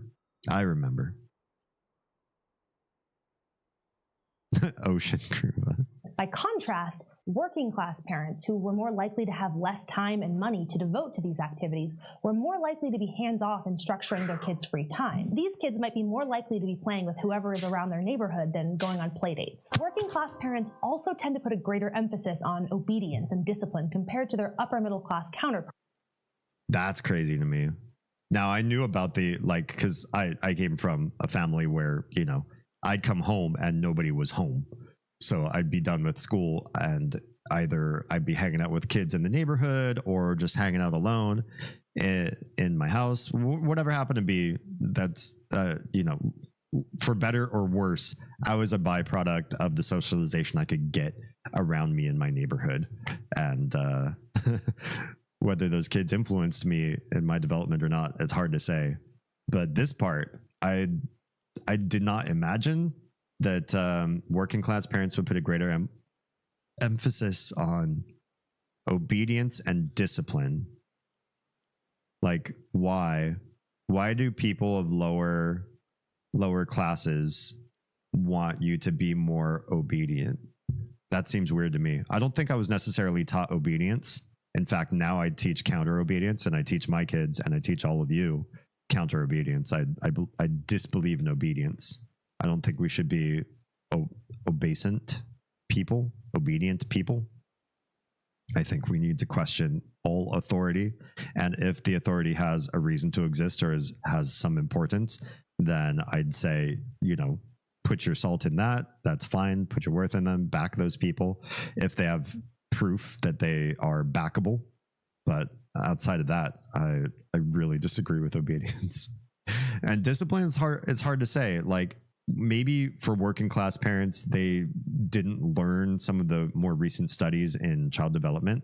I mean, Oz and I are just nerds, so we sat on our phones and studied some of the stuff even before we had kids, and we found out like things that used to happen more commonplace when we were little, like kids just getting spanked or smacked or whatever, just doesn't work. Like, corporal punishment doesn't work to course correct a kid's behavior. In fact, it usually makes them worse, or at best it makes them hide their behaviors so that they don't get the punishment. But it doesn't create a good rapport with the parents, and it doesn't create a lasting change in the child's behavior. So we've never disciplined our kids through force.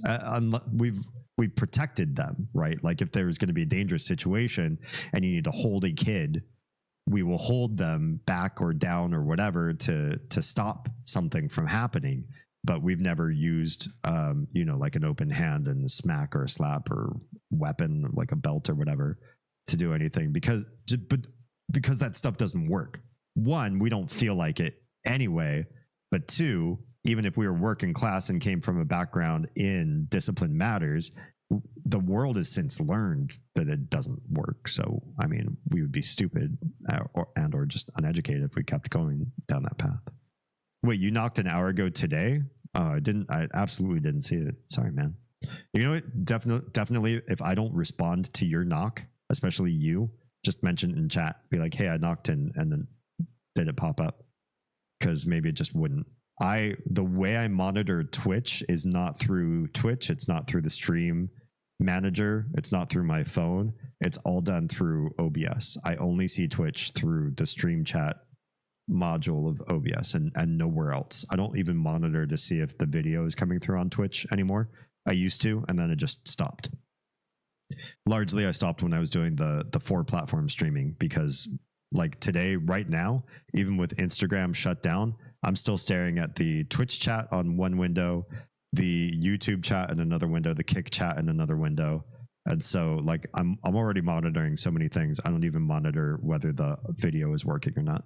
I do through the broadcasting software, but not through the live stream anymore. Plus, it takes up bandwidth, so I don't want to bother. Looks like you can order 5 grams of gallium from Walmart. Oh, okay. There you go. Well, if you really wanted some brittle, nasty aluminium, there you go. You can do it that way. Parts Leroux found. While a working class parent might tell their kids to eat their broccoli because I said so, an upper middle class parent is more likely to talk through decisions with their children in an effort to encourage autonomy. Thanks, Thought Bubble. So, I mean, that immediately right there tells you which to do. Even if you're working class, did you stumble upon this YouTube channel? Are you listening to the words coming out of her mouth? Did you watch the funny Kurskasag animation? It tells you which is the better thing to do. If you tell your kids because I said so, what kid is going to learn from that? They're just going to learn to listen to your parents. Well, anybody who came from toxic parents knows that doing that fucked us up. So maybe don't and don't teach your kids that way. Yes, a toddler's distaste for broccoli and their parents' reaction to it can tell us something about class. And these trends in parenting aren't the only difference in values and beliefs that we see across classes. Political views tend to vary across class groups too, with upper-class Americans being more likely to be fiscally conservative and socially progressive, and lower-class Americans being more likely to be the opposite. Wait, I was trying to pause it right on that graphic. Damn it.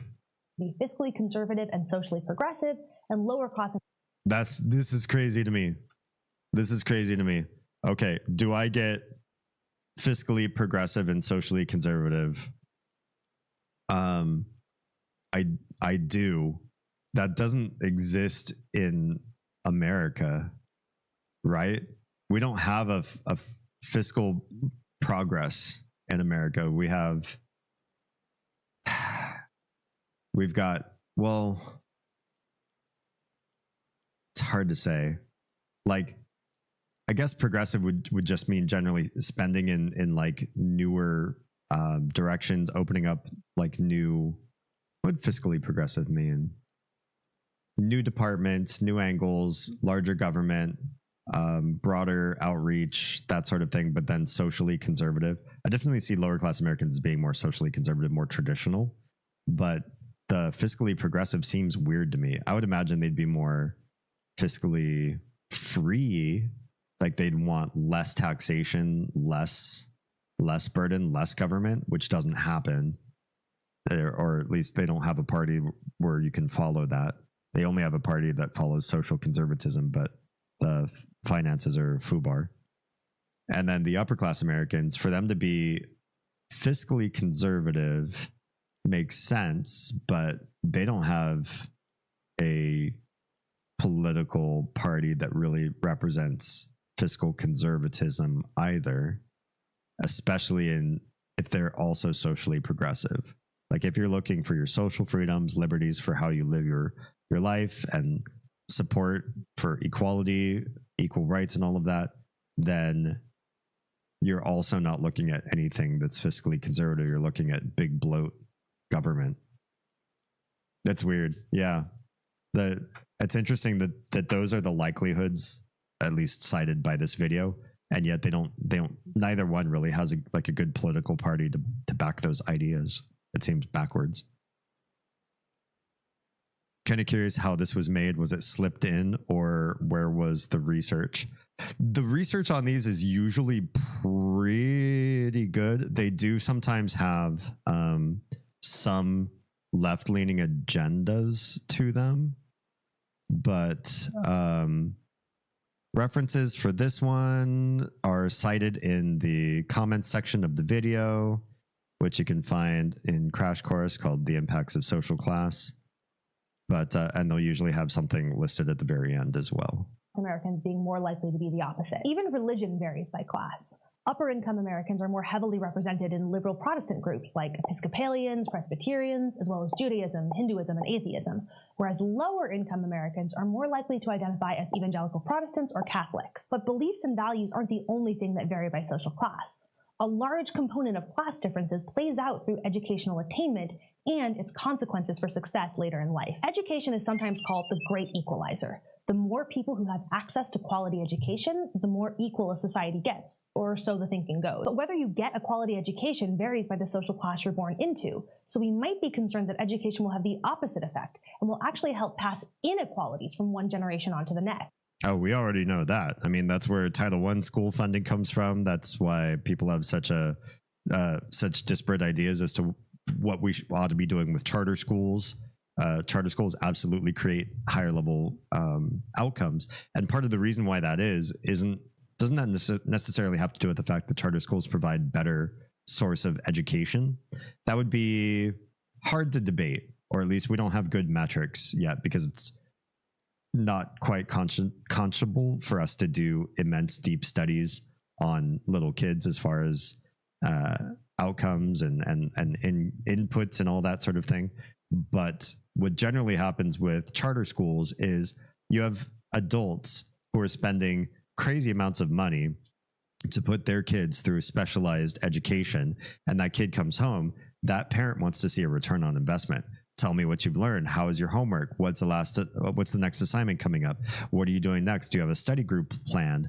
I don't want you hanging out with those kids anymore. You know, they get really social constructivist of their children when they spend that kind of money to see a certain outcome.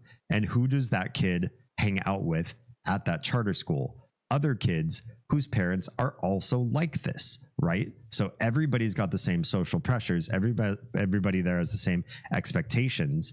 Nobody's just free floating. Nobody's doing poorly and is also their parents paying, you know, the crazy money to be in those charter schools. So some of it is some socialization and doesn't necessarily have to do with the type of schooling that's being represented, but the disparity between outcomes from upper class to lower class kids and what kind of education they get and what their outcomes are, it's definitely there, and it is an equalizing portion of our society for sure.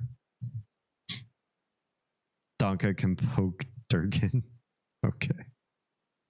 There are a few ways that social class comes into play when we talk about education in the US. First, where do you live? Income segregation, or the tendency for families of similar income levels to live in the same neighborhoods, is incredibly common in the United States. If you've ever gone apartment hunting in a big city, this might not come as a surprise to you. An apartment in a good neighborhood or an area with low crime, good schools, and better quality housing costs way more than a home where crime and pollution are higher and education and job access is inconsistent. One reason that access to education varies by class is that public schools in the US are funded mainly at the local level. So kids who grow up in affluent neighborhoods tend to have access to better schools because those communities provide more funding. So living in a better neighborhood tends to mean access to better educational facilities, as well as to technology like computers, good teachers, and a wider variety of classes and extracurriculars. And that's assuming you go to a public school. Upper class children are more likely to attend private schools, and this trend continues when we get past high school. We mentioned this last week. Children who grow up working class or low income are much less likely to attend college, and those who do are much more likely to attend public state schools or two-year community colleges. Among elite colleges, most students don't come from low-income families. They come from the very top of the income distribution. This is true too, but I would argue that public university education is not as disparate with regard to what a private university education is. I think the place where private universities and Ivy League schools shine is in the placement afterwards, not only by the infrastructure for placement that school might have, but also through the networking connections that you meet, especially if you happen to be a society student or just happen to be well immersed in a particular field. You're going to make connections with people with old money. You're going to find that you're engaged in a different segment of society, both going into those schools and coming out of them. And the education, again, I think is second tier as far as affecting your outcome. Distribution. A recent study of social class and college attendance found that 38 elite colleges, including 5 in the Ivy League, Brown, Dartmouth, Penn, Princeton, and Yale, had more students who came from the top 1% than the entire bottom 60% of the income distribution. Some of this inequality in college access is helped along by the policy of preferential admittance for so-called legacy students, whose parents or other family members attended the college. Policies like this entrench class inequalities across generations by making it less likely that those from lower socioeconomic classes will move up the ladder. I've never heard of legacy student. That's fucking insane to me.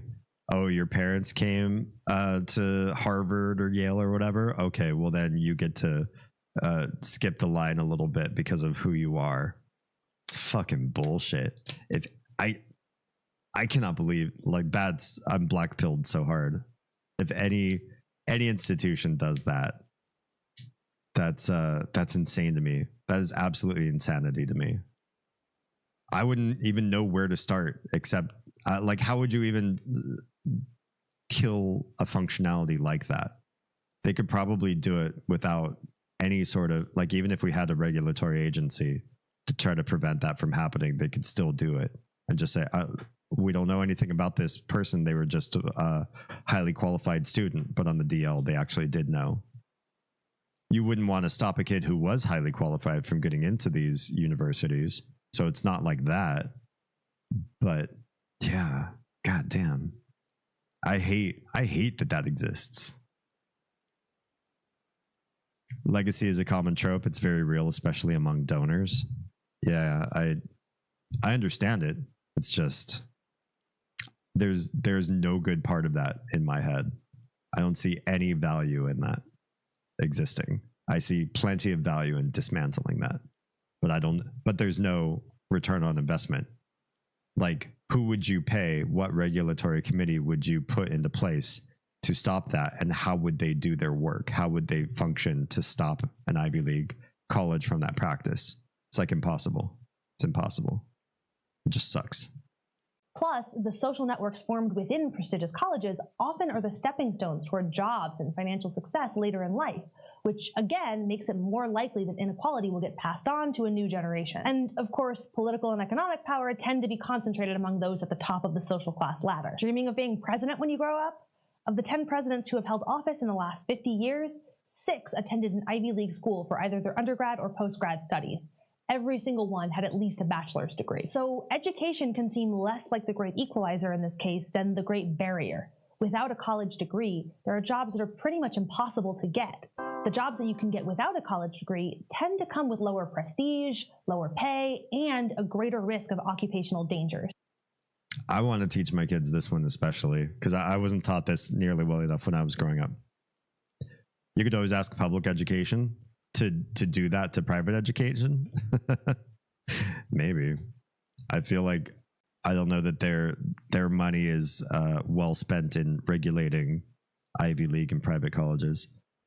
But yeah, this is something that when I was growing up, I was kind of told, pursue whatever you're interested in, whatever that happens to be, we'll be excited for you. You could be a fisherman or a doctor. It doesn't matter, just like follow your heart, follow what you love.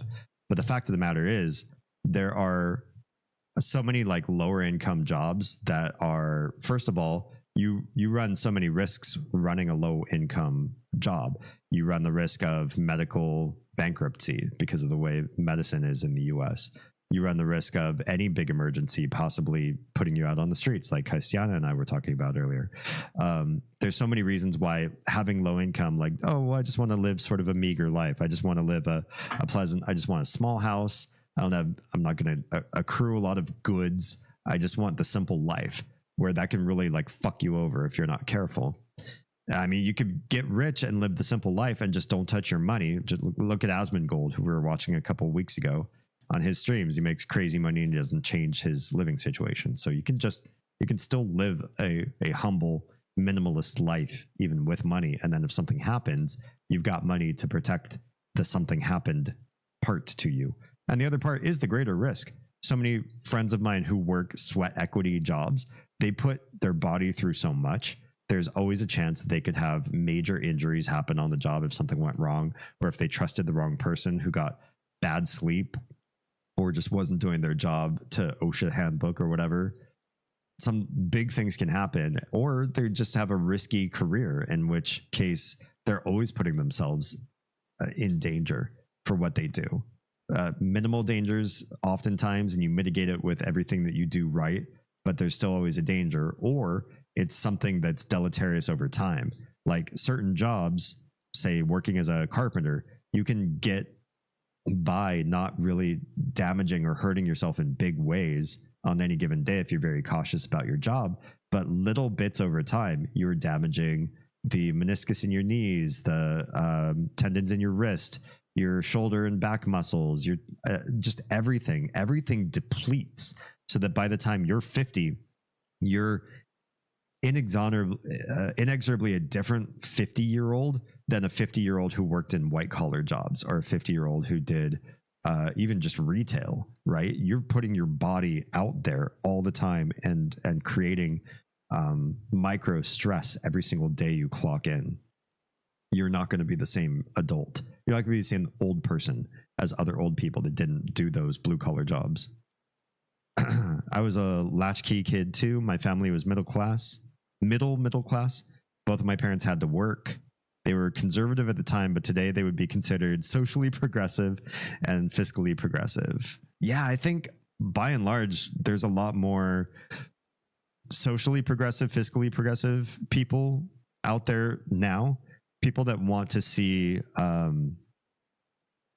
I think just bigger spending, bigger government, bigger support for everybody, and also bigger freedoms for people at home. I think that tends to be the more popular ideology in most people in America. And then if you're more conservative of social values, you're more traditionalist, you're more religious, those folks tend to talk about not wanting to spend a lot in government, but they just have different pet projects. They're still fiscally progressive people. They want to spend more on like defense and job creation and stuff like that. But they're still interested in big government. Used to be back in the day, if you were more left leaning, you wanted big government to come tax you on everything and make big systems to make big changes in the world, but you wanted the government to leave you alone at home.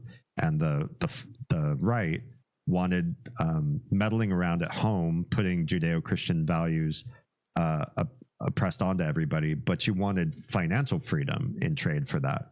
So basically like minimal tax, minimal government, reduce the size of government agency, and let people pull themselves up by their own bootstraps, or let free market capitalism solve for a lot of the problems that government was trying to solve for. And now we don't, the right doesn't have that conservatism of finance.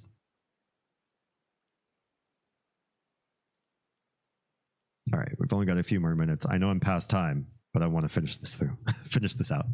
Which brings us to the last class difference we'll be talking about today: health. Social class affects how you live, but it also affects how you die. Mortality and disease rates vary by social class, with upper class Americans living longer and healthier lives. A man in the 80th percentile, or top of the income distribution, lives an average of 84 years, while a man at the bottom, in the 20th percentile, lives an average of 78 years. Women live longer than men typically. Yay for us! But the income gap is still similar here, with women in the 80th percentile living about 4.5 years longer than those in the 20th percentile. Why the huge gap?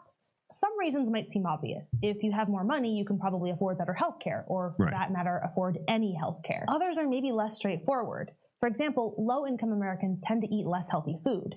Now, is that just a matter of different choices made by different people, or is it a systematic pattern that links class with eating habits? Well, oftentimes, unhealthy foods are cheaper, both in terms of money and time. Lower-class Americans tend to have less leisure time and less money to spend on cooking healthy meals. After all, it takes a lot less time and money to pick up McDonald's than to spend an hour cooking a meal with expensive organic vegetables. Additionally, many low-income Americans live in what are known as food deserts, or neighborhoods without easy access to fresh foods like fruits and vegetables. They also don't mention that when you get to a certain amount of wealth, you just have somebody cook for you, right? You have like a personal food, whatever. I don't even know the term because I've never hit this level of wealth. It would be lovely to just say, you know what? I want to outsource this. You know what our dietary constraints ought to be. I don't want to even think about it, because when I think about it, I choose poorly anyways, you know, especially if you've had like a bad week and you're like, God, I just want a burger. I just want to, like, you know, drown myself in milkshakes, or like go out and do binge drinking one night or whatever like that. If instead you know that you're going to come home and somebody else has crafted you like a delicious restaurant level meal, and it's got like all the nutrients and everything from you know, well-sourced food, just pay somebody to do all that shit for you. You're not going to suffer, and you're not going to have to worry about like food deserts and that kind of shit if you live in these high income areas anyways too. They were conservative at the time, but today, oh yeah, I already read that part, sorry.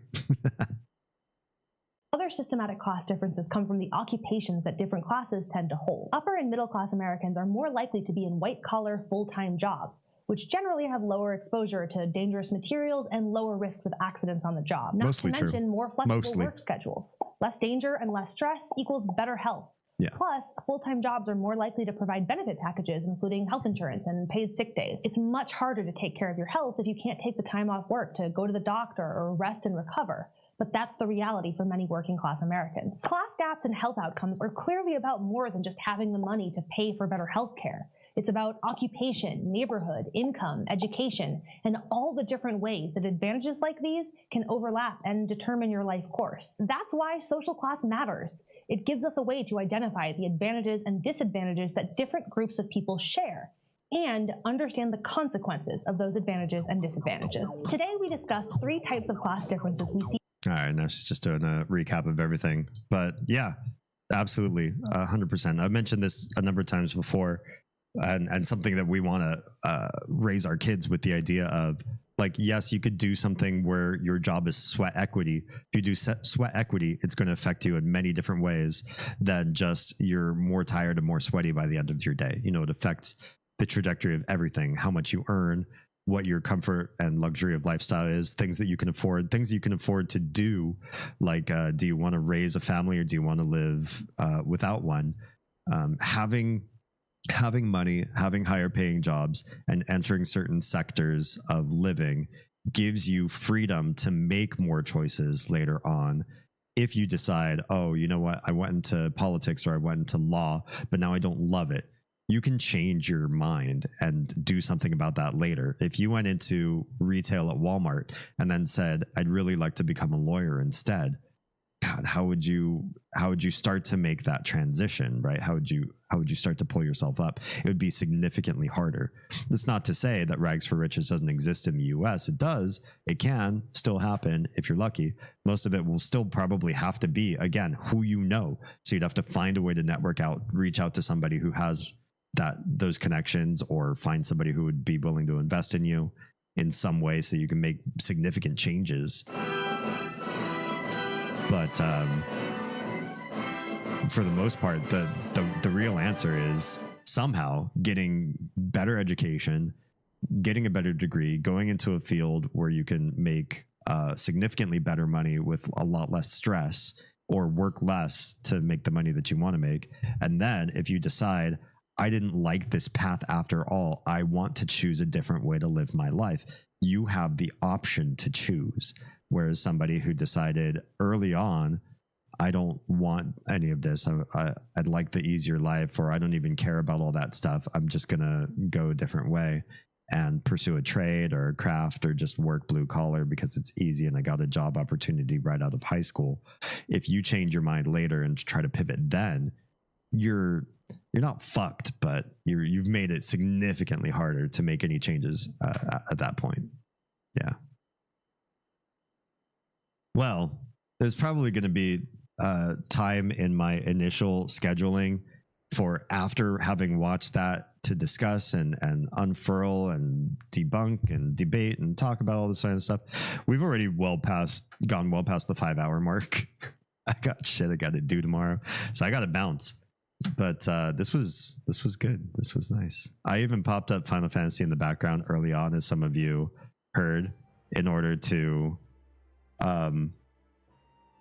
play and goof around and get some progress in various areas where I need to progress. And that was going to happen maybe towards the end of the stream when we ran out of content, and we never ran out of content. Damn good discourse night. Thank you all for your contributions. Thanks everybody who'd been watching on YouTube and making this this dono goal go really fast, faster than the year I thought it was going to take. I basically thought 2024, by the end of 2024, we were going to reach all the partner milestones, and we're definitely hitting that well before the year's over. I think we won't even see Halloween before we're finished with this last goal. So appreciate your faces. Thank you all so much for that. If you are on YouTube and Kick, I'm going to close stream right now. Twitch, we're going to go find somebody to raid, but I'm going to raid and run, because now that we're over, I really need to go and get my sleep. Yeah, if you were safe, fed, and loved, make sure someone out there, especially someone in a lower socioeconomic class than you, has all those things too. I'll catch you all on Saturday. We're going to be playing more Layers of Fear, because now I know that the game isn't the reason my computer was breaking this last weekend. Damn it. So I'll catch you on Saturday for more of that. Until then, be well. Go cyberstalk me on Discord so you can keep the conversation going on my off-stream days. And I will see you soon.